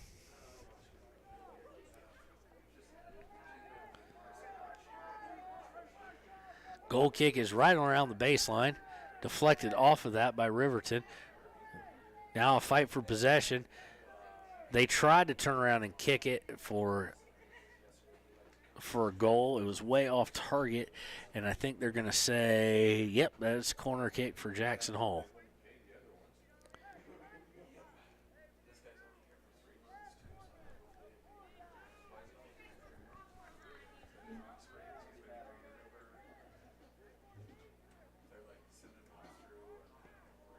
Jackson Hole with the corner. Engel jumps in and grabs it in amongst the trees, so to speak. But he is able to get the punt for him. Now, that's what I'm talking about. A little more on target as far as staying in bounds, allowing your guys to try and go win it. And Bolt almost had a shot at it, but got rubbed off of it. But Riverton still has it. They're going to turn it over, though, and we're going to get a foul on Bolt there as he shoved a guy from behind. A little bit of a frustration foul. I think they're trying to call him over. Are we going to get a yellow here? No, we're not. So the free kick goes off, taken away by Tanner. Tanner looking to try and get something going, but he has it taken off of him, and Jackson Hole has it again. And we're going to get offsides or a foul of sorts. No, we're going to say it went out of bounds, I do believe. So going to be out of bounds. Throw in coming from Riverton here with 27-18 and counting left in the match. 5-1. First half was all Jackson Hole with 5 goals in the first half. And in the second half, a little bit better play by Riverton has led to their one and only goal of the game.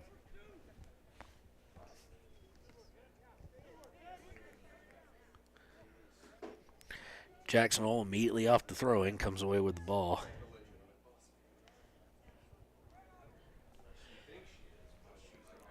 Crossing pass, just a little bit too hard, a little bit too much oomph on it, and it will be a turnover.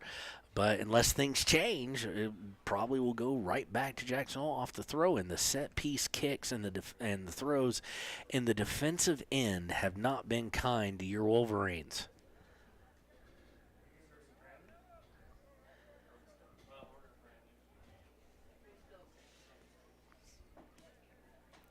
Jackson Hole, like was just stated, comes away with, they're going to have a long shot if he wants it. He dribbles into traffic, and it gets cleared by Riverton. Sean Caruth comes back to get it, but it's taken off of him as he's wanting to move forward, obviously. He wants another crack at the goal, and we hope that he gets that. But ever since the goal, we've kind of, except for one series, we have kind of been camped out here on our defensive side, has Riverton.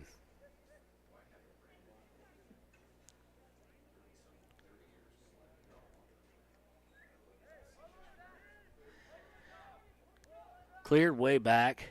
Let's see if the goalie does the same thing this time. No, he saw Sean Caruth coming, and he said, no, I'm not keeping the ball. He got rid of it quickly. Nice, stolen away. It's going to go out of bounds to Jackson Hole, but the team the coach is very happy with Brady Howard there as he was able to steal it and stay strong and keep possession. It just went off of him when both feet hit the ball, went up into his knee.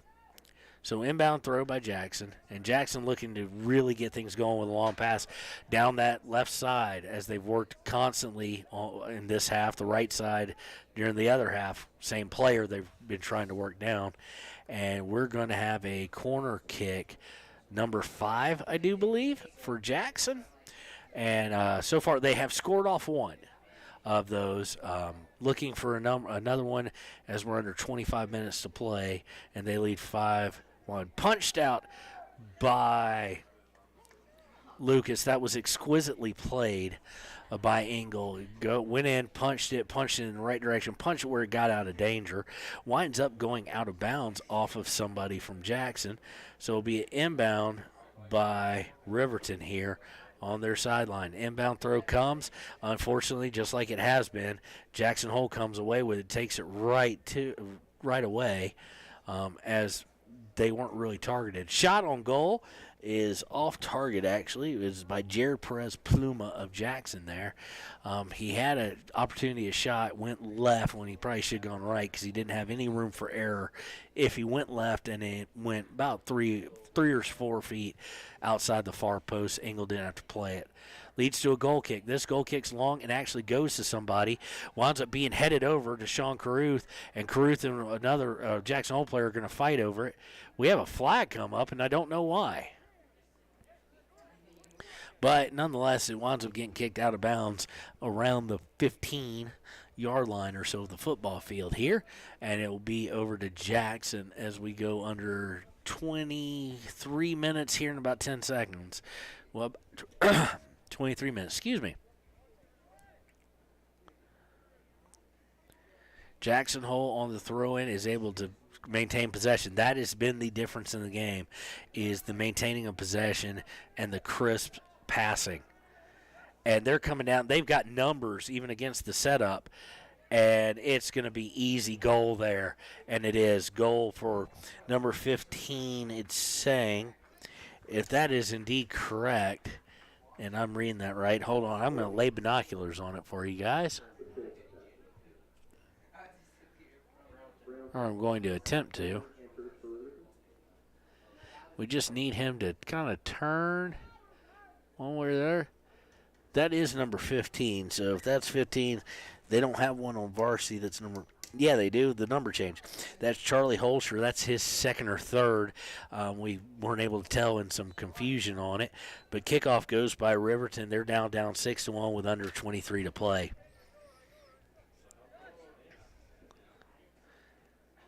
Taken away by Riverton, but retaken away, and let's see who gets to it first. A lot more speed there out of 17, although we were just trying to keep it going out of bounds, keep it going towards out of bounds. Now it's in Caruth's hands, but he misplays it a little bit too far away from his body, and here comes Jackson Hole. The shot is good. That's number 3 minimum for Holscher. He's got the hat trick, and it is 7-1, just beautifully executed play by him. And they've got a chance, realistically, at least at the 2 bigger levels, to claim the 3A and 4A Fremont County Championship with this win, as both their girls and boys in back-to-back nights beat Lander Valley and Riverton. So 7-1. Holscher has a hat trick. He may have more. We just don't know who to give credit for up here in the box, because it was just a bam-bam play on a couple of those goals. But he has a minimum of 3, so congratulations to him. Riverton has 1 goal on the day, and that being by Sean Caruth, and he took that right off the goalie's leg on a pass back.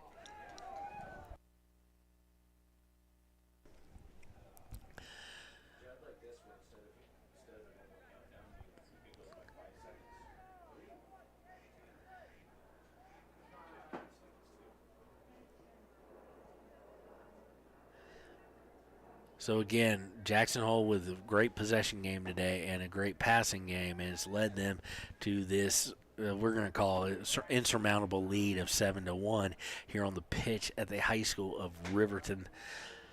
It's a lot to overcome, and they're going to have to get good. They're going to have to rectify some stuff quick, because I do believe the game they had on Thursday, they're rescheduled, I do believe, for Tuesday. So as such, they don't have a whole lot of time to work on anything. Don't really know much about their opponent, which I think is Newcastle, but I'm not 100% sure. We'll try and lay eyes on that when we get a chance to stop working the camera in between the game and the post-game show. So once again, down at the baseline, they're working it. They're looking for number 8 right now. Crossing pass goes off a Riverton player, and it's going to lead to a corner kick.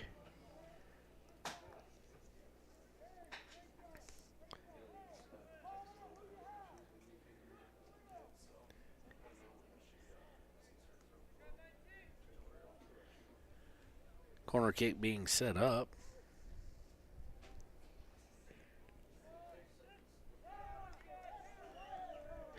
All right, we've got some scores for you if you'd like those. If you're tuning in with us and not watching TV, or if you're out at work watching the game on the app or whatnot, or on your laptop, North Carolina, number 8 seed, does defeat Baylor in the NCAA tournament 93-86. And at halftime, number 1 seed Kansas is only leading by 1 over number 9 seed Creighton.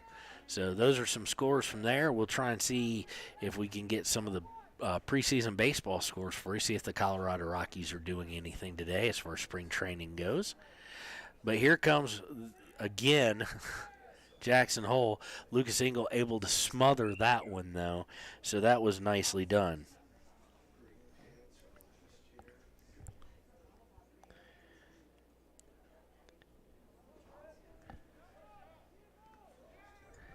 So Riverton trying to put a push on. Looks like that's being led by Soren Bang, who's in the game. Goes out of bounds, and it's going to be off of Riverton, however. And so it's going to go back over to Jackson Hole.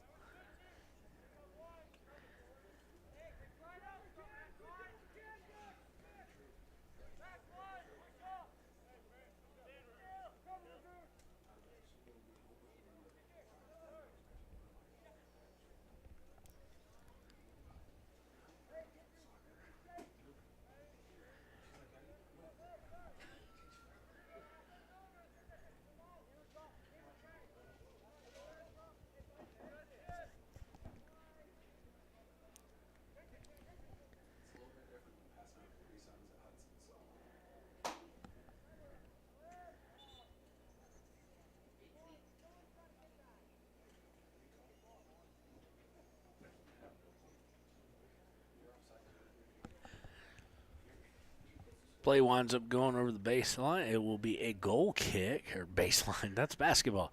I will get fully switched over, ladies and gentlemen, I promise. Goes over the goal line, will be a goal kick. Let's see about the accuracy. They've been a little bit better. We have 17:40 to play. Caruth comes back in. He'd gotten a little bit of a breather.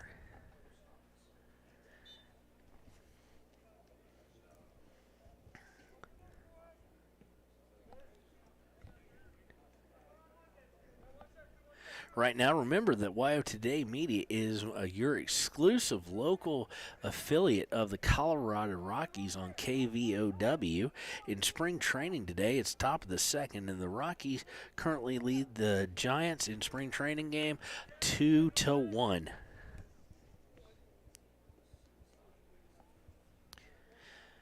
Back comes Jackson Hole, looking to push things, looking to get that 8th goal as we're now under 17 minutes to play. Tanner Johnson comes away with it. He's taken off the ball, and realistically, I think the linesman was trying to throw up the side judge was basically trying to throw up a flag for a penalty he thought was there. The referee said no. And realistically, from our good vantage point of that, it's just Tanner and the other kid both kicked the ball from opposite sides, and the other kid won it out. Tanner did go flying, as you will do when your feet are kept in one place and your body momentum's going the other.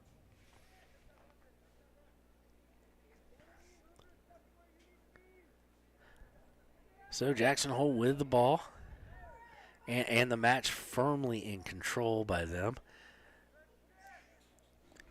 As we go under 16 minutes to play here at Riverton High School. Just a reminder, folks, that you are going to get some weather tomorrow. Just calling for 1 to 3 inches of snow as we are under a winter weather advisory, or actually I think a special weather statement just saying it's coming in tomorrow night. So if that is the case, be careful on your morning commute.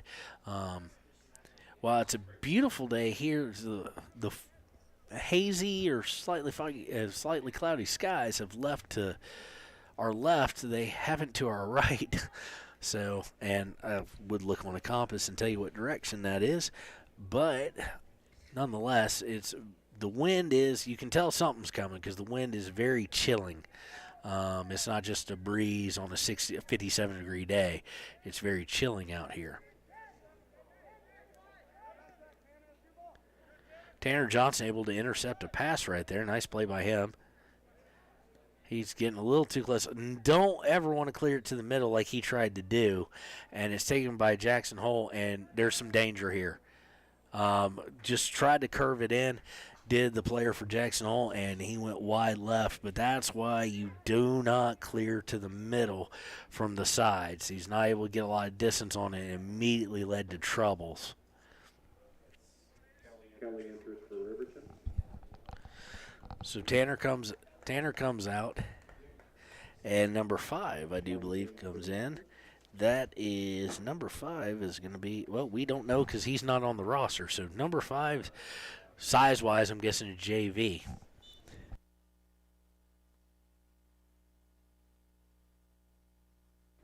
Aiden Kelly's number 5, we've been told. So he's back in the game. Nice header. Could it lead to anything? Bolt trying to run down. Just not quite fast enough. Well, he'd have to be lightning fast to have gotten to it. But the goalie's able to get rid of it. And here comes the response. Nice clearance there by number 4, that being Jordan May for Riverton. But it does lead to a corner kick as we have 13:45 to play in the ball game. In the match, excuse me. I'm going to get this right. High corner kick, put on goal, and good. So that's number 8, and that one is going to be shot by...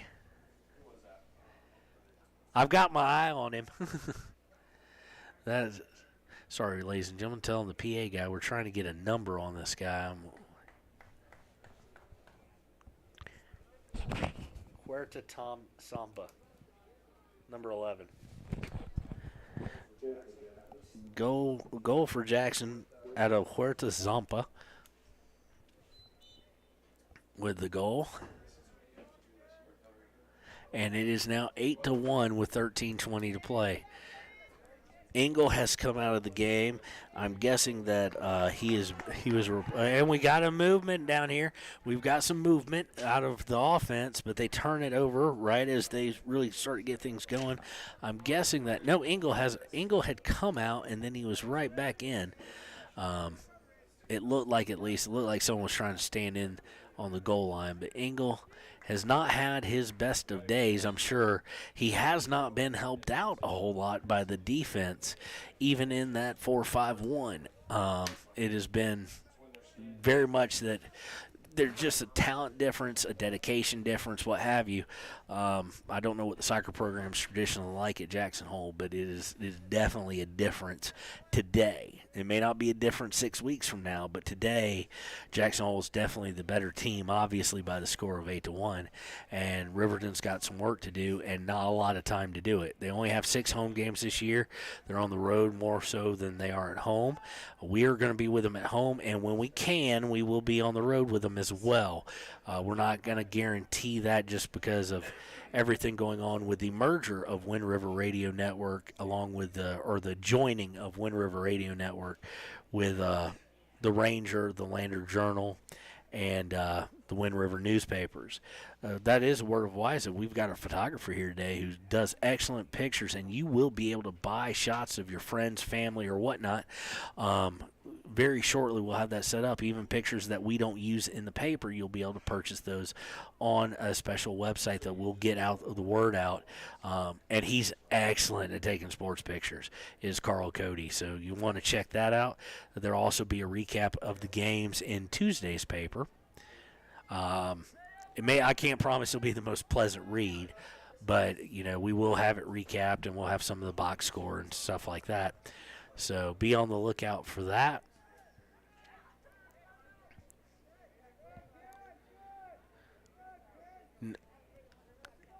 Jackson Hole on the move, taken away for a split second by Riverton, but back to Jackson Hole.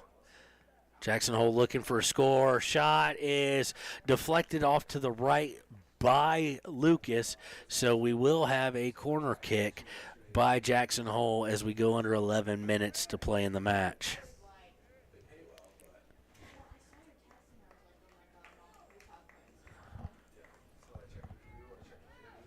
Some more substitutions going on. Number 5 comes out. We get number 43 coming in 43 is Carlos Shaw. Corner is deflected out and a little bit out of harm's way, but Jackson Hole looking to set right back up.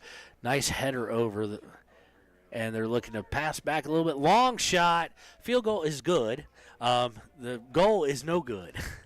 Again, how high do you want the goal, so to speak? So it'll be a goal kick by Riverton as we were about to go under 10 minutes to play in the match, and it's 8-1, all Jackson Hole.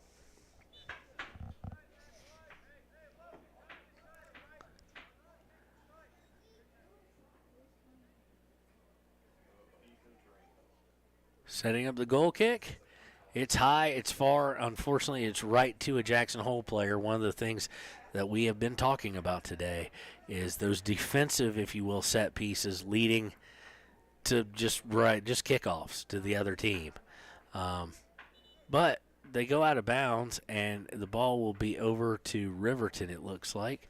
We do have a substitution coming in. Number 28, Ethan Tarango, is going to come in.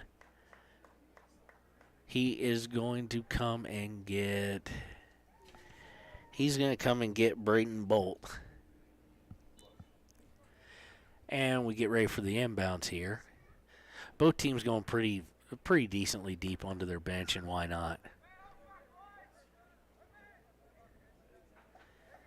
Jackson Hole looking to push the issue forward. And they're able to do so. They're coming straight down the middle. Long goal, and the field goal is good again, but the goal is no good as it goes way high. And that's something they need to work on, is there's no reason for that not to be on target. I mean, that thing would look like an extra point in American football. It was way high and no chance of making anybody even work to stop it. Off the goal kick, there was a steal by Jackson Hole. No shock there on the way things have gone today. But it was been stolen away by Riverton. Unfortunately, Riverton unable to keep it from going out of bounds. And so Jackson Hole will inbound it, and they're right back towards the box, working in the box and slightly to the left of it.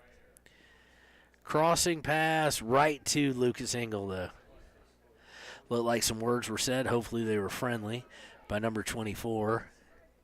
And Lucas, because Lucas definitely turned back to say something.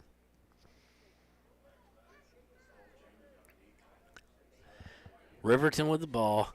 They just have not been able to set up any kind of continuous or consistent pressure or possession in the offensive half. They've been playing on their heels since the very beginning of the match, and that has not changed. They did get a goal, but it was more on a breakaway type thing, and they might have another one here, although it's going to go a little far left, so it's not going to be a true breakaway.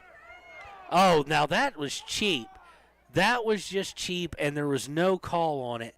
Tanner Johnson throws his arms wide, and I don't like to insult a ref, but that was just a hip check and was not called. So that was ugly. Goes out of bounds over to Jackson Hole, and then out of bounds again to Jackson Hole, as we now have under 7 minutes to play. But much like what was turning out there, the time that Riverton scored, when Sean Caruth scored, it was on a breakaway.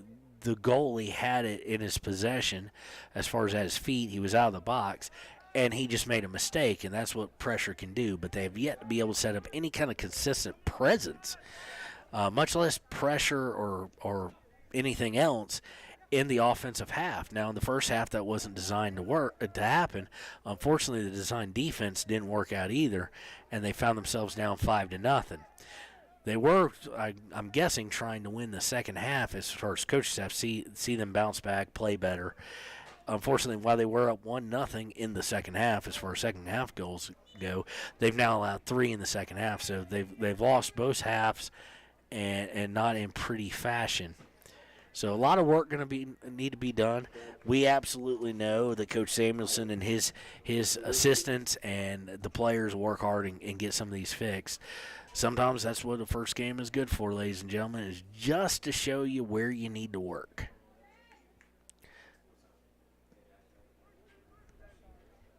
So we'll find out how much was rust and sloppiness. Long shot tried, blocked by Riverton. Another long shot tried, blocked by Riverton. And Riverton's going to try and clear it away. Unfortunately, they kick it right out of the reach of their own players. But they do get it back, and they're looking to maybe start something. They're trying to start a break. Tanner Johnson has it, but he's got his fellow, it looks like Sean Caruth back in. Sean was offsides. He gets back onside, and Tanner takes a long shot, and it's right on the goalie. So it's a shot on goal, which is only their second, I do believe. I believe that's their second. It might be their third. Hold on, let me check my notes. Nope, it's their second. So the one other shot on goal they had was the goal that went in. So here they come again. Tanner's got it. He gets it over to 33. He gets it over to Sean Caruth, and Sean Caruth is not going to be able to capitalize on it. Unfortunate, but a nice little sign. But as I was trying to say earlier, everything has been a one-off, a breakaway, stuff like that. There's been no real offensive sets that they've been able to get into. Every time they've tried, they've wound up getting just outclassed for the ball. So there is an issue there that has led to this. It's all just breakaway opportunities, and there's only been 3 of them, so that have actually resulted in much of anything. So out of bounds, Riverton going to get it after Jackson Hole goes out of bounds, and then Riverton kicks it out of bounds. The official on this side of the field did throw his flag. Guess he forgot which sport he was on, and he threw his big flag. I think he just lost control of it as we go under 3 minutes and 40 seconds to play in this match.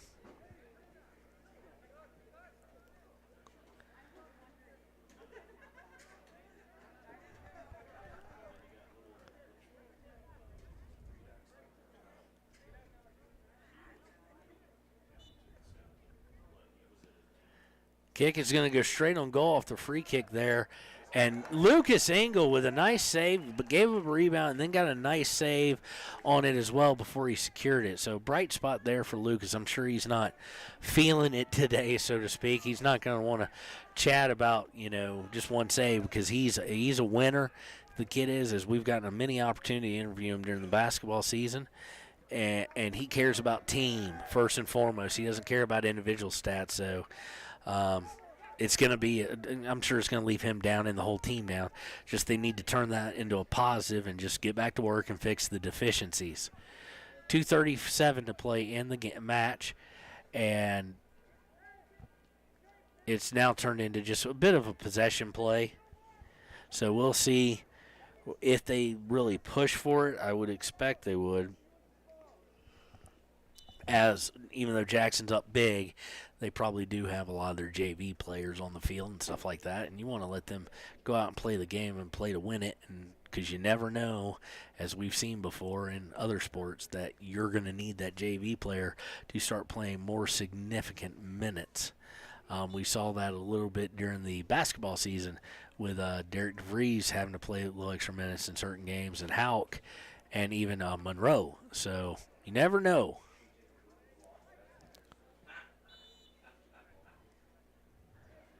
So now we have a injured player on the. Now he's just gone down. He did draw the whistle, but he looks to be all right. It was a foul, and without the ref even signaling that it was in, he'd blown his whistle. He just let him kick it. That is a mistake on the ref. Lucas Engel goes in, takes it right, or tries to take it right off the foot. Another shot blocked by Engel, and they're going to send it right out of bounds. It's one of the few times that sending it over the goal line is a wise idea because there's chaos. Your goalie's on the ground. Just get rid of it. Operate with the corner.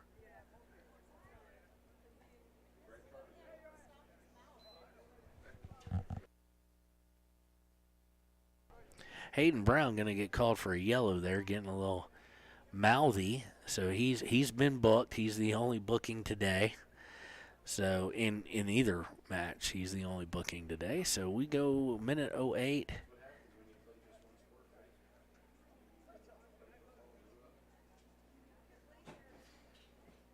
So now Tanner Johnson talking with the official. Hayden Brown booked, has the yellow card. That's probably more out of frustration of the game result as anything. Corner kick sent kind of low, and it's going to go out and for a goal kick. We're under 1 minute to play. 8-1 Jackson Hole. They've led since the beginning, and they've led big since the beginning. Johnson gets it over to Bolt, who gets it to Caruth, back to Johnson. This is the first multiple pass type offensive break they've had, which is a nice little sign. Caruth able to steal it. Can they get a late one? Puts in, trying to curve it, and what a save. I'm not sure it would have curved in. We'll call it a shot on goal, but the goalie thought enough of it that he needed to push it. So corner kick coming up here, but only 18 seconds left. I don't even know if they're going to get set up in time to get it off. So they're just now setting it up with 10 seconds, 9 seconds. They're not going to lead to much of anything, I don't think. 6 seconds, unless they get a header right here. Goal! Goal with 1 second in the game. So that goal is going to go to... I'm laying eyes on him, ladies and gentlemen. The goal was number 3. So the goal is going to go to Riley Murray there. So he gets a goal as well. So final score here from Riverton High School in the first game of the day, or first games of the season. It ends 8-2. All Jackson Hole, multiple games, including a hat trick by Hoschler. And we'll be right back with just the wrap-up, and we'll announce the player of the game for Riverton in just a few moments. Stay tuned. Your car or truck is an investment. When it needs repairs, you need someone you can trust to do the job right. Take it to Gunner's Automotive. They repair all makes and models of cars and trucks, from oil changes to brakes, tires, and more. Gunner's Automotive, 856-2288. Riverton's Hampton Inn & Suites is proud to sponsor our youth athletics in Fremont County. Fremont County's school athletics provide our youth timeless experiences and lessons that can lead to success for life. Setting goals, teamwork, and hard work make young athletes into good citizens. High Plains Power is a Touchstone Energy cooperative. What does that mean for you as a Rural Electric Association member? It all comes down to 7 principles: open membership, one voice, one vote, member benefits, independence, education, cooperation, and community. To understand how it all works, we're headed back in time. In 1879, electricity was in major cities, but rural areas were out of luck. In 1935, President FDR made it possible for companies to build power lines to unserved areas. By the time we hit 1941, some 400 electric co-ops had been organized to serve rural America, just like High Plains Power. For more information, visit highplainspower.org. All right, and welcome back. We're going to wrap things up here on WyoToday Media's coverage of Riverton Soccer. Your player of the game for Riverton is Sean Caruth with the first goal, taking it right off the goalkeeper's foot there. Beautiful play, beautiful finish as he kept under composure, kept it low, and kept it in. So that's going to do it here. Final score again, Riverton 2, Jackson Hole 8. We'll see you next time on WyoToday Media and with coverage of Riverton High School sports.